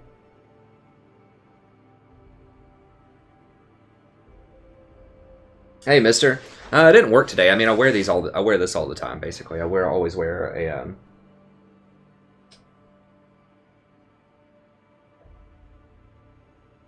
Well, Alistair, people that don't want to win don't play the meta, you know? I mean, I play things that are off meta, but they were good. Like Tom Kench last season was never meta. He was never a very popular pick, but I played him a lot and I won a lot for a lot of the season.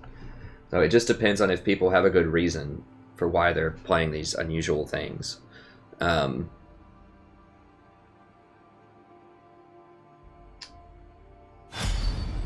Kench is getting played some in pro play now.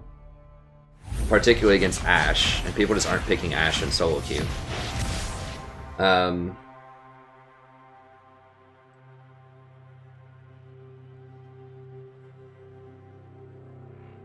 Wait, did you say who's the best AD carry with Zyra?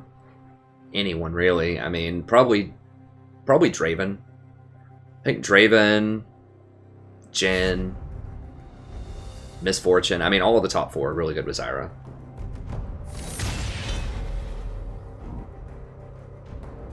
Now, it's not all of the ADCs. Okay, who are other ADCs that I didn't mention? Okay, Sivir, not good. I mean, Sivir can be okay. You've got Lucian, you've got Sivir, you've got Urgot, I guess, sort of, kind of. Who else are the other ADCs? Ezreal's kind of loose, like I said, it depends. A lot of times he can't be good, but you know, if it's a good Ezreal, he can be. I'm probably even forgetting some of the other ones just because you don't see him nearly as much anymore. Kalista, not good. Jinx can be okay if you have a good Janna on your team.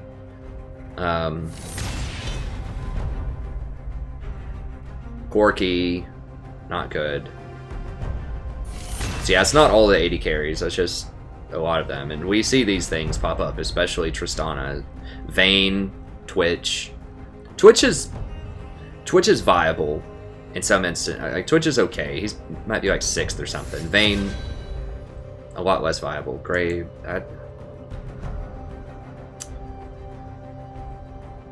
Do I ban Misfortune or Quinn?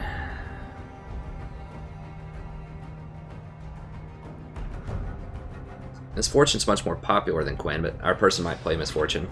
I'm gonna ban Quinn, I guess.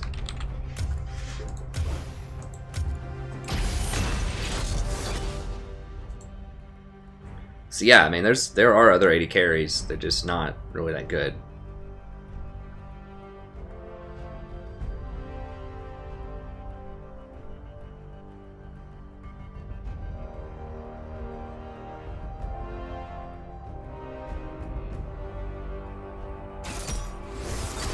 Hey, what's up, Mason? Welcome back, friend.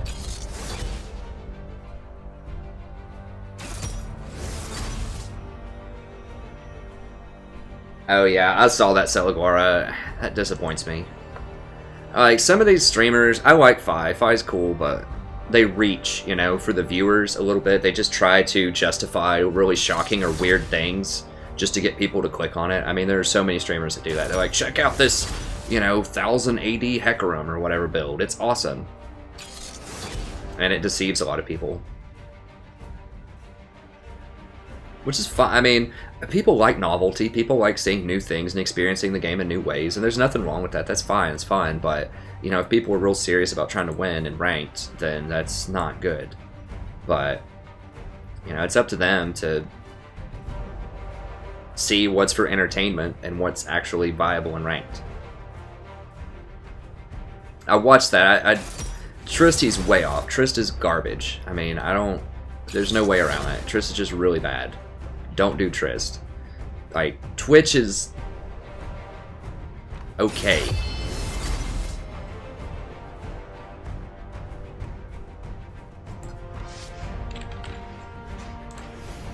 Feel the thorns embrace. Yeah, in that same video, he had something about, like, supports. What did he He recommended something really weird as a support. I don't remember. Well, he recommended Kale. I could look into Kale and see. I mean, people ask about Kale. It's possible. I mean, she might be okay. We'll see. He said something about Zyra's, like, falling off or something. I'm like, please. I think it was him. Maybe it was someone else that I watched.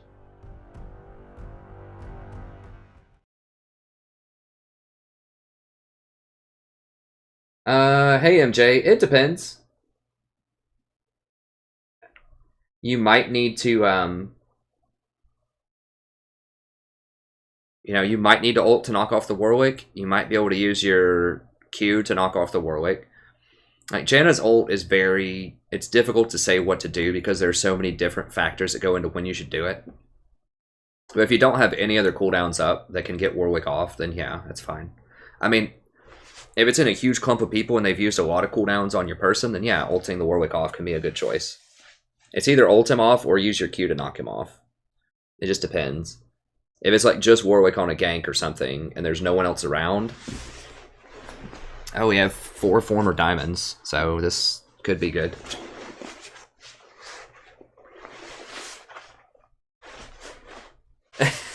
That's right, Dallas. What's up, Chris?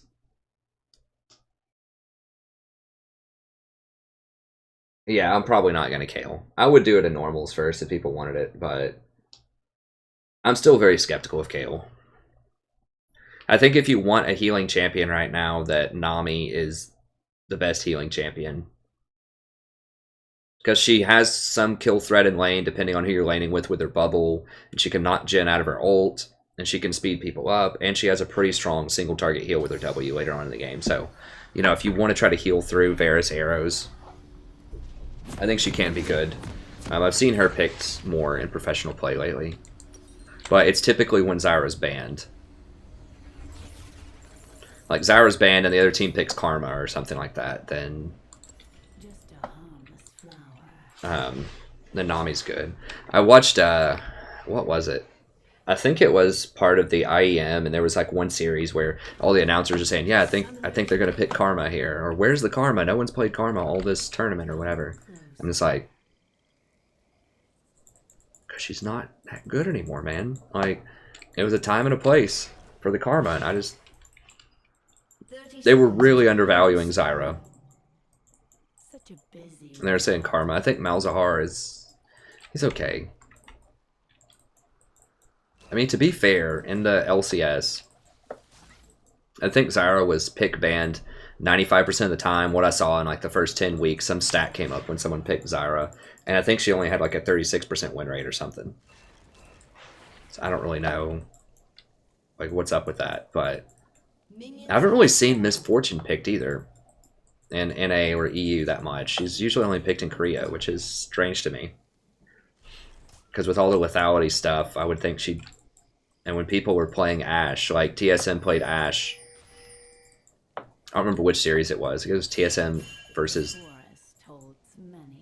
Dig or FlyQuest or something. I can't remember.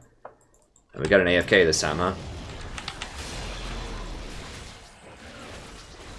We finally get a decent team with a bunch of diamonds. And we get an AFK.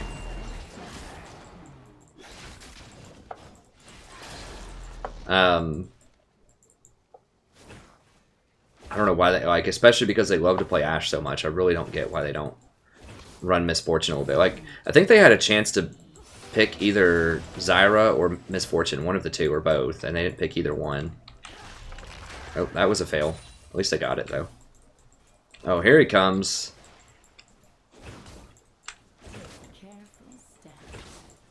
Well, it's not good. Not good, because we really need level 6, because we have a really strong level 6 all-in, and they don't, so it'd be really nice if we could leverage that. How much AP does she have? A lot.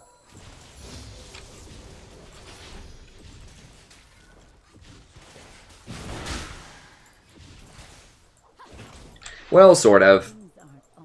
She has 35 AP, so I wouldn't say it's that safe, but it's okay. It's better than Thunderlords. I think Windspeakers is a superior summoner on her, or a superior mastery on her. It's just so much better later in the game. I just really don't like AP summoner that much. Like, in lane, it's okay, you know? But later on in the game, you really need to get that Redemption Locket.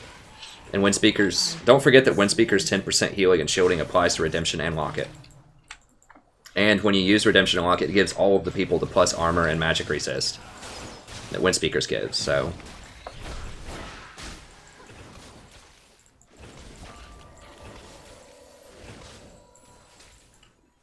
So much more to see. Well, Garen got killed in lane, which is bad. I mean, Garen should be a super lane bully.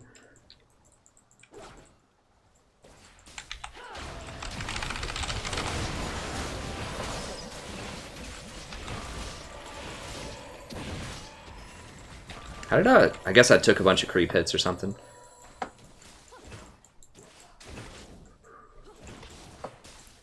Sona's a pest early on, but as soon as I hit level 6, I'll get an amp tome on my first back, and she should be dead.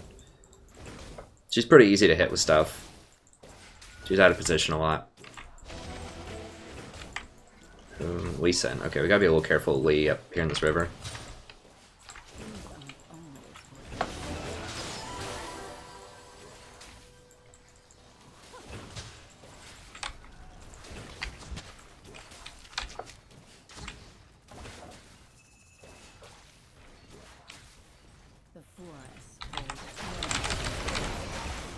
I forgot she could jump. She did that pretty quickly. So I shouldn't have used my E root on her. So she got rooted, but she still got her jump off because she started the animation.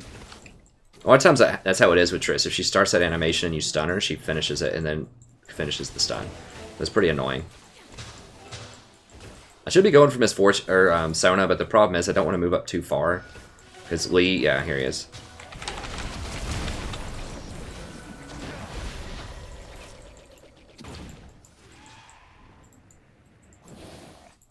Yeah, I was just back. It's fine. Yeah. So I was a little afraid of Lee. I could have warded here, but you just can't cover enough ground. Like, he could come from over here. He come down here. You don't have a lot of good escapes. As Zyra, obviously, so... This is a little risky because I know my flash is down. But I really want to kill this Sona.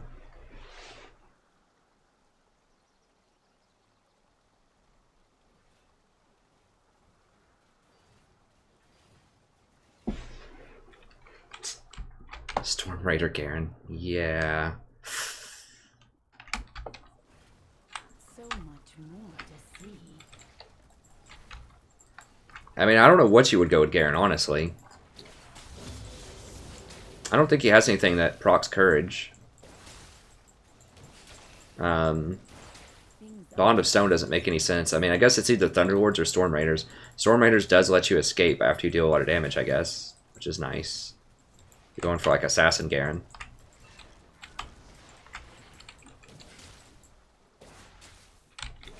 He went for tier first. I wish he would have went for some kind of damage, or at least get another sword or something. Yeah, she's got a pick now. And it looks like Sona got a sheet. Yeah. She has more damage. That's the one guy that wasn't Diamond last season that's feeding top, I think.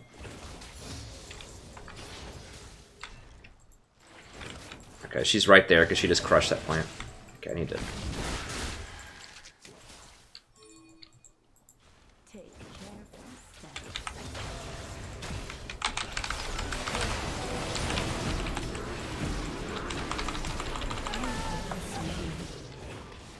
I should have just fully committed to killing... Oh my god, what? I should have just fully committed to killing the Sona there.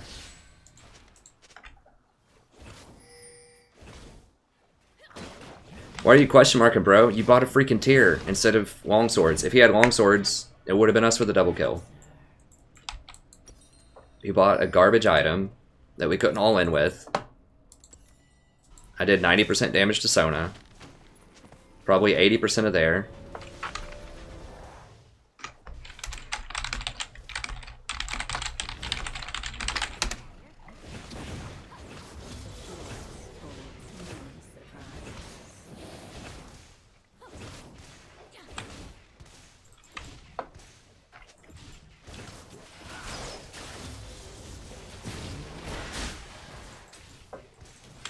If this guy's trying to tell me that Triss does more damage right now than Sona does, then I don't know what to tell him. She has more burst, she has more sustain. I'm just muting him. An ally has been slain.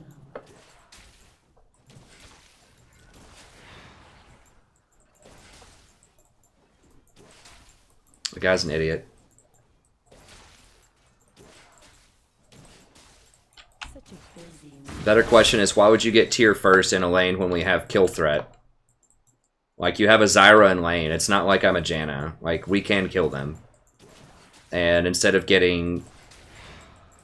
Like, isn't tier 750? How was he so low on...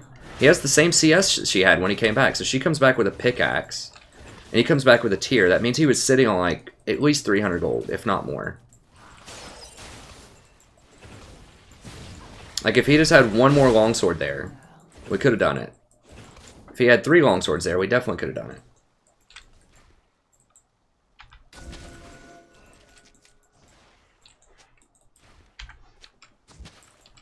The forest holds many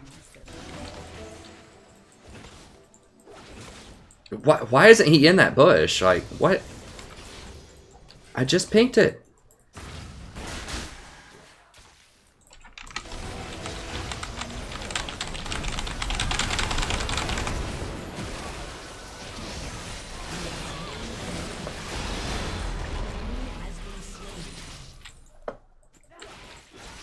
Well, thank God Triss didn't jump on me, and she jumped on Varus instead, because I do way more damage than Varus right now. Like, I got a news flash for you. Lots of supports deal way more damage than their ADC counterparts for the first 15 minutes of the game. Especially AP supports. And Sona's basically an AP support. She probably has 50 AP right now. People just get caught in this old school assumptions that, oh, the support doesn't do any damage. Support doesn't matter. The support matters a lot. Especially early in the lane, especially in this meta. Wait until my seeds take root.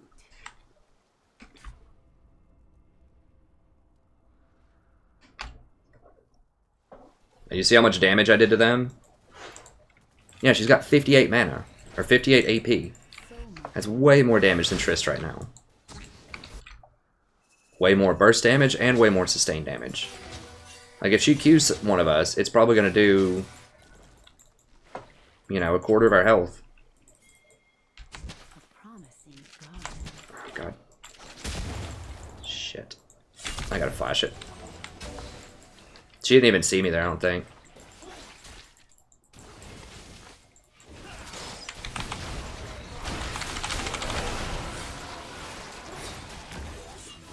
I don't know why he would ult that. She didn't have aggro. I don't know, man. Don't know. At least top side.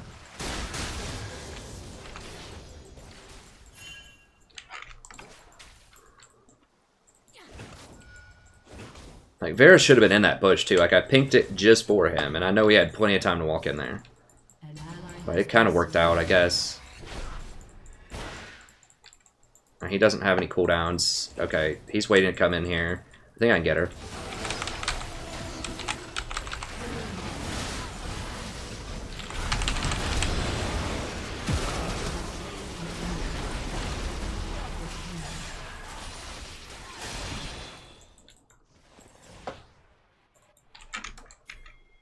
Such a busy world.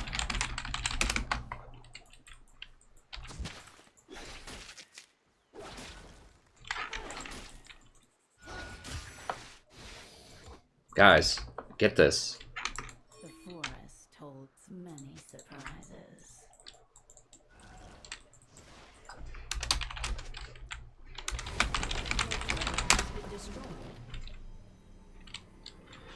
Holy God.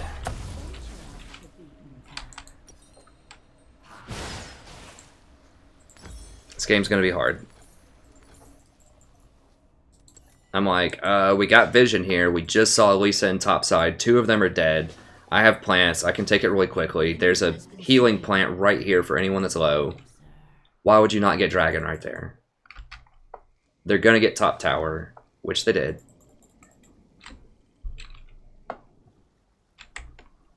Cat was low, and she was bot lane, so we know she backed because we chunked the crap out of her right before that fight.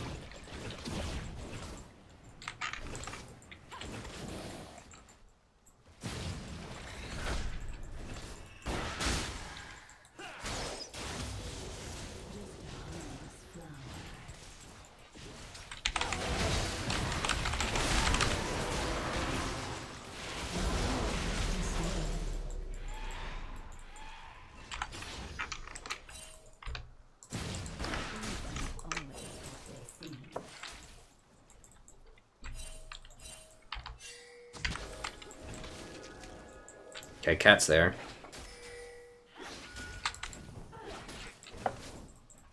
Take careful steps.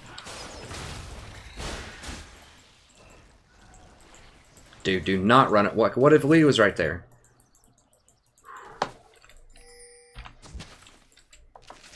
And this guy does not have an appropriate sense of danger right here. We could get teleported behind us.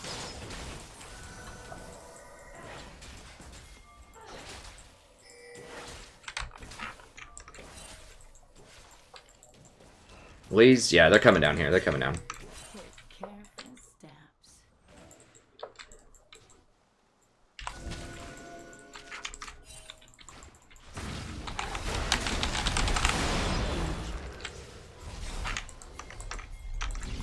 Enormous flower.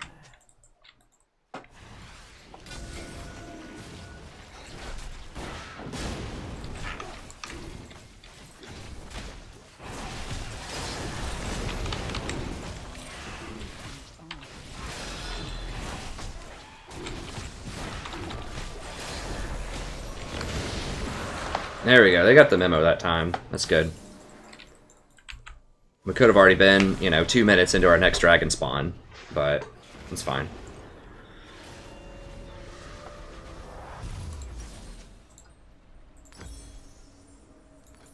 I didn't want him to, like, flash or escape or whatever. That's why I did everything I could to kill him, because if the jungler dies there, then we get dragon.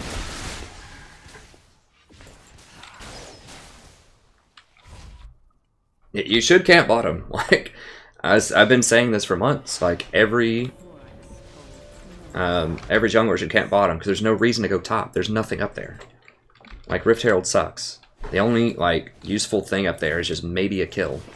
But bot lane, you get multiple kills, and you get dragons. And I'm playing Zyra. So there's a lot of kill threat.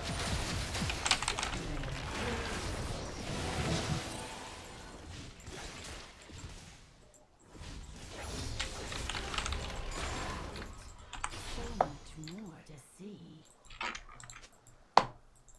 How is he looking, CS? He's doing okay, CS. We should be crushing this Trist harder. But that's fine. Might rotate up there. An enemy has been slain.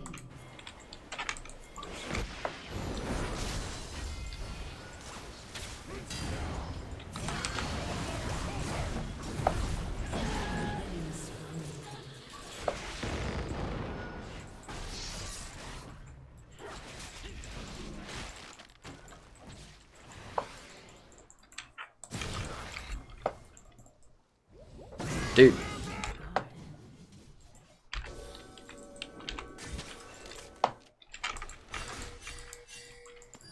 Come on, man.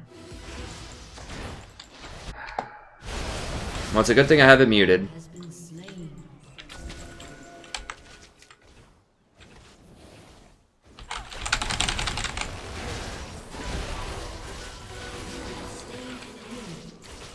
Unstoppable. Take careful steps. Like, they're walking all over wards the entire way down there. If I was back a little bit faster, we maybe could have countered it. But then Garen, like, went back in mid lane, and so I was like, well, I gotta try to follow him up.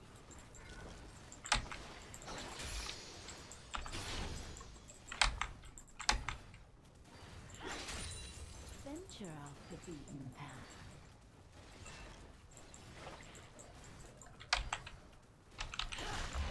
path. Missed it. That's gonna push it too.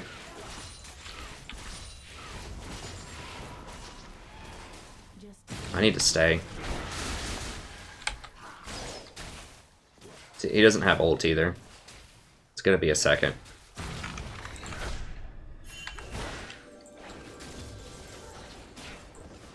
the forest holds He's almost got ult. He's got like 10 seconds.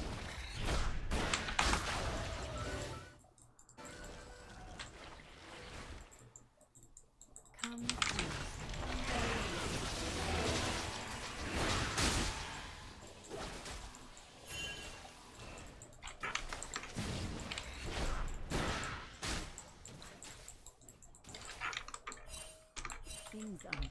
is what they see. Oh, what the hell? Like, who wards that? Oh, Lee jumped in, I guess. Hit that! Damn it. Oh, we've almost got this tower, I guess. Which is good. Okay, good. He got a pink, though. I'll give him credit.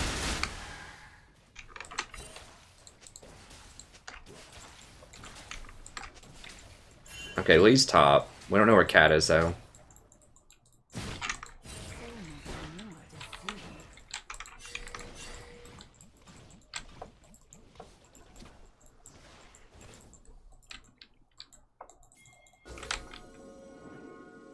An ally has been slain.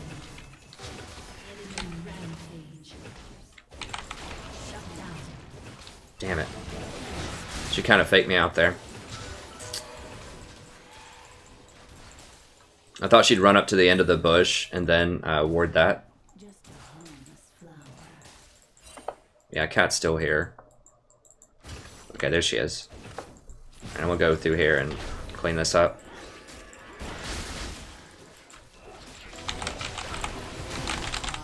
Oh, that was so close. Damn it. And then she hit me with the stunner. I would have just ulted and killed her.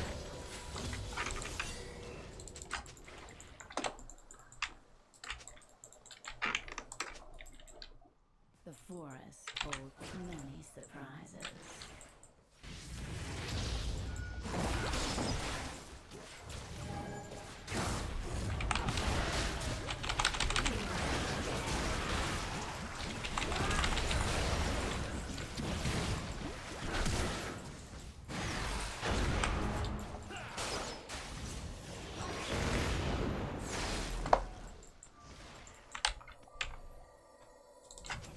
Such a busy world.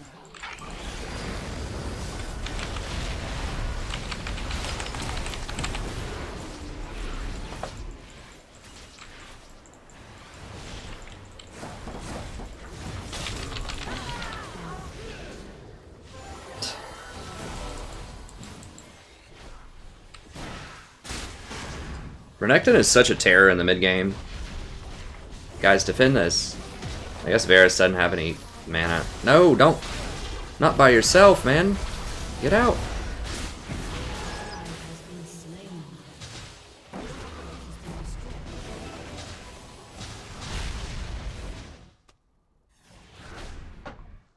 Now they're gonna get this tower too, probably. Yeah, it was really bad.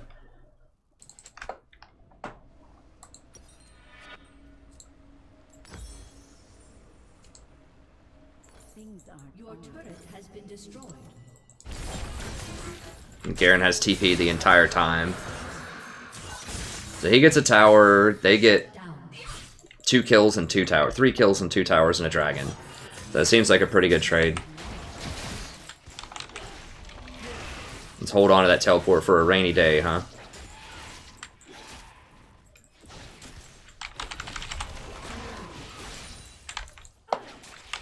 Venture off the beaten path.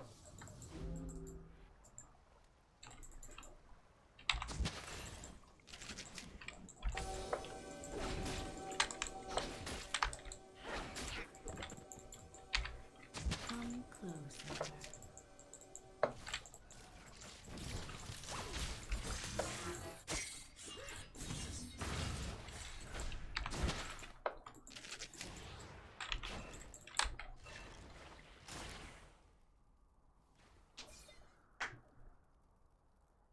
Things aren't always what they seem.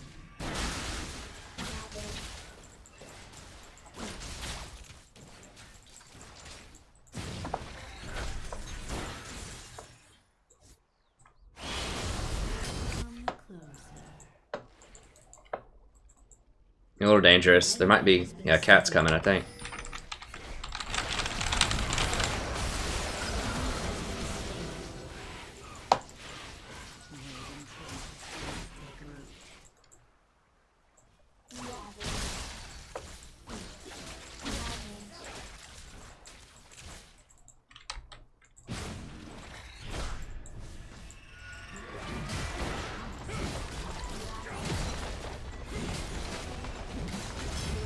Has destroyed a turret.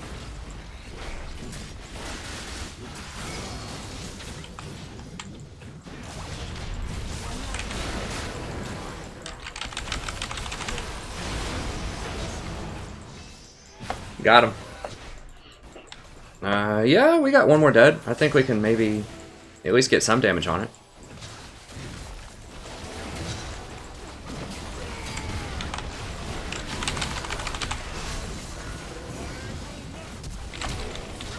Damn it. Well, we did get the tower. I should have just flashed faster. I knew she was going to flash me.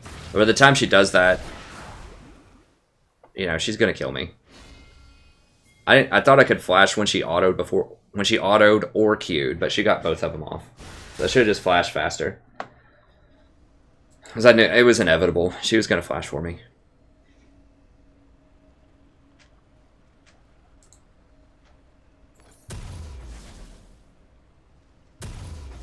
Alright. Now I don't have any pinks, which kind of sucks. I think I'm going to sell this, even though I'll probably get it back later, just because I want pinks that badly right now, and I don't want to have to spend 500 gold. Well, it's either Blasting Wand or sell that and get pinks. That's basically my choice right there, and I'd rather have a Blasting Wand. Because I need to get to that Void Staff, because he's got a Spectre's Cowl. Lee probably has some kind of MR. Cass most likely got an Abyssal. No, she doesn't. Oh my god, seriously? Like, no one's gonna ward that. After I die. No one's even on that side of the map. Like, what? Like, what the hell are these people doing down here? Was Ori at least getting blue? I guess Ori got blue baited. And Varus is just doing wolves or something while Baron's up. I mean, I couldn't ward it. I was dead.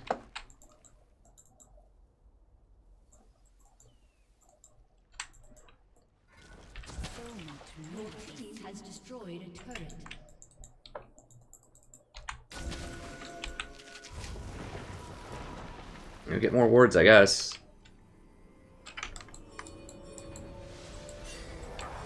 Like, hello. They're gonna walk it up middle. We're over here doing Gromp. Like...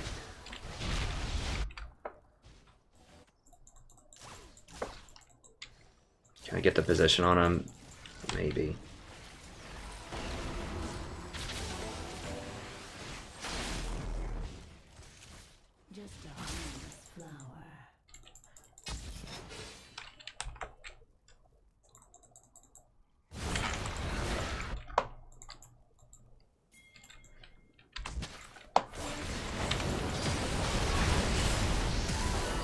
Whoa, she lived? What?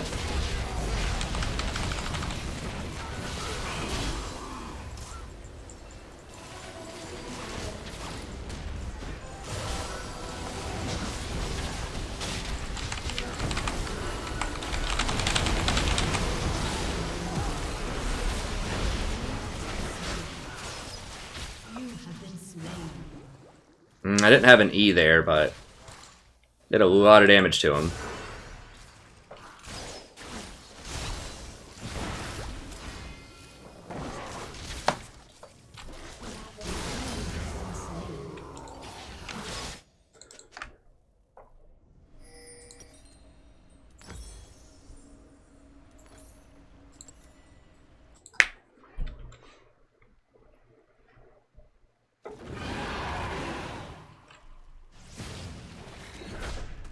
Alright, well, they didn't get much off the Baron. We got a bunch of kills in exchange for a tower. I think I was the only one that died there.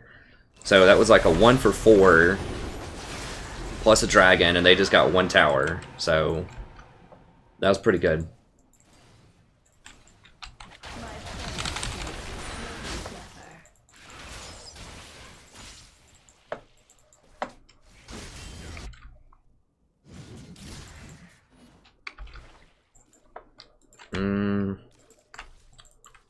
Baron's a ways off. I think I just want to grab control of this area.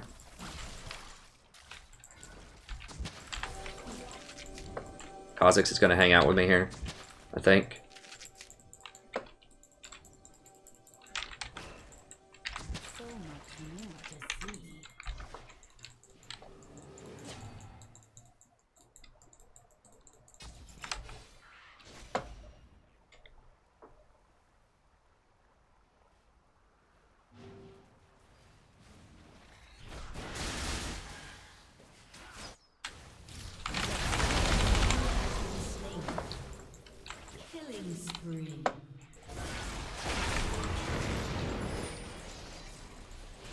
Once you start, yeah, see, he's a former diamond person, so he knows how this works. Like, you hang out in bushes like that, and people will come. Like, Kha'Zix is pretty smart. At least in that regard.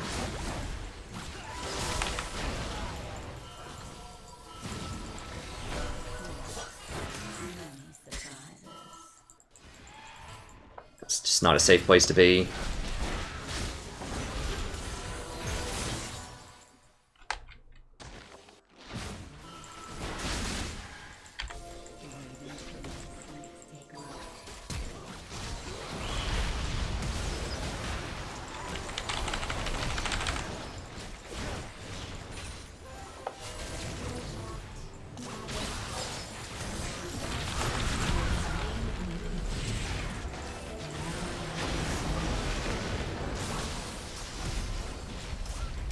What is going on? The harvest is upon us. Jesus.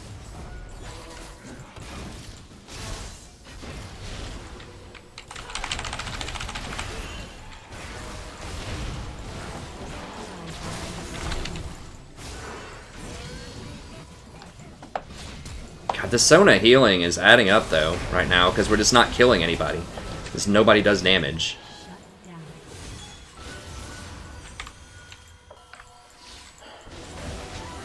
I'm like the only person doing damage on our team, basically. Wait till he uses that jump.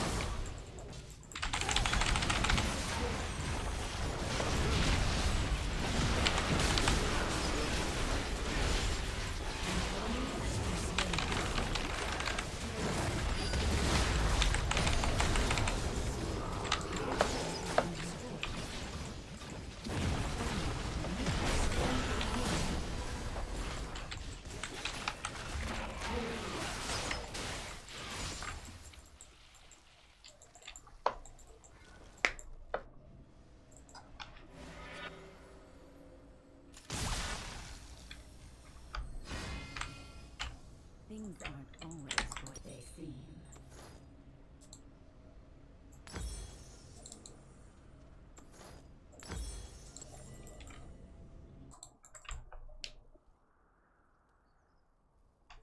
Take careful steps.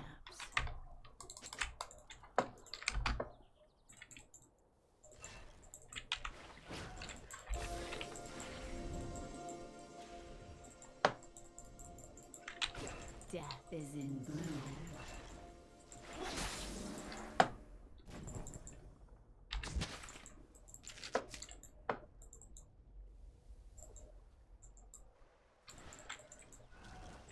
A promising garden. I'm gonna take a little bit more of a defensive position with the wards. Like, I want to put them over walls, like in those key spots, but Lee's just running around in there.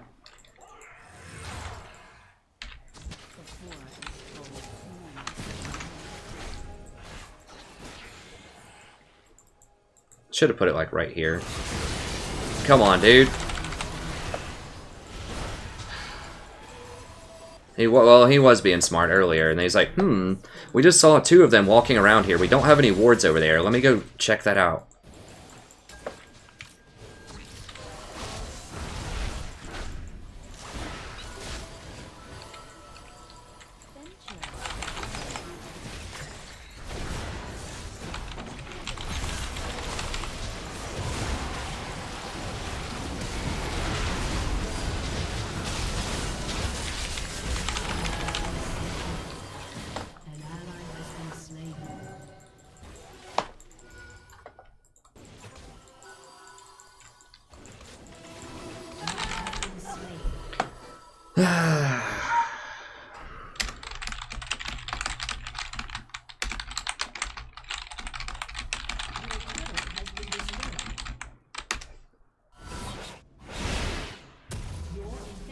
Has been destroyed.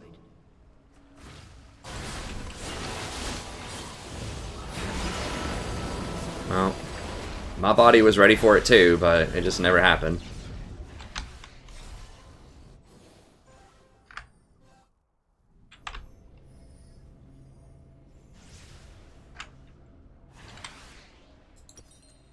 Very anticlimactic. Like, we had vision. We had a vision of this area. Like, why does he need to go there?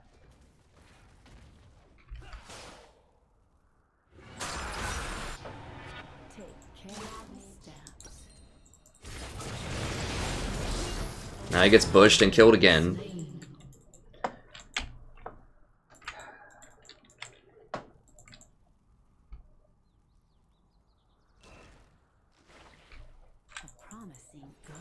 Hey Amit, I do have a 7.4 tier list video. I mean, you're welcome to check it out. The link's in the description. It's got a Google Doc that summarizes it nicely for you, so you don't have to watch the whole thing.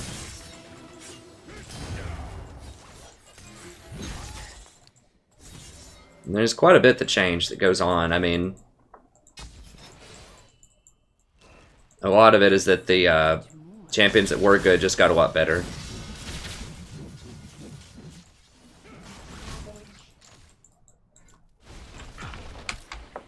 Your turret has been destroyed.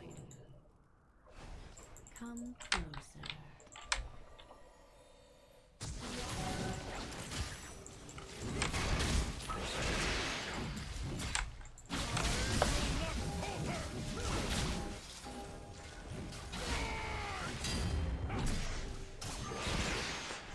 Yeah, just check out the link in the description and the Google Doc.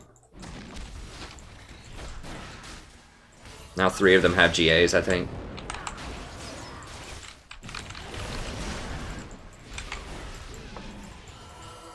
Two of them have GAs.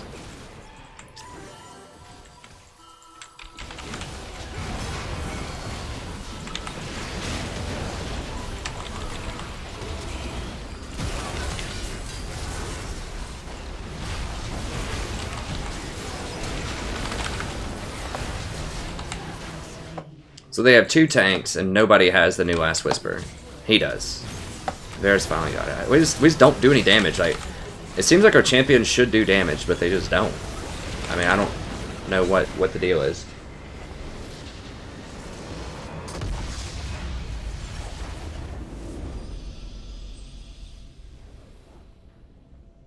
Sure, Brady, you can tell a joke, friend. Just nothing that's, could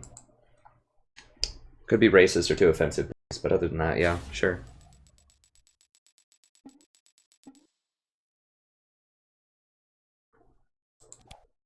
Like, was anyone doing any damage? Varus somehow was doing some damage, but like this Kha'Zix, 15k Kha'Zix damage is so low. Garen, like, wasn't he going damage Garen? I mean, he had Black Cleaver Garen.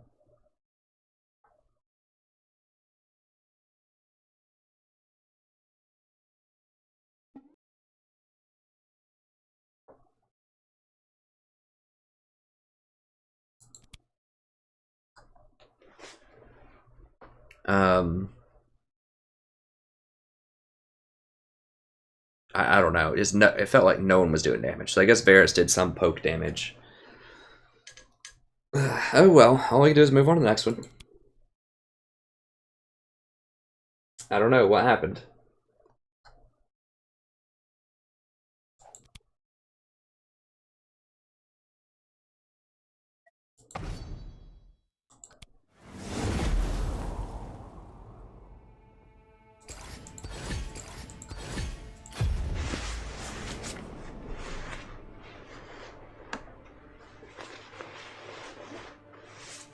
Hey, that's alright, Chris. Good to have you here, buddy. Yeah, we haven't been on a good, haven't been in a good place lately for games. Thank you, I appreciate it. Yeah, we were in promos for Plat 3. And then some bad things have been going on. We lost 4 in a row, which sucked. We had won 4 in a row before that, but we've had some really rough teams. That team, like, it's still hard for me to put our finger on why we lost, other than Kha'Zix getting caught and killed around Baron. I just felt like people just weren't dying on their team.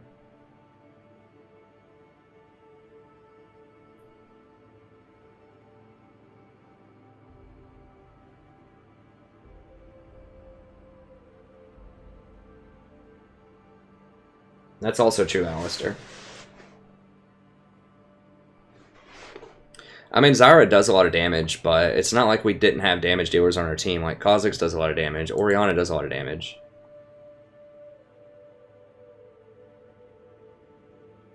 Nice. Good job, Purple Bushido.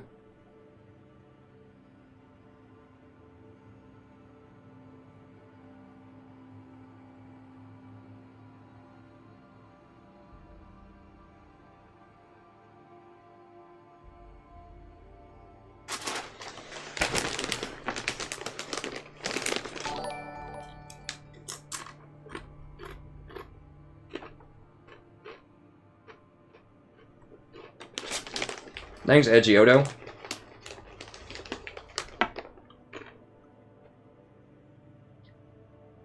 And Big Perm. And Bob Digital and Michael and Shin. And Nader and Edgar. Thank you all so much for subbing.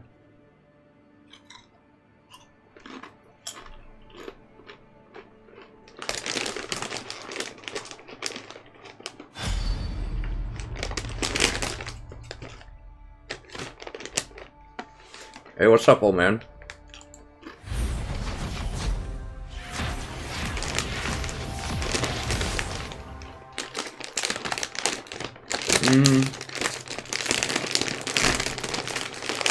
So there are different kinds of combos you can do with Zyra and her plants. So, most common one is just Q, W. So you cast your spell first,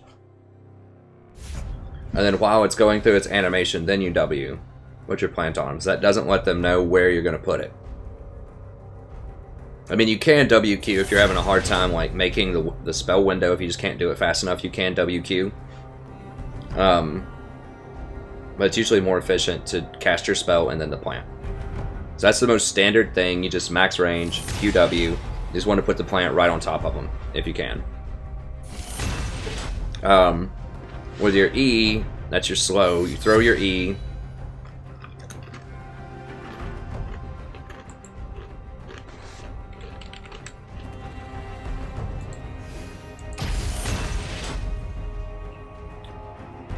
And if you're not sure if it's going to hit or not, let it snare them. And then if it does snare them, then you can either throw a QW or a QWW if you want to put 2 plants on them for maximum damage. Remember that the second plant only does 50% damage though. So E, QWW is a pretty good all-in combo. If you're just about to hit someone and you're almost 100% you're going to hit them because they're walking towards you and you're in a bush and they can't see you,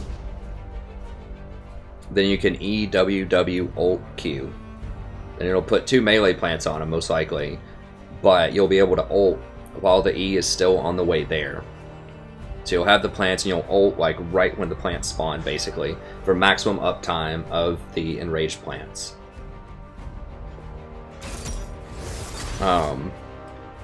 So that one's specifically to all in like one person and kill them. For other people, you know, if it's like a team fight or something, just E, try to hit them, and then just do your standard Q, W, W, then ult. That'll probably be better.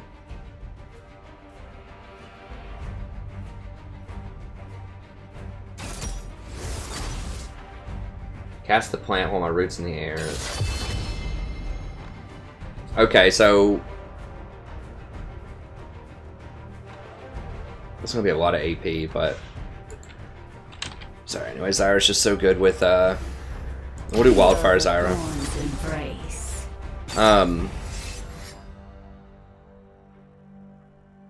They have an alright team. It's about even. I hate Paris, man. So one thing to keep in mind with your roots, and it just takes practice to get used to this. Your E can go a maximum range of 1100, but your plants are only a maximum range of 800.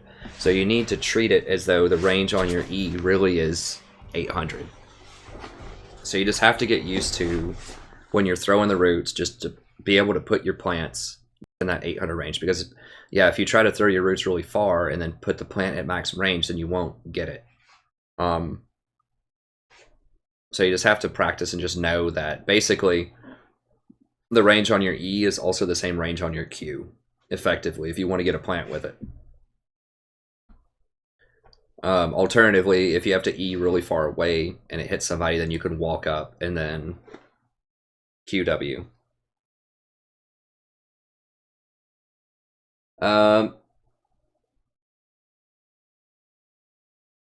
Yeah, Wukong's really good. Yeah, Thresh probably gonna get really brutalized. Like, we should butcher this lane, especially early on, unless Zen just comes down and sits on it. We can kill him too.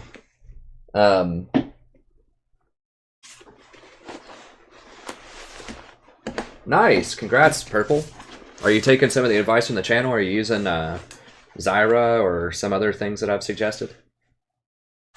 It's a good effect. If you are, I mean, hey, if anyone... Oh man, that sucks. So close. I think you can get it this time, friend. We have like 9 months left to do it, so I think it'll be good. I mean, if anyone gains a lot of, you know, knowledge and advice from this, and they really enjoyed it and climb it, you know, consider telling your friends about it. I have a bunch of people that have done that for me before, where, you know, they like mentioned me on Reddit, or they just told their friends on Facebook or real life or wherever. If you're really enjoying it and it's helping you out a lot, I mean, obviously like and subscribe. I assume most people do that. If you're watching the stream and you enjoy it and keep coming back, so definitely do that. But you know, tell other people too that might enjoy it, because I really don't think there's that much content on YouTube or really anywhere about support. And you really can climb. You really can gain a lot of elo playing support. People just, there's just not a lot of coverage of how. It's like one of the most mysterious roles. So let people know. I think a lot of people really would enjoy it. They just don't know I'm here yet. When you script to bronze.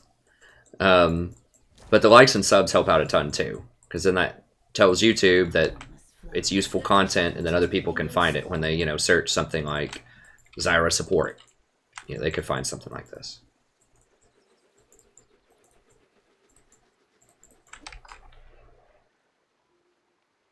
Nice, good job, Loki. Awesome, thanks, Purple.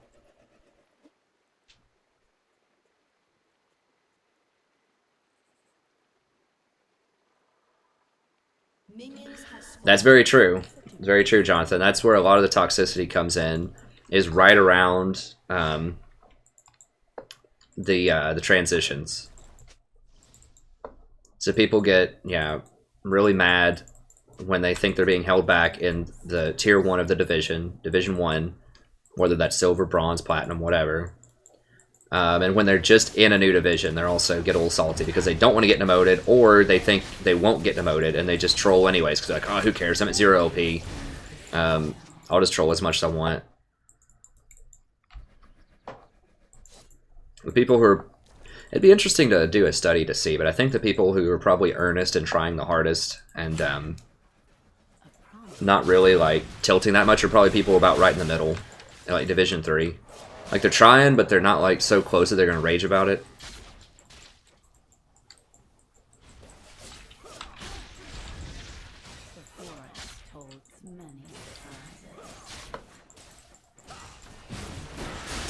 Yep.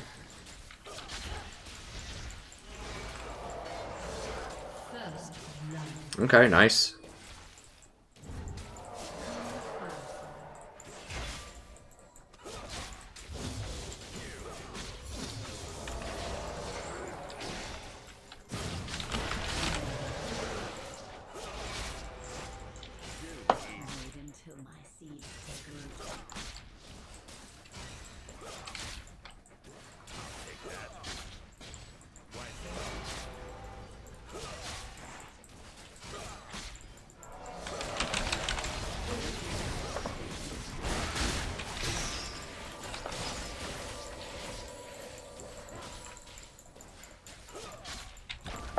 How did he do so much damage to me? I guess he hit me with a thing.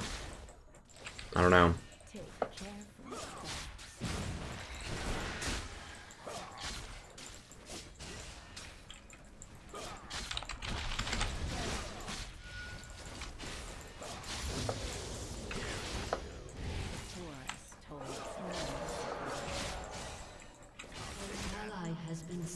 Usually you want to go for Varus, but Thresh is so low that I'm just trying to grab him.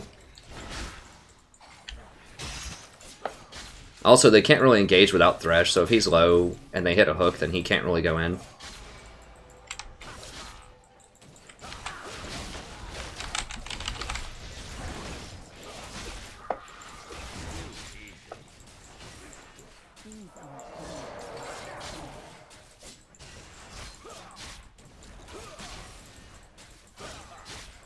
Varus is basically out of mana. I think we're in a pretty good spot.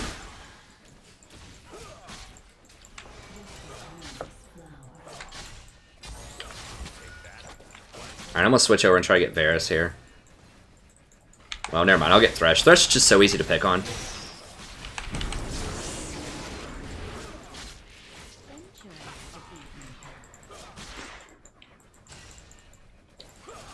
An ally has been slain.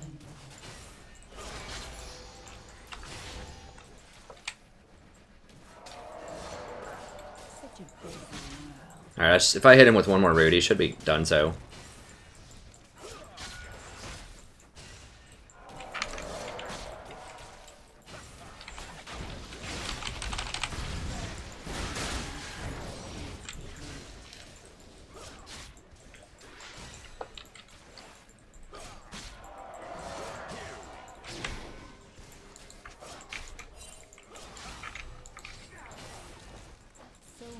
I mean, Rammus is kind of close, but not really. Like, he's going to be too late if Zen shows up here. Which Zen has to be. Okay, he's middle.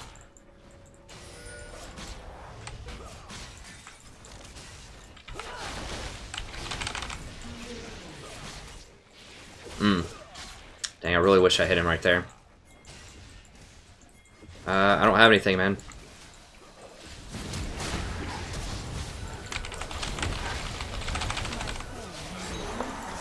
Okay. Jeez. Alright, Zen's middle.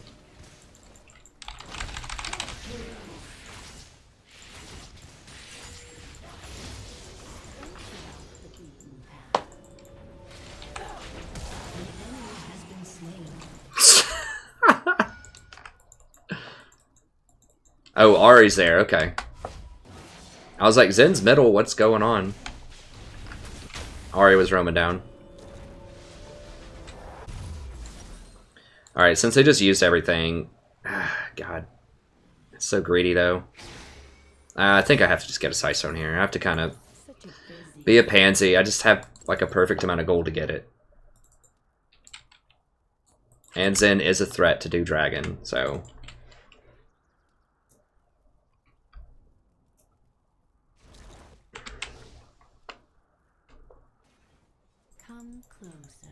Big Papa Draven. I do like Draven a lot. Why are they both there?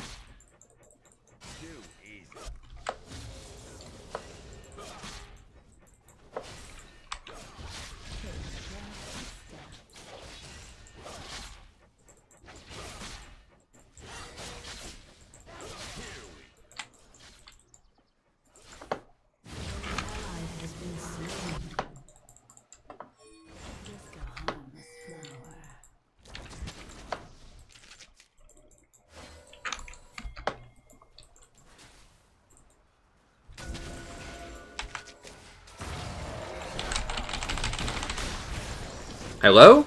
Rammus? Is that you?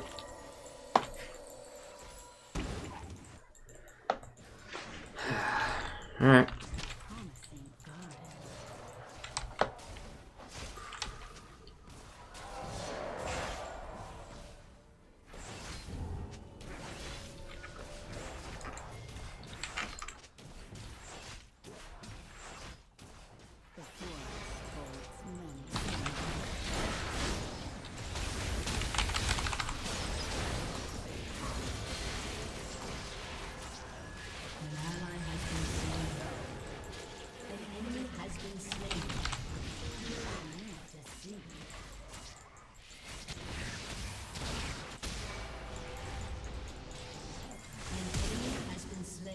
Oh, that was nice. Double cast.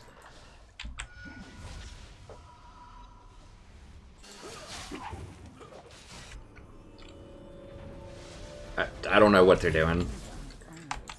They're just like, we can't go bottom anymore. These guys are gonna slaughter us. The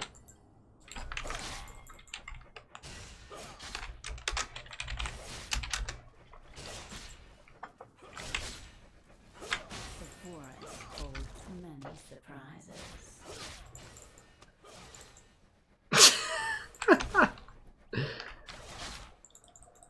Oh god.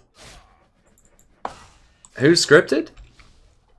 I don't think he's scripted, man. He died, right?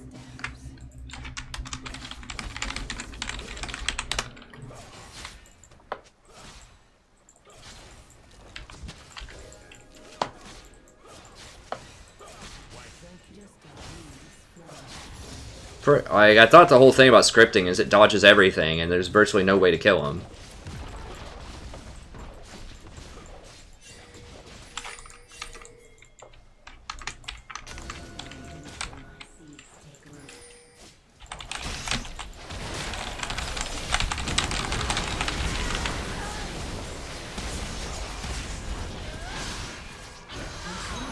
Double kill. Get him, baby.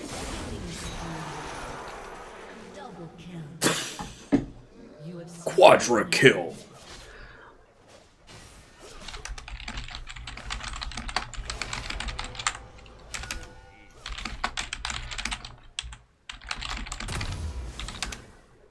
Things aren't always what they seem.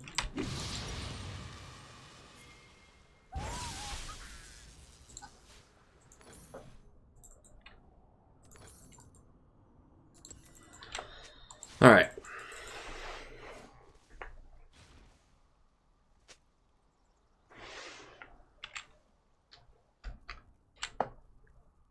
Such a busy world. Your team has destroyed a turret.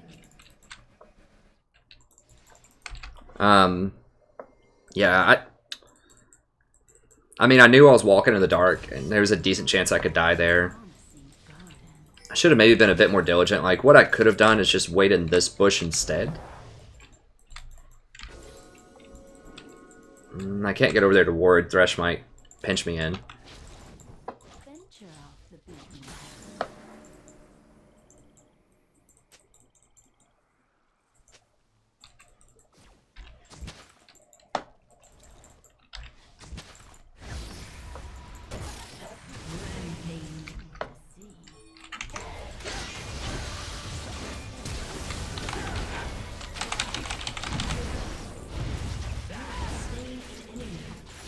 Watch out, I'm scripting. I rotated and hit a skill shot.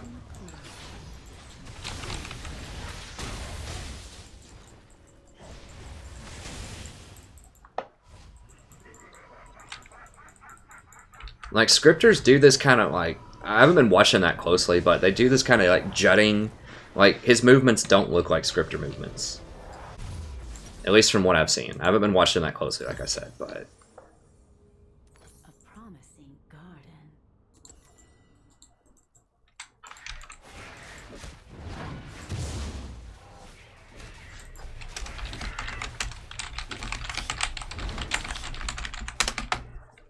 So much more to see.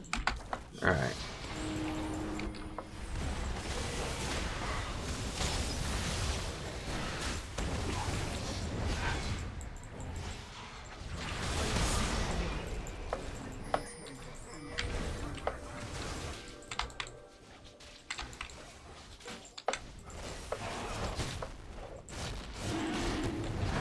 So when you're doing dragon, you just want to do just one plant and save one.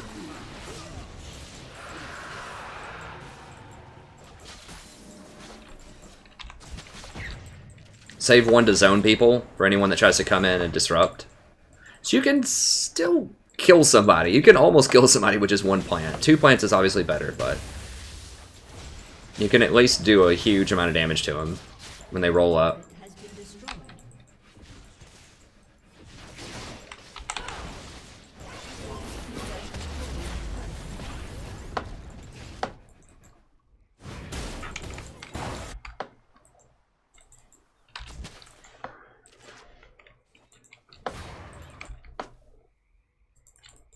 Take care.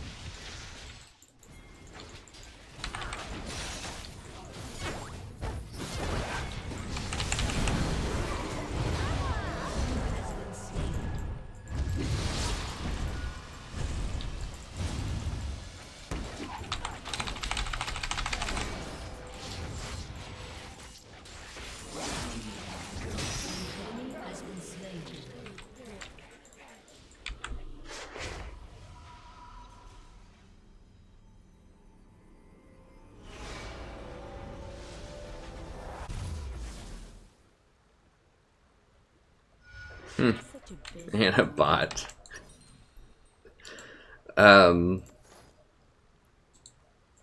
Yeah, someone a couple of games ago, if you just tuned in, accused a, was it a Zen Zhao of scripting?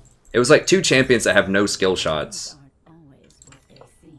I'm like, how does he script that? It's like he has no skill shots, and you have no skill shots that he's dodging with his scripts. Like, there's literally no interaction where dodging or hitting skill shots is involved here.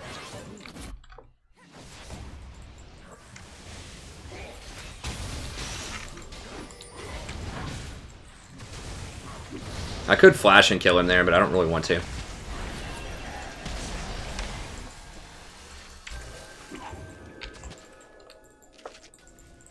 God. Yorick is such a pest. Yeah, get out of here with that. The forest holds many Is that my crab ward? No, it's his ward. I don't really want to use my ward there. I want to use it up here. Draven should be okay. I just want to control this area and just get anyone that's like walking through.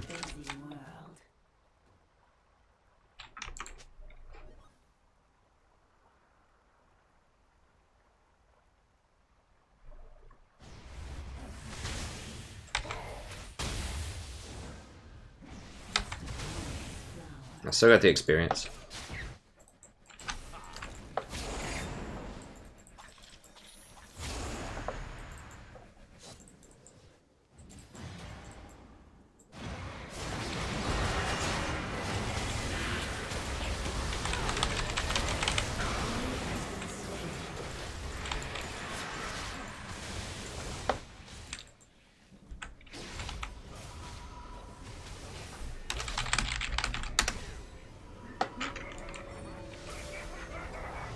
Venture off the beaten path.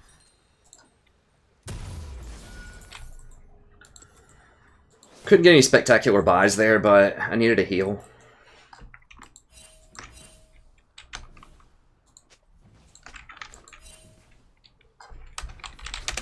She's likely going up there to kill the cannon, I would think.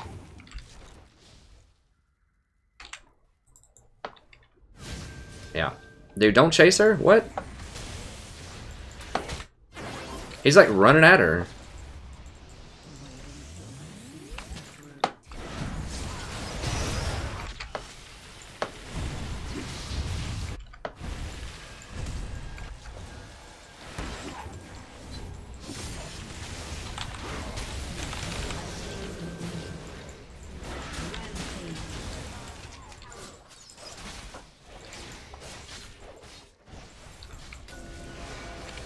Okay, good call. I was just about to pink that.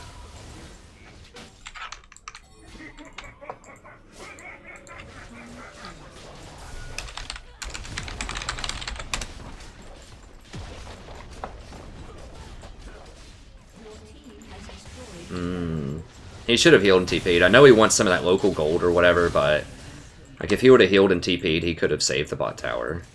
It's not a huge deal, but it's a tower. Like, why give him a free tower?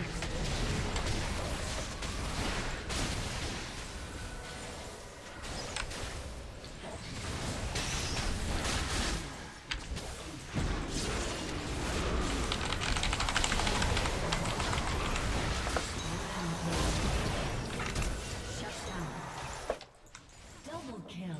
Okay. Take careful steps.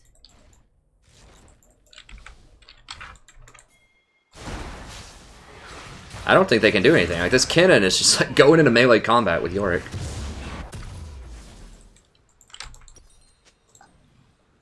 An ally has been slain. Promising garden.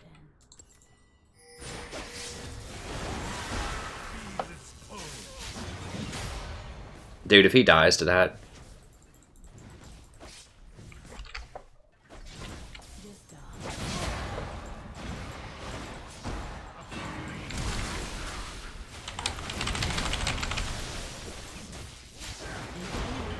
Okay. Like, where the hell is everyone? Like, what's going on?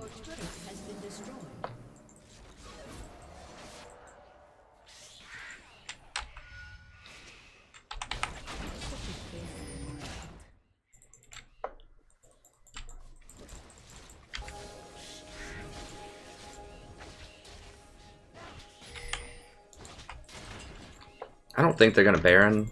There's a risk here. Well, at least he's, you know, admitting it. Can't ask much more than that.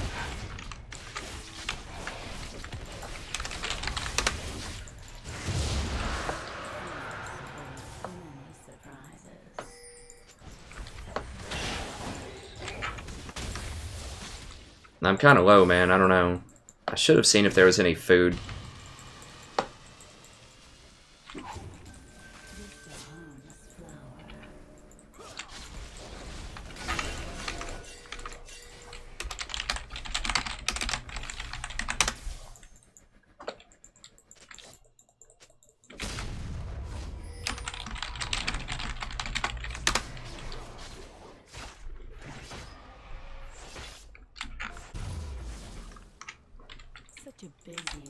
Like, you don't want to get too cocky. We're not, like, overwhelmingly larger than them right now.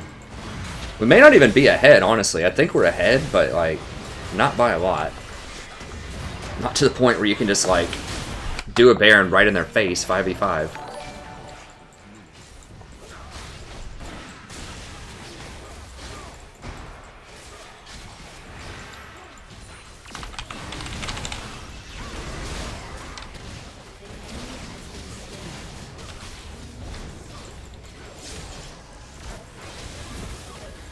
Got him.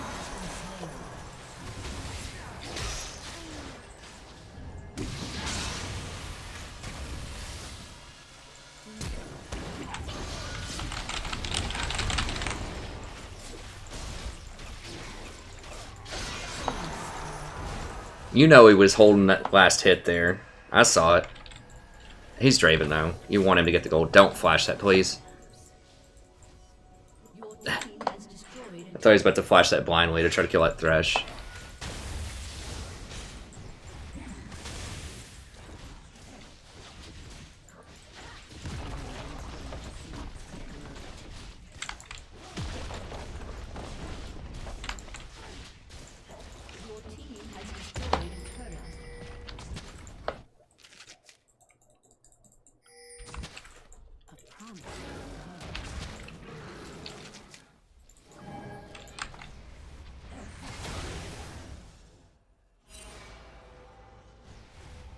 No, I'm out of here.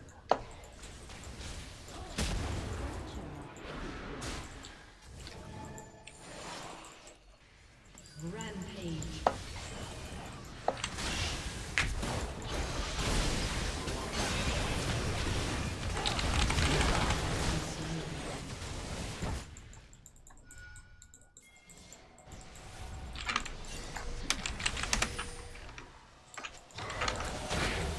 God.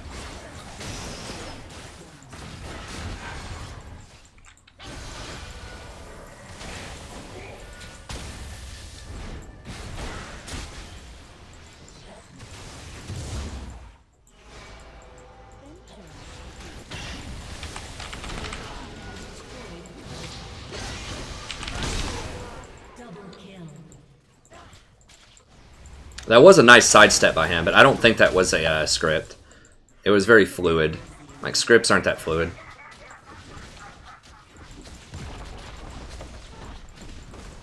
This guy could be a master person who's a smurf or something.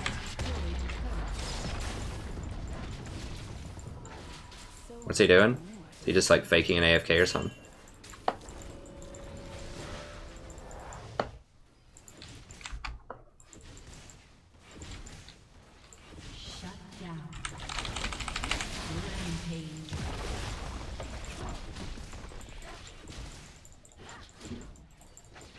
I'm not gonna be able to get the whole thing.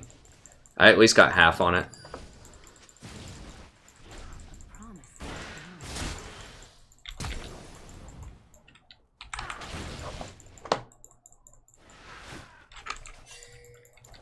Sit. Kennen, please.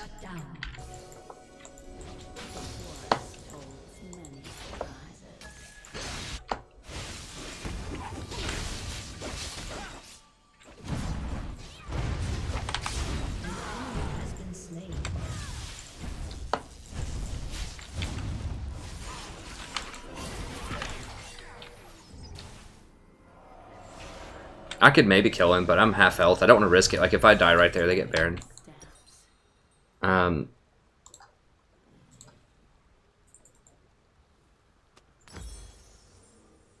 gonna do the same deal. I'm gonna sell that again. Things aren't always what they seem.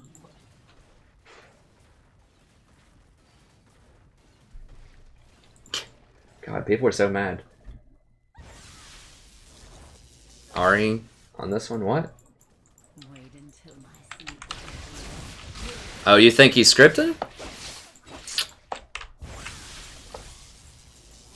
I don't know, like, I've watched videos of scripts. It doesn't seem to me like he's scripting. Scripters don't die 4 times.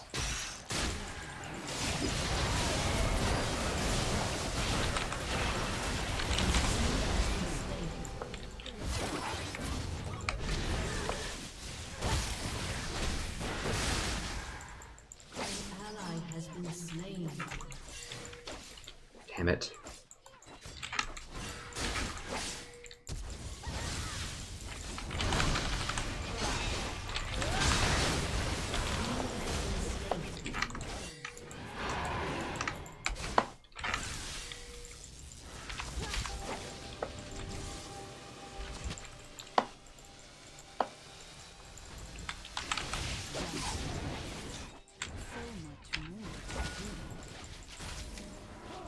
Get all those plants out of there. Cannon hit it.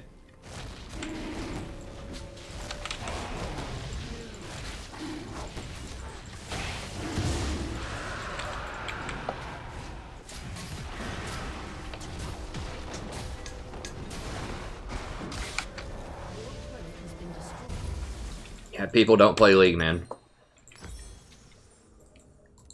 Wait until the seeds There's only like, I don't know, 60 to 100 million people that play League.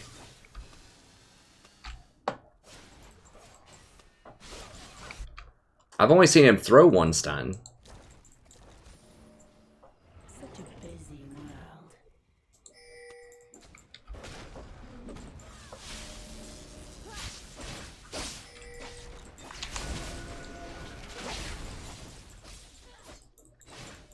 The forest holds many surprises.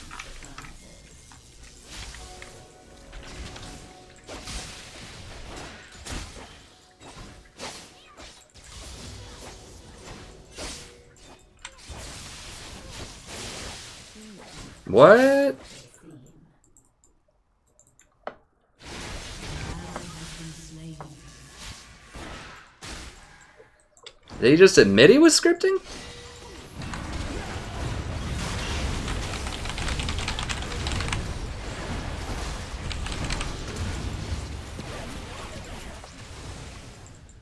He said, I've got another 6 months at least. And then he called somebody a plat reject. So what's his story? Is he Masters or is he Scripter?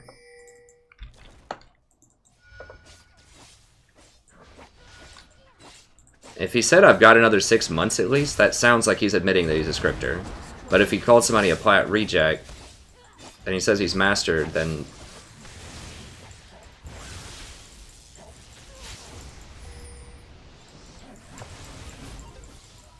I don't know.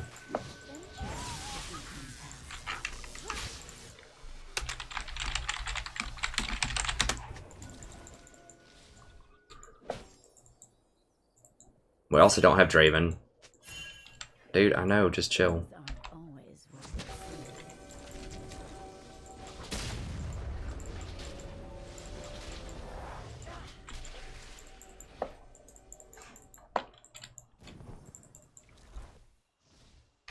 A promising garden. Yeah, I mean, my impression, if he didn't admit An enemy that he was a scripter, was that he was just pretty good. I mean, I've seen him miss stuff. Like, I've watched scripts, and, like, their motions are very erratic and unnatural when they are dodging things.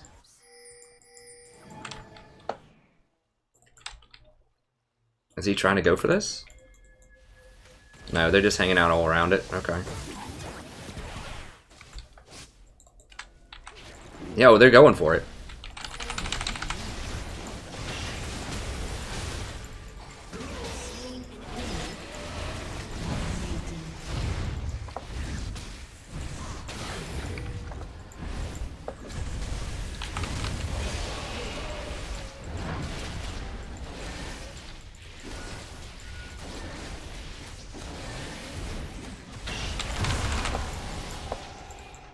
Trying to burst it, but he bursted it harder. Such a busy world.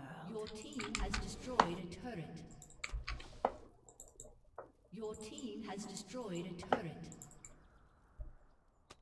Double kill. Your team has destroyed a turret.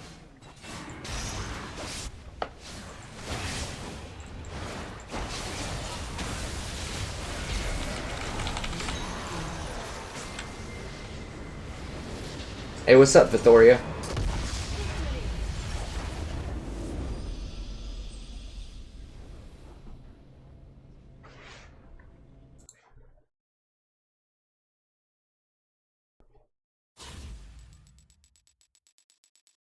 That's right, Epic. We've made it, friend.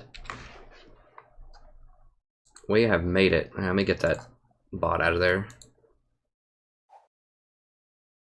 We do get some occasionally. We do have quite a lot of concurrent viewers, I think. There's a lot of people that tune in.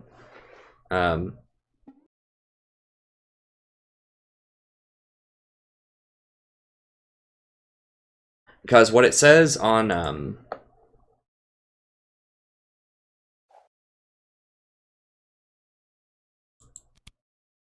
God.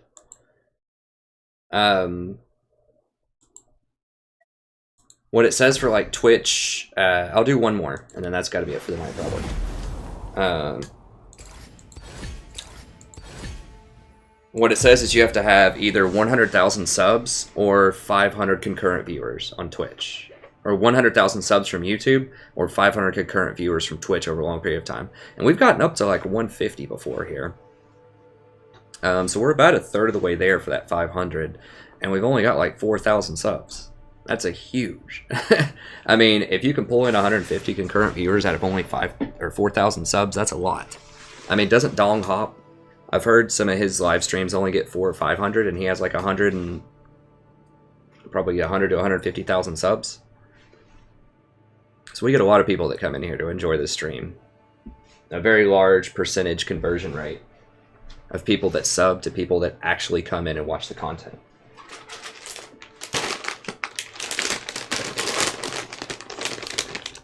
Which is awesome.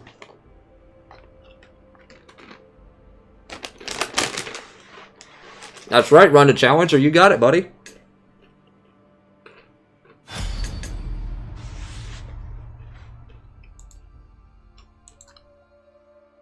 Did you just guess that, or did you hear that from somewhere? Because you're the first person I think that has ever recognized that that's the source.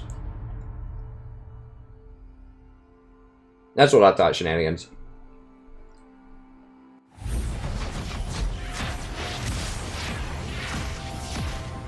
Hey, thanks, Luke.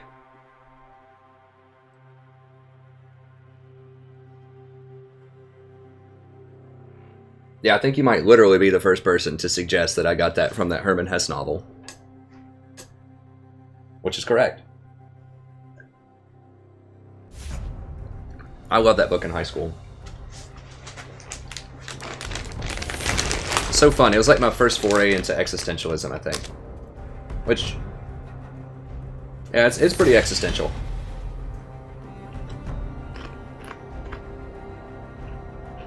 Oh, okay. Excellent.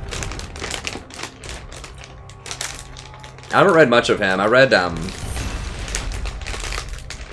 of course liked Damien, and I read Siddhartha. But I haven't read Steppenwolf, although I've heard people say that book's awesome too. He's great. I love Hesse. I love the, early modern German writers. Or I guess early modern is that period in the Renaissance, whatever. The early 20th century German writers. I like, oh dang, it's been so long since I read it.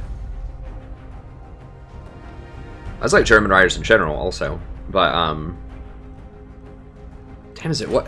It's the, all the sick people. Magic Mountain. That's another great one.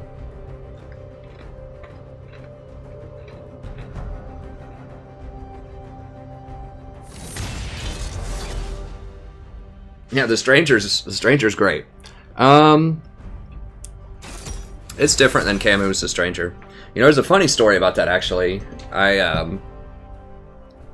About The Stranger. I read The Stranger, and I thought it was fine. It was great. I wasn't, like, really put out or depressed or anything by it. I thought it was cool. I was like, this is an interesting way to see the world. I thought it was refreshing. Once you take away kind of the limitations of expectations and just look at kind of the bare bones of things, communication and what, like, what really matters and stuff like that. I thought that was refreshing, but I met some girl at a party one time, and she fancied herself to be a poet, and I ended up, I've mentioned this before, this is how I met my wife, partially, was I met this girl at this college party. We'll just do Zyra again, just to finish it off here tonight. Feel the thorns. It was like a party where my buddy's friend was brewing his own beer, and we were all going to go out and drink it, and I really didn't want to go because I was tired. I just got off work, but anyways, I went. There's this girl. She was really cute. I was talking with her. She was all into literature and poetry and stuff. Like, this is awesome. And I was just like, she asked me what grade I was, and I was like, I'm a senior. I was a senior at University of Tennessee at the time. And then I asked her what her major was. She said she wasn't sure, and then I was like, well, what grade are you? And she said, I'm a junior in high school. And I was like, oh, God. I was like, why is she out at this college party at like 3 in the morning? But anyway, so I was like, well, can't date her. Don't want to go to jail for 10 years. And then, but then I was still friends with her. Like, I friended her on Facebook, and I told her I would look at some of her poetry and stuff, and it was pretty cool, and we were just talking about all kinds of things, and I was like, you know what? I'm going to give her my copy of The Stranger. I think she'll love it. I was talking about it. It was one of my favorite books at the time, and I was like, I'll give her a copy of The Stranger. So I didn't know where she lived or anything, and she had told me she went to Bearden High School, which is where I went, so I just left it in the, I just gave her my copy of the book, and left it in, like, the office or whatever, and just said, you know, a package for this girl, her name. And then we talked and, you know, just hung out a couple other times or whatever. And then I just didn't see her for years after that, right? And then it was like, well, I guess it wasn't that long. It was probably 2 years later, maybe. Maybe long, maybe 3 or 4 years. She came out to swing dance. She ended up going to University of Tennessee when she graduated high school. And I was still kind of around that area. And I didn't fall prey to it. I was able to resist the temptation, friend. Although many do not. But I was. I mean, she knew what she's out at 3 o'clock in the morning at a college party. Like, she knows what she's doing. She knows what's going on. But that doesn't matter in the legal system, right? Like, minors don't know anything. Anyways, that's a different discussion. But anyway, she was a cool girl. And so I met her at swing dance years ago when I was a swing dance instructor. And she told me, she was like, man, that book really screwed me up for a while, for being honest. You know, it must have been a few years later. Like, she was older. It might have been like 5 years later. So that book really screwed me up. She said she was like, just like really depressed or something, out of something like that. And I just never even thought of that, you know, being like a big deal. But she never read anything like that, and it was just crazy. And I mean, she didn't do anything like crazy or wild, but she was just like, it probably wasn't a good idea to give me that book, pretty much. And I was like, I guess not. I mean, I didn't think it was a big deal, but apparently it is a little intense for 16-year-olds maybe that haven't been exposed to those kinds of ideas. But actually ended up, so how that fits in with my wife is I ended up dating, so this girl's best friend's older sister. That I commented on this girl's poetry on Facebook, and then this girl's best friend's older sister saw my comments and also liked a lot of poetry, and she was 20 at the time.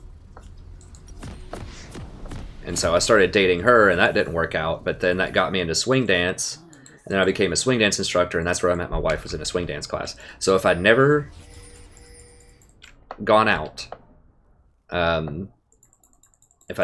that one night, and if I had never talked to this junior, this high school junior that was at this college party, and never decided I wanted to comment on her poetry because she was cool but way too young to date, obviously, then I probably would have never met my wife. So it's just interesting how sometimes some of these events turn up. All right, I gotta ward that because no one's walking over there. 30 seconds until minions spawn. Yeah, Camus. Yeah, Camus' great. If you've never read it, it's real simple read. It's like 150 pages or something. It's written in a very simple style too. It's very terse. So it's nice and easy to read. It's just kind of just a man reevaluating like emotions and purpose and meaning in life. Like it can be heavy-handed, but it's real easy to read and process, I think. But these things that, and it's talking about like judgment in society and why people judge you based on these things and like whether that's fair or not and how you should react to that. It's a really important book, I think, that everybody should probably read. I no longer, it's not my favorite book anymore, but I think there's a time and a place for it. It was very revolutionary for me when I was a young adult. It's like one of those things, it's kind of like a Catcher in the Rye, sort of. It's like a more adult version of Catcher in the Rye. If you've ever read that. By J.D. Salinger. Catcher in the Rye was awesome. I love that in high school. I think every teenage boy would love that book. It's awesome. A lot of girls probably like it too, but it seems particularly geared towards teenage boys or young men. But yeah, it's just like a more adult Catcher in the Rye kind of thing. It was written around the same time too. There's a lot of unrest in the 50s and like intellectual unrest. Like it was a pretty relatively peaceful time, I think, in terms of like the culture, certainly compared to the 60s, but it's like there were a lot of people that just thought everything was a little too glossy.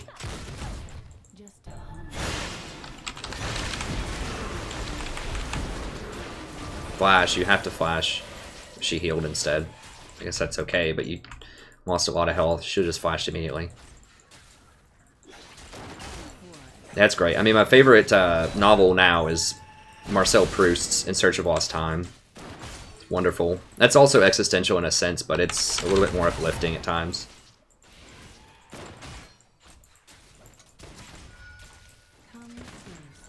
On a kind of related note, if you've never read The Tao Te Ching also, you should definitely read that. It's brilliant, very simple to read.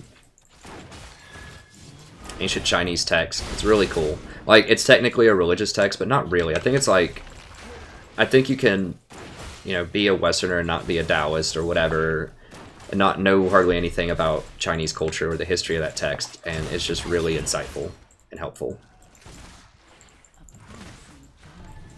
It's just a very, it's basically like a very small, it's just like a collection of wise sayings that are very simple but profound.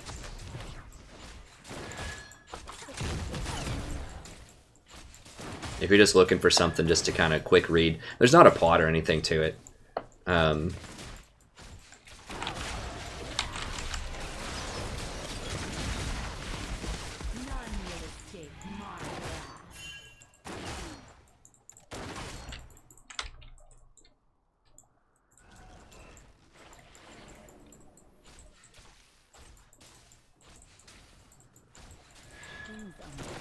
Yeah, I mean, some people don't like Catcher in the Rye, it's fine. My wife was kind of mad about it, too.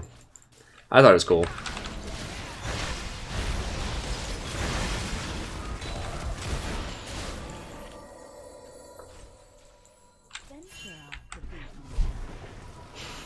George Eliot's, if you like something that's a little more involved, George Eliot's Middlemarch is amazing. George Eliot, I think, is my favorite author of all time. She's who I wrote my master's thesis about. I'm going for Amped Tome. I just go for the kill here. I think we have a lot of kill pressure when we both hit 6, so I just want to capitalize on that. So Middlemarch, Daniel Deronda, both of those are amazing.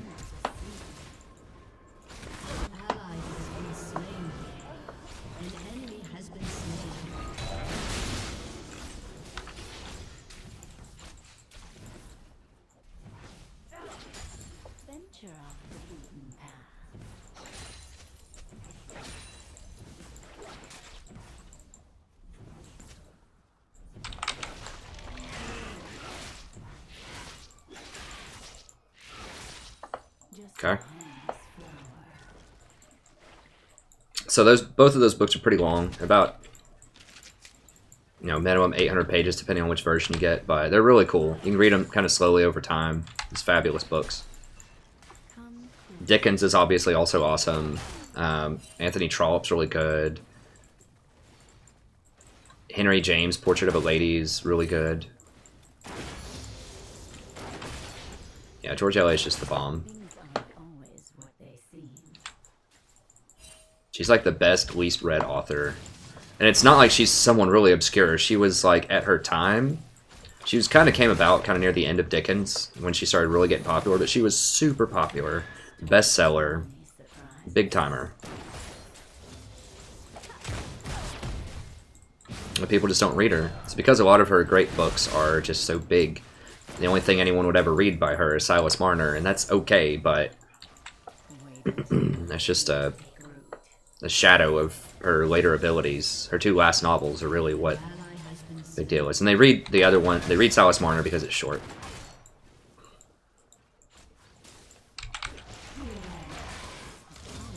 Okay, I popped his shield. It's fine.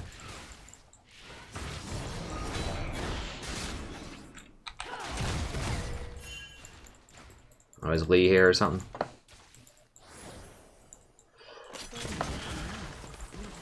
Yeah, let's go ahead and ward for Lee.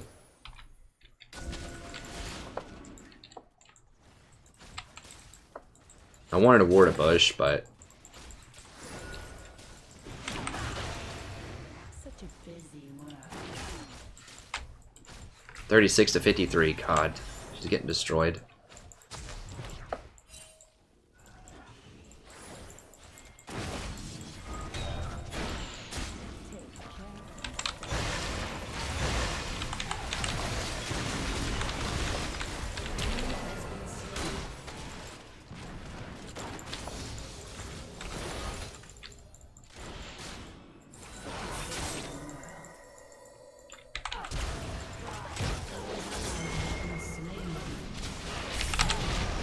Damn, I thought that was Annie. Why are there 4 people here?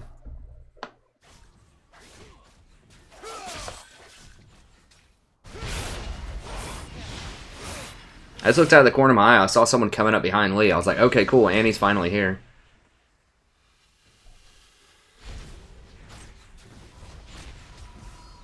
So I should have just kept running.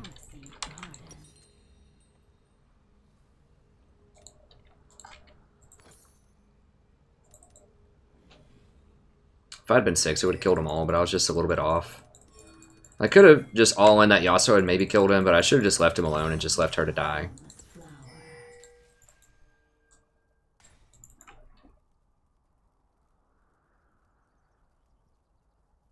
Yeah, Anna Karenina is really good too. Tolstoy's great.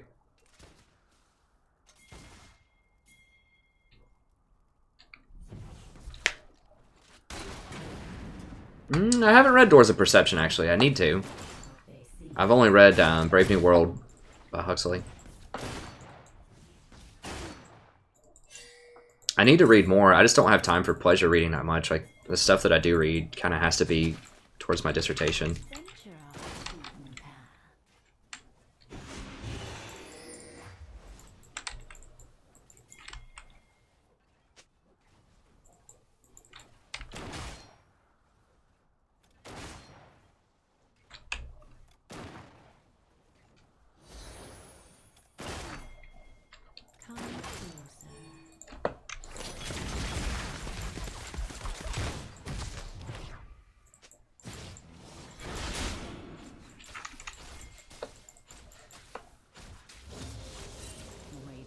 Yeah, so it's coming.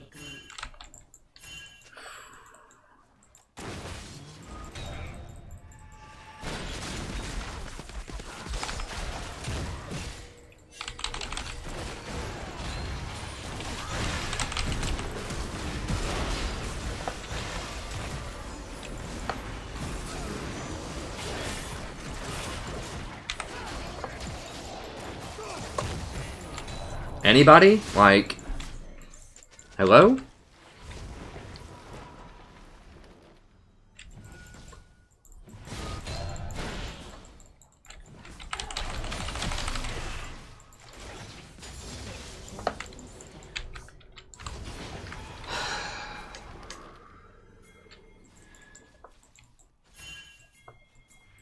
Jesus Christ. So much more. So he's not going to teleport down when we have all of them. I guess this guy auto-filled top or what? Like...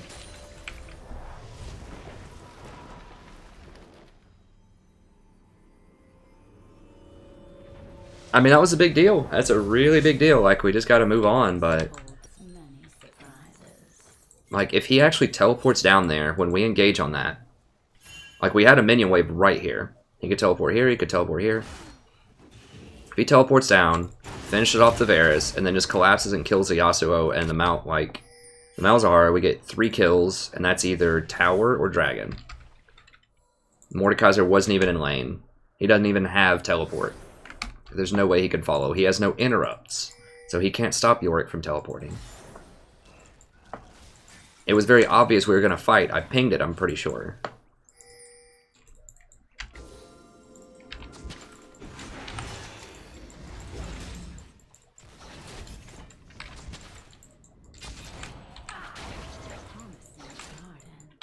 Alright.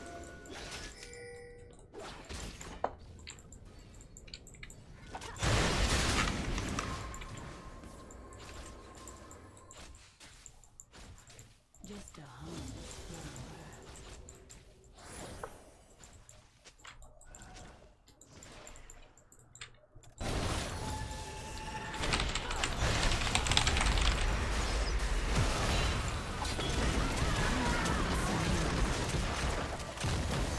Dude, MF ult.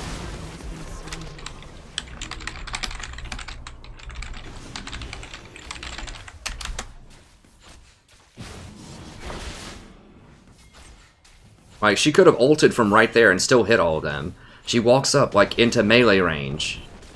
Not quite melee, but she walks up to, like, 400 range to ult. Take care. We know Varus doesn't have his flash. We saw him use it last fight. Your turret has been destroyed. An enemy has been slain. No, sell that. Wait until my seeds take root. We're not fine. Like, we're not fine. We just lost tower. I died, and you died. Because you didn't press ult. Like, you clicked, you said you had ult. Your team has destroyed. You said you had heal, you used the heal. But your ult was like 3 seconds too late. Like, they were already fully out of the Zyra ult.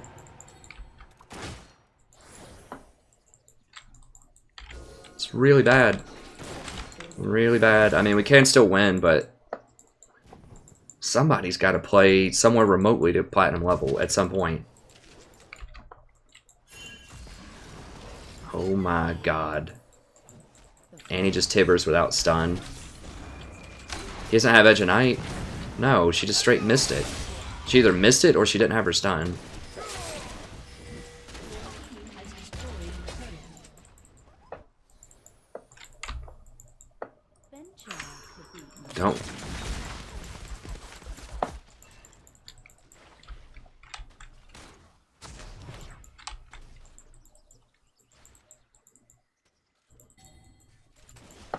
Man, he's got to keep going. That's all we can do. But man, this is disappointing.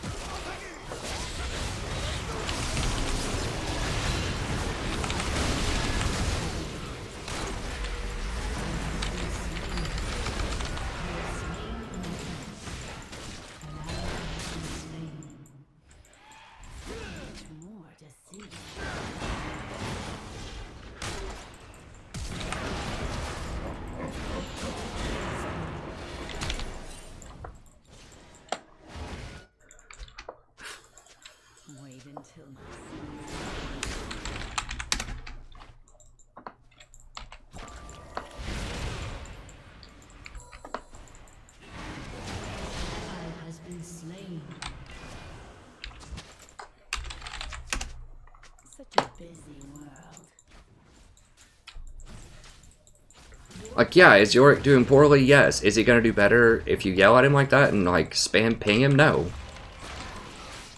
If it doesn't help you win the game, don't do it.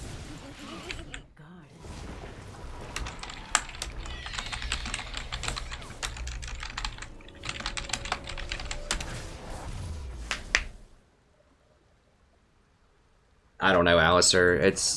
I've been wondering all night. It's always a mystery. You never know quite what you're queuing up for, right? Like, ostensibly, there's some kind of ranking system here, but in actual practice, who knows?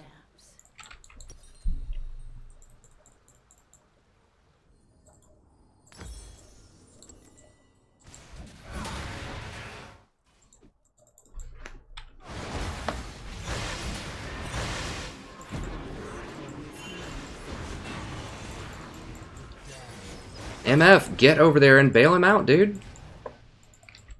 Jesus.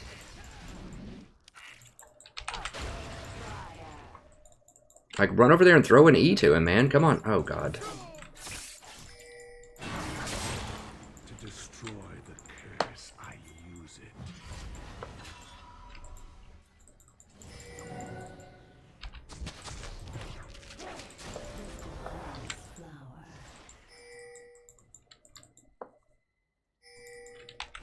Just wait.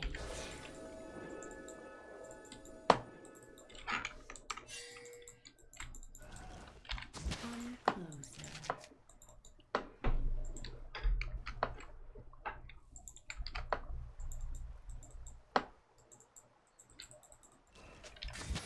Enemy killing spree. Wait until my feet take root. We got ourselves a pinger here.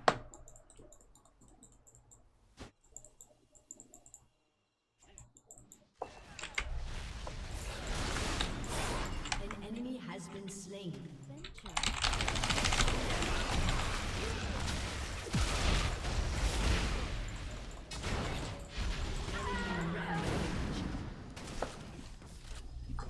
I was just trying to stop him from getting that tower. I should have dodged that Q.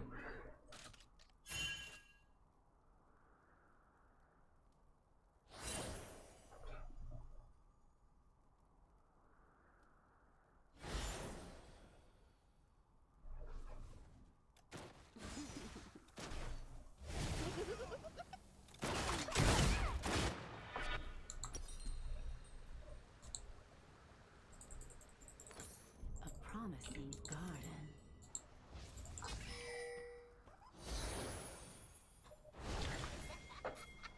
I should have just left it alone, I guess. I mean, I could have just E'd. I didn't need to use my ult there. Enemy has been slain. And I could have just straight up faced up here. I was just trying to be a little sneaky. I don't know. I thought maybe I'd have enough damage for it. I just don't have that yet. Don't die, please, right before... Jesus.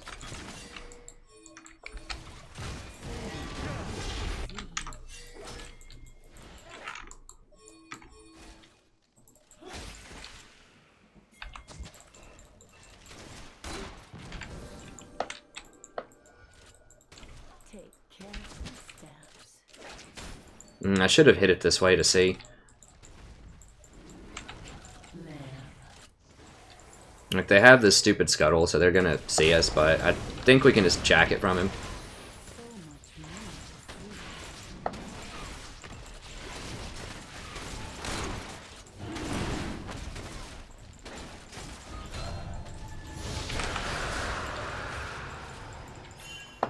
Wait until my feet.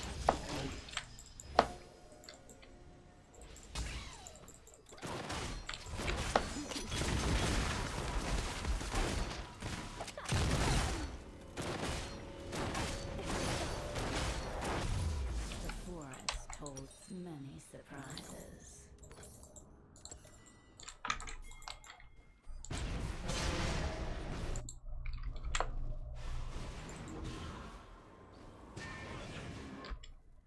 Yeah, low-key, I can tell you after this. Oh god, is he dead? There's 3 people around him, right? I'm trying. God, his Mal's gonna ult him. No.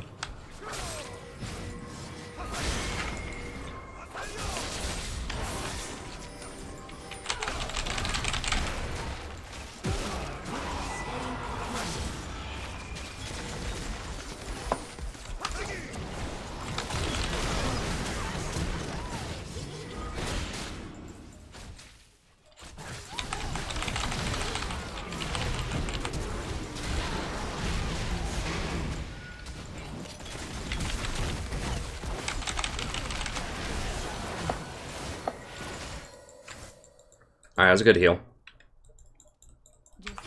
All's dead. We got 4 of them. Destroyed a turret.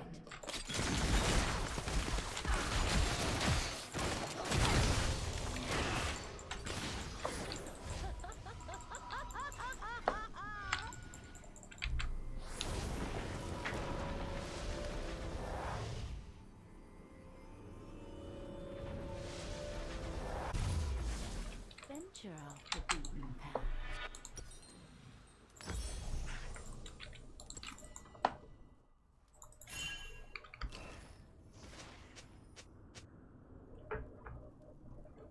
Yeah.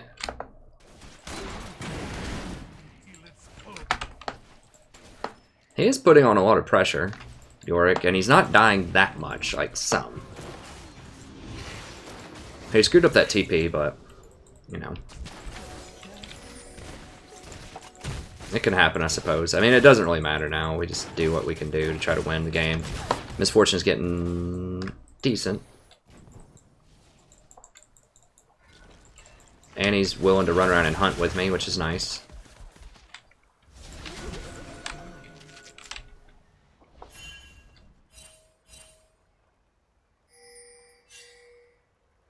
I need to get a kill first.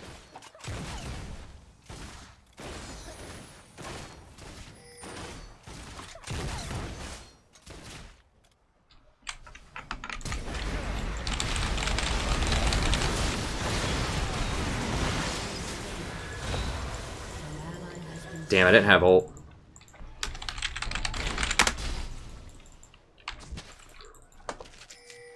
Come closer.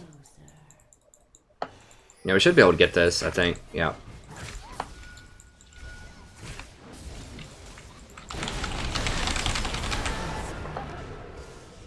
Shut down. I knew Varus was going to be there. I should have just left it alone, I guess.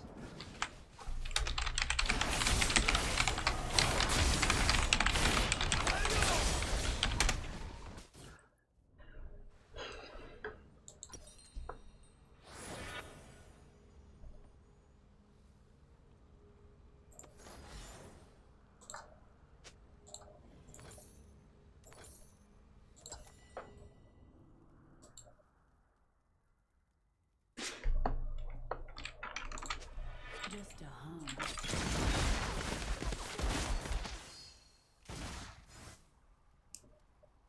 Hey, thanks, Ron. Yeah, there are some intellectuals out there for sure. I mean, I teach at a major American university. I teach persuasive writing and British literature. So it is really nice for me to run into someone. Like I said, you're the only person that has ever guessed that's where my nickname came from. Most people say it's the Sublime album or whatever. I've never even heard that album.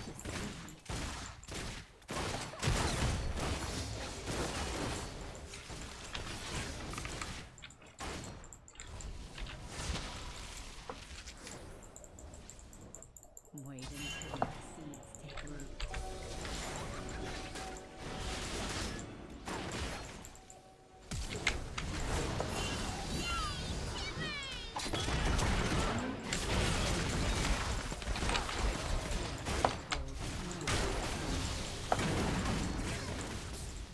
She needs Proto Belt. Now, I'll just go ahead and get some vision around here.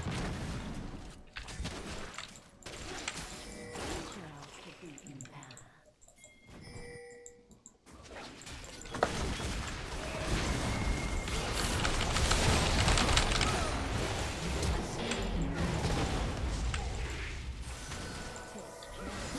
They're all like blocking each other. Okay, got him. Has been slain. Oh, we got him.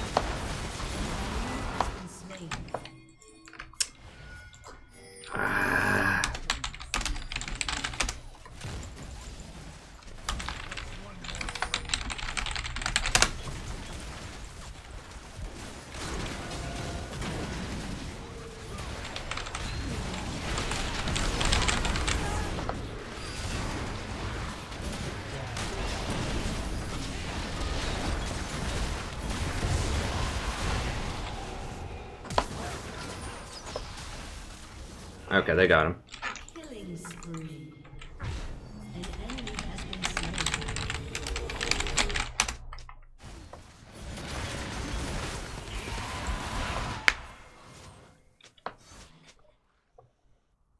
See the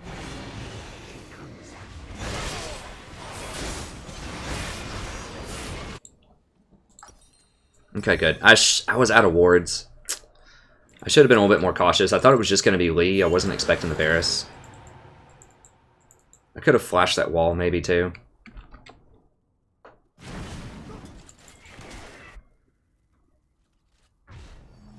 Hey, thanks, Frankie. I really appreciate it. Hopefully I can play some Nautilus again soon. I think I've got a couple more I might be able to release. It's really rough on the tanks right now, but they're going to make a comeback. They might even make a comeback next patch. I know they're going to nerf Edge of Night, which is the real hard thing for Nautilus, because when all these people come rolling up with Edge of Night, you can't ult him unless you hook him first. So it's a rough time right now for old Nautilus, but I think he'll be back. He'll be back. I think it might be next patch, so just...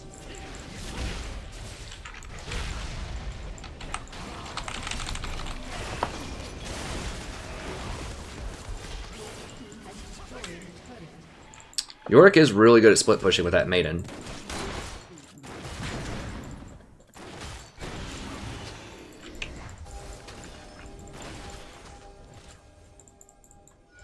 ZZ's also pretty nice on Yorick specifically because he's so good at split pushing.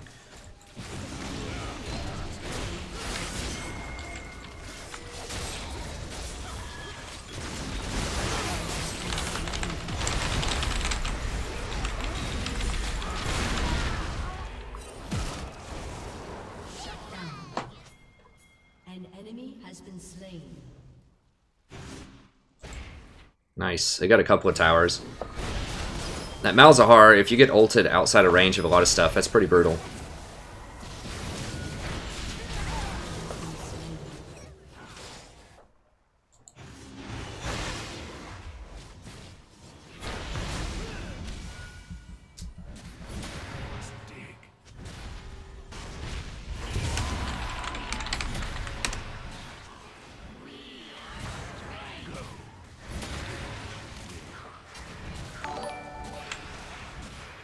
Your team has destroyed a turret.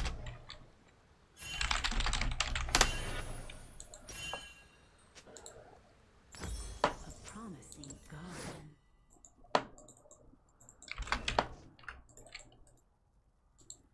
Now we still do...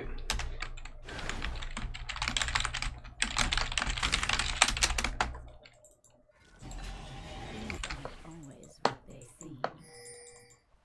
in anon. about 30 seconds.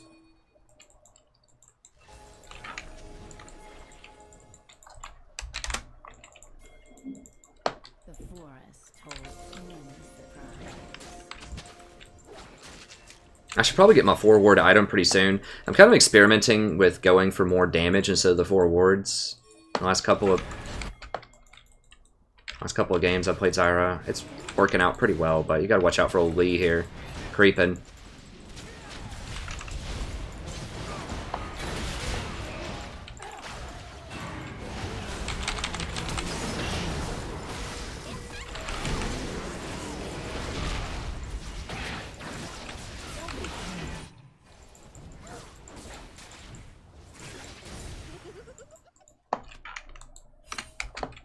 Your team has destroyed.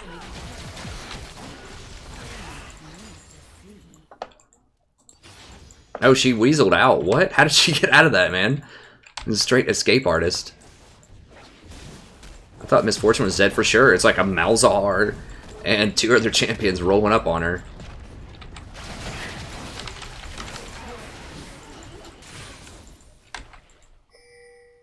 Let's put some damage on it. I mean, they may not rotate over here fast enough.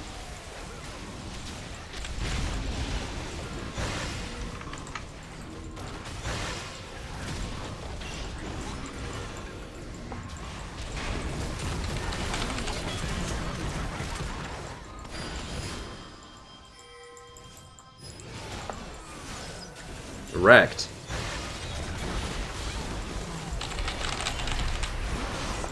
Get me out of here! I couldn't ult him.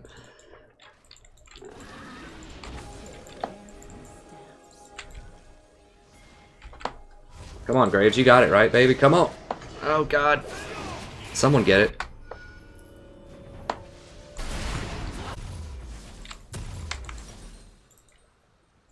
Your team has destroyed an Nice. There we go.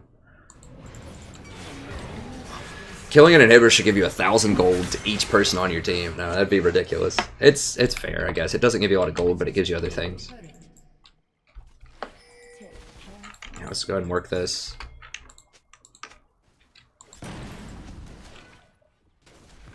Your team has destroyed a turret. It depends on what you mean by best, Mark. If you're looking for another AP support or a damage dealing support, I think Miss Fortune's pretty good, although she's used to counter Malzahar. Just wait. And Zyra. If you specifically want like the third best AP support, it's probably Vel'Koz, maybe Brand. The forest told clues.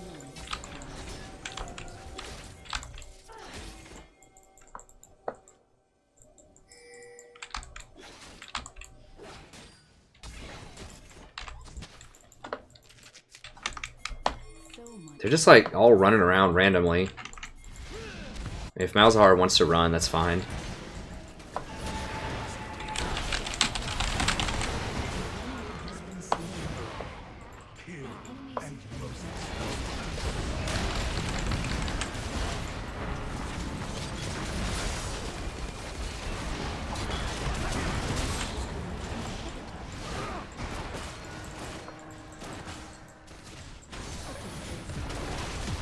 There we go. We got him.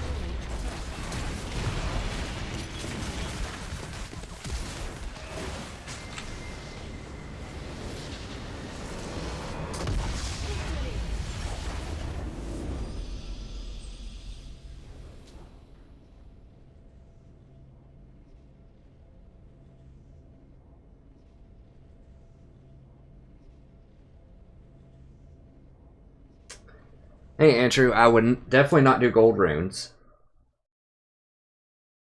That's going to be it for the games tonight, so stay and hang out if you want for, you know, maybe another 5 or 10 minutes, and I'll try to answer any questions that people have. Overall, we did pretty well tonight. I mean, we lost the promos. We had kind of a rough patch in there, but we did okay. We'll get back there tomorrow. We won our 2 Zyra games, so we kind of won like 4 in a row. I think that was today. I can't remember. We won 4 in a row, and then we lost 4 in a row, and then we won our last 2. So kind of back and forth. But the gold runes are not very efficient. Like, you do get some gold over time, but just think about it this way.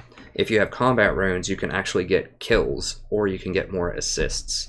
So don't think of gold just as nothing else offers you gold. Think of it as, well, if you had armor runes instead of gold runes, for example, then you may have been able to fight that all in and either get the kill or get the assist, which is worth a lot more gold than the gold over time. In addition, you know, if you get more of an advantage, then you get towers, you get dragons, that's even more gold, more stats. You want to think of it that way. So you want your gold, you want your runes to be very good early game runes as support. You don't want scaling runes because supports still don't get to a very high level typically. Let's see, usually I think I'm like, you know, level 14 or 15. It's a little bit better on this patch. They give you more experience, but, you know, a lot of games, I'd probably say my average is about level 14 or so. And scaling runes don't even start kicking in until level 9.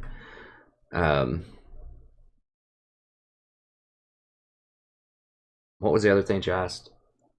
The second gold item. I mean, I would only do that on something that uses Eye of the Watchers, so I would never upgrade coin, just sell it later. And I've lately not even been upgrading to Eye of the Watchers. Like, that's debatable. I'm just trying that out. Eye of the Watchers is really good, but you got to keep in mind, once again, if you upgrade the gold item, it seems like, yes, you are going to make a lot more gold over time, but you're delaying your big power items, whether that's Redemption or Leandry's. And once again, that's going to slow down your combat effectiveness. So, yes, you do get a bit more gold off of that, but will you get less kills? Will you get less assists? Will your team take less towers? Will you deny gold and assists from your enemy? It's debatable. I mean, I talk about this in my frequently asked questions right here. I do a little bit of math for you. So I'll post that up.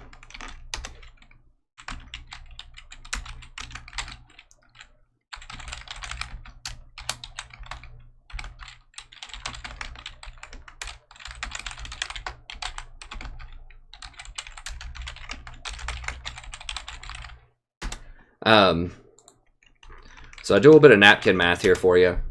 All right, it's question number 2. Why do I sell the gold items? So I show you kind of how the efficiency works in different ways. But in general, the gold items are not really worth it unless they have other stuff going on as well. And right now, I think you just sacrifice too much by getting the gold items. It just slows down everything else. You know, the one that I said that's useful, which is Eye of the Watchers, because it gives you nice AP, it gives you nice mana regen, it gives you cooldown reduction, and it just so happens to give you gold in addition to having a 4th ward also.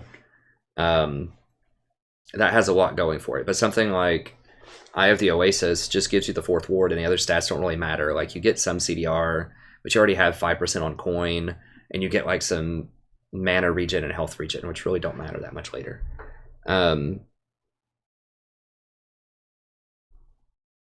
Yes, that's exactly right, Josh. You sell the starter gold item, and then if you are getting redemption and locket, then you get Ruby Sightstone.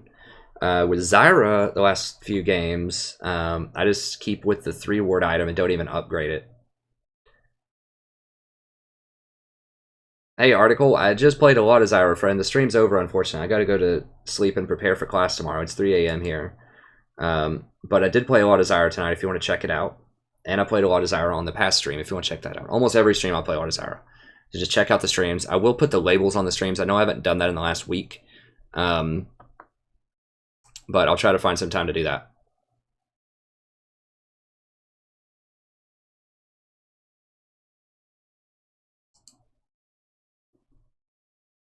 Yeah, we'll just get him out of there.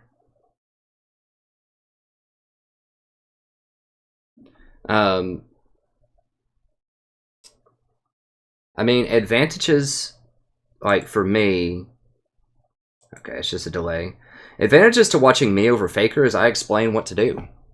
I mean, if you want to watch pro players, you know, you can watch LCS or you can watch Faker or whatever, and that's fine. That's a way to watch. But, you know, if you want to learn how to become a better player, Faker's not going to explain that to you. The LCS commentators aren't going to explain that to you. They do a little bit. They kind of explain stuff, but... you know, it's just a different style. Some people want to learn how to become better players. Some people just want entertainment. You know, I try to do a little bit of both here, but... Oh no. There we go. But yeah, I mean, it's just a different style of channel.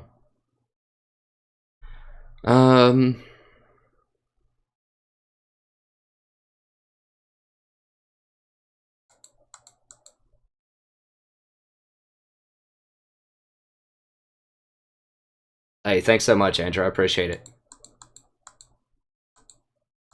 So I will, you know, like I said, I do play Zyra a lot. This stream's just over, unfortunately, but I will play her more in the future as well.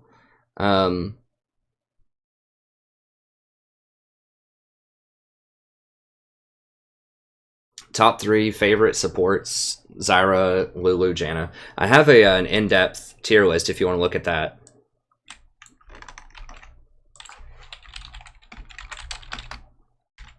And I highly recommend that you do.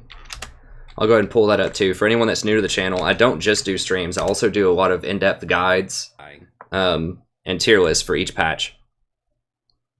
So this is my 7.4 tier list. They're pretty long. This one's longer than usual. Usually they're about 1 to 2 hours, but I also put in a whole lot of timestamps. So you don't have to watch the whole thing. Think of it as like an audiobook with chapters. So you can go through and just find out what you want to hear about. So you want to hear about the Last Whisper changes. You want to hear about what do I think about Zyra on the current patch. You want to hear about what do I think about Misfortune on the current patch. Or you just want to read it and just see the tier list. That's the tier list right there. And then I give you a Google Doc as well, so if you click on it, you can go through. So if you skip part of it, let's say that you skip the first part and you just want the tier list, but you just want to know like my overview of what I think changed in the patch, like how the meta is going to change, you can just skim down, read over that if you want to. There's lots of nice spacing.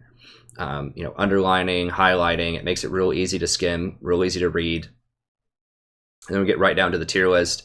And with all of the top 10 picks, then I give you a mini Google Doc with it, where if you click on it, you can see who the champion's good with, who they're good against, who they're bad with, who they're bad against, recommended items, runes, and masteries for each champion.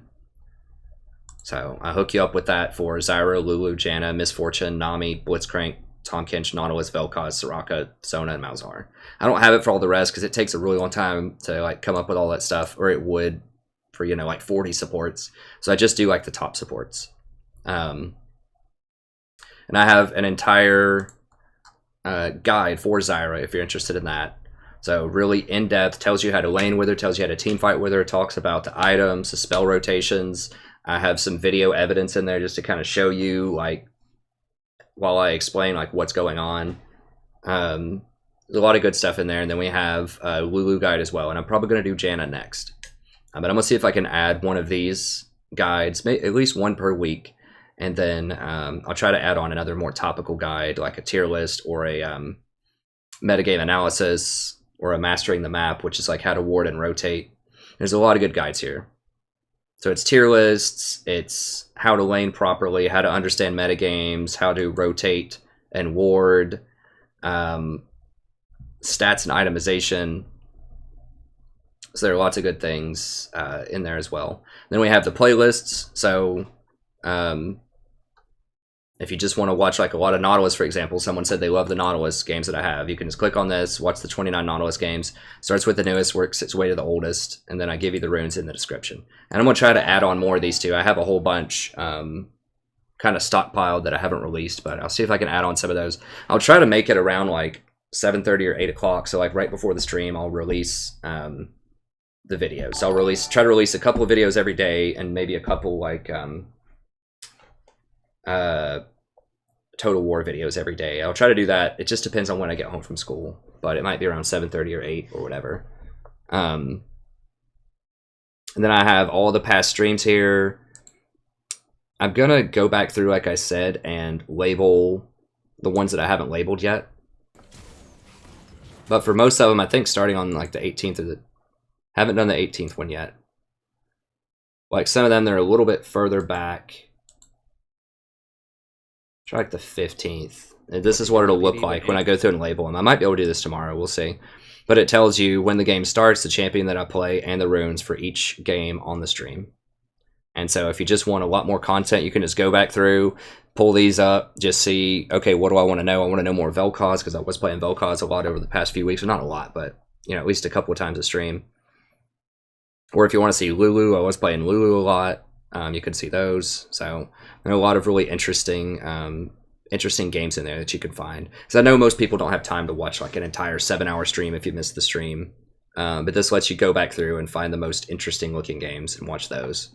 So like I said, I haven't done that with the games for the past week or so, but I'm going to try to maybe do that tomorrow for you. Label all those, and I'll see if I can at least get a Janna guide together by Wednesday. And then I have Total War Warhammer if you're interested in that. It's legendary campaigns, no auto-resolve abuse, no assassinating lords. It's a good time. It's a small minority of the community right now, I think, that watches those. But, you know, they're dedicated fans I've had for quite a while. I used to be more of a Total War channel, like back last summer and early fall, and then I switched over to doing more League. But so League's my number one game by far, but I still do some Total War, and I want to do some XCOM and maybe Civ 6 sprinkled in there too, just for a dash of variety. Let's see here. Let's see if there's any last questions. Hey, thanks, Frankie. I appreciate it. Hey, thanks so much, the Red One. I'm glad you're enjoying it.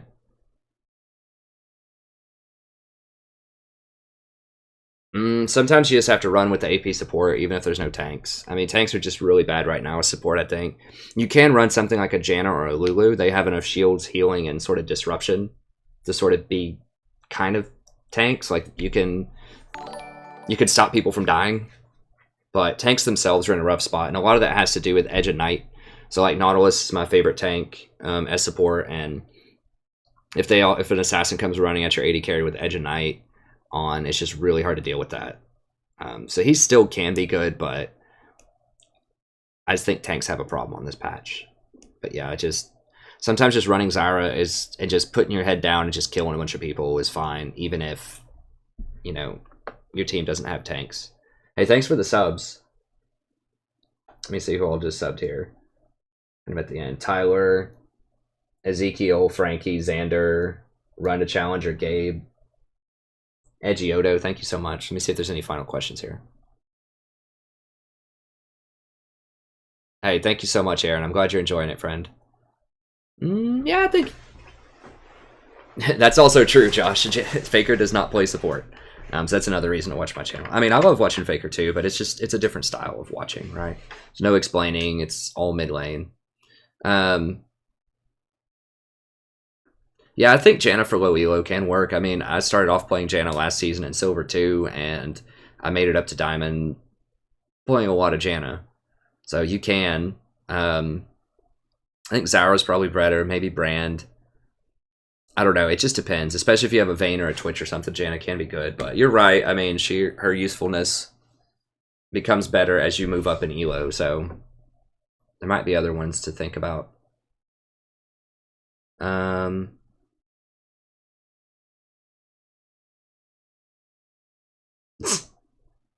Spam Kappa, nice.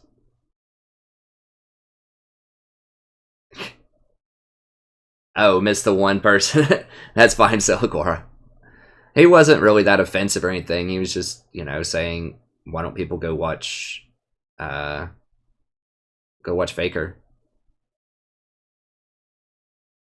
I don't think. I mean, I didn't see his earlier messages.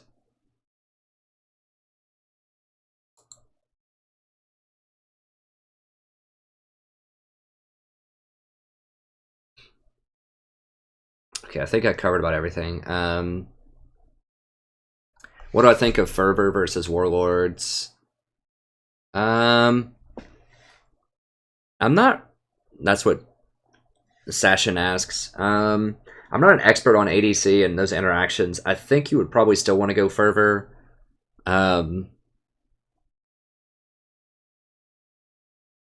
But yeah, I'm not an expert on it. It probably depends on the lane too. You know, if you're against a really hard lane as Ashe, so let's say you have Ashe and Thresh or something, and you're against Draven and Zyra, you'd probably take Warlords. So if you think you're not going to have a hard time in lane, probably take Fervor. If you think you're going to need to heal, probably take Warlords. I think the new Bond of Stone is going to be bad. I could be wrong about that. It depends on what the numbers are, but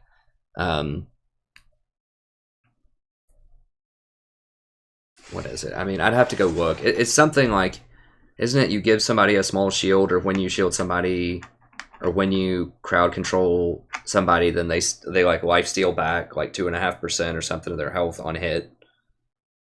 I'll have to evaluate it once it gets released in its final form. They change stuff around in the PvE a lot. I don't think it's going to be enough to bring tanks back. I think what would bring tanks back is if they go through with the nerfs on Knight's Edge and the nerfs to Misfortune, and I think they're nerfing Ghostblade also. If they just nerf the lethality stuff and the champions that are really good with it, then you might see tanks back. Primarily Edge of Night, if that gets nerfed and people don't play it anymore, that's the big one. Because most tanks rely on some kind of crowd control and initiation type of spells to deal with squishies. So, particularly Nautilus. So if they get rid of that item, if they knock it out of the meta, that helps him a lot. Don't play Earth. I think they should be running Fervor right now, most ADCs, but we'll see. Oh, links to the books. Okay. I mean,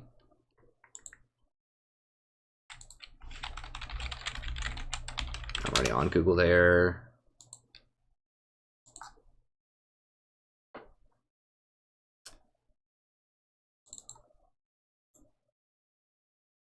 Let me add a new. I'll just add them to the Google Doc here.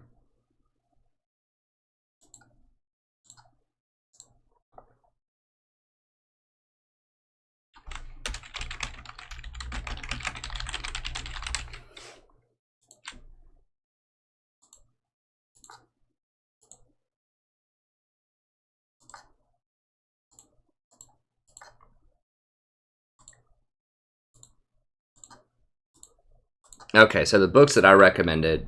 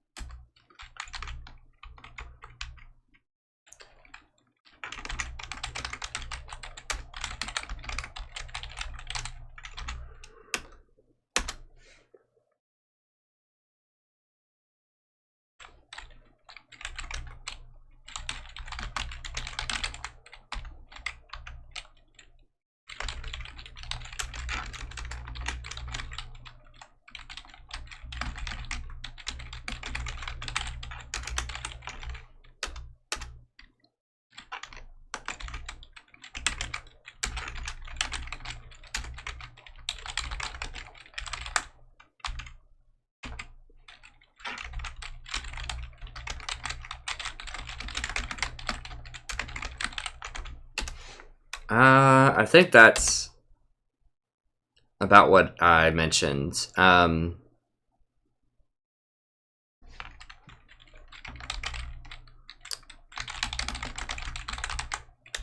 just say Dickens. Everyone knows who Dickens is. But I think my favorite Dickens is Great Expectations. There's this other one that I read for my exam, too. Crap, what is it? Where they're all in the jail. That one's pretty good, too. They're all in the debtor's prison. Little Dorrit.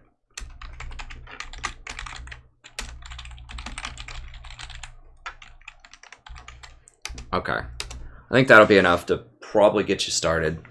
If you like 19th century. Marcel Proust is not 19th century, but these are... I can't remember if Trollope has an E or not in it.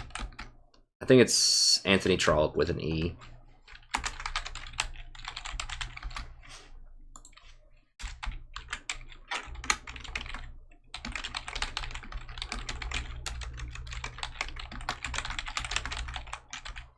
The Way We Live Now is pretty good. Okay, so that's stuff that I would recommend. Oh, and we were talking about Camus, The Stranger. If you wanted that existential novel that we were talking about.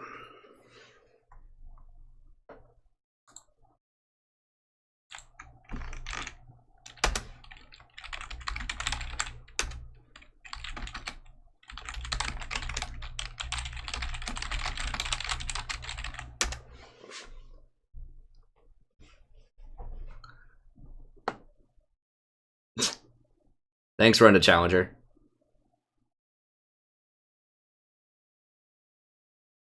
Yeah,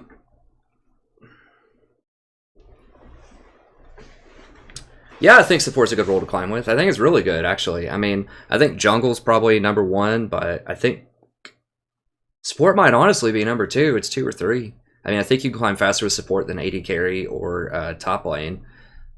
It's debatable whether mid lane would climb faster, but like a big part of support is like you control the vision, and controlling vision is so key to winning games. Like controlling visions, shot calling, making plays. That's what it's all about. And you got to remember that support is really the one that dictates most of bottom lane for the first 15 minutes too. Like you're the one that does most of the damage. You're the one that initiates the fights or peels people. You're the one that either prevents ganks or helps ganks actually happen. Like most AD carries just sit there and farm for the first 10 to 15 minutes of the game. So it's really, really important. You're basically the keeper of the bottom lane when you're support. So you're really looking after 2 roles when you play. So yeah, I think it's super important. Hey, thanks. I'm glad you guys are enjoying it so far. I love talking about the intellectual stuff. I mean, if I have time, if we get bigger on the side, I wouldn't mind talking about other topics like teaching or different aspects of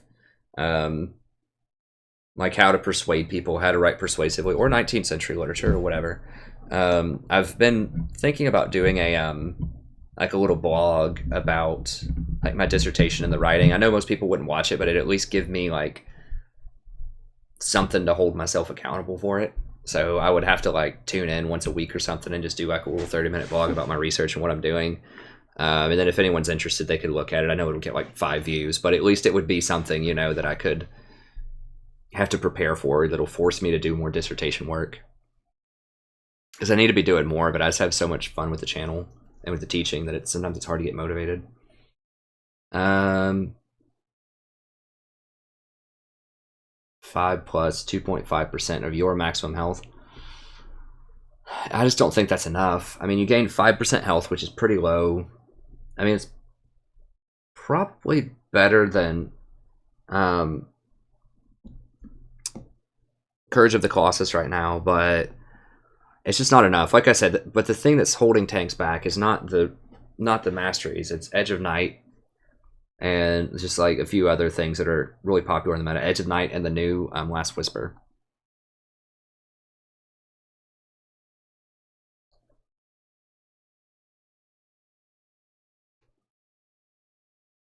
Wow. I mean, there's stuff that I've never read that I should have read. You know, there's quite a few things. There's just so many books, but I have read some Hemingway. I haven't read a lot of his novels. I think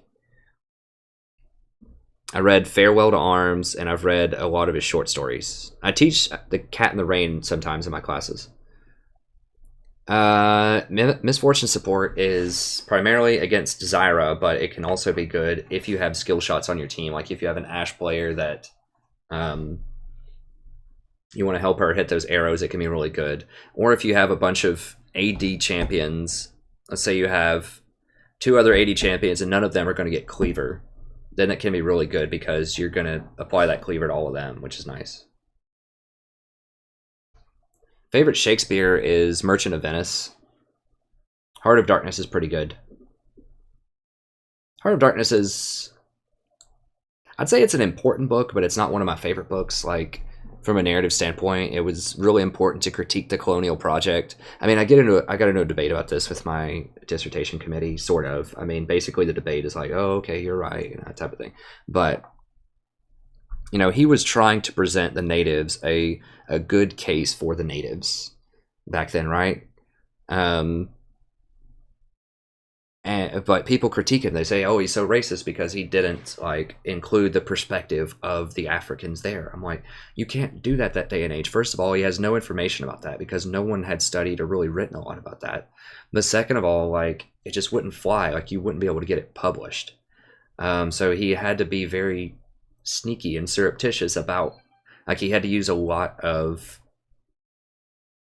you know, a lot of hint, hint, wink, wink kind of stuff in Heart of Darkness, right? So, I mean, it's pretty obvious that the Empire is the darkness at the end, but, you know, you can't go too far, right? And everyone's like, oh, well, he should have been able to do it. He should have known. That's like saying, we should say that, you know, books from the 1950s or something are stupid because they don't mention the internet, right? Like, it didn't exist. What we consider today post-colonial critique or post-colonial studies or all this other stuff just didn't exist. So to hold him accountable to our moral and political standards that we have in place from like 100 years ago or 100 years later is just not fair. Like, I think he was being as progressive as he could be for that era. You know, if you go too far, then you won't get published and no one will hear your message. So I like Heart of Darkness. I think Conrad's good. I think I liked what he was trying to do with Heart of Darkness, although it gets critiqued as being very imperialist. Most notably, Eshebe really hated it. He hated Conrad in Heart of Darkness, but I think he was doing the best that he could, given the era. Hey, Aaron Marshall, I stream Monday to Friday starting at 8:30 Eastern Standard Time. And then it usually goes till about 2:30 or 3, depending. And then I'll spend, just depending on how many questions people have, I'll spend, you know, 10 or 15 minutes at the end of the stream just answering questions and wrapping things up. Okay, that's going to be it. Thank you very much. I hope you enjoyed it, and I'll be back tomorrow at 8:30. Have a wonderful evening. Thanks for coming out.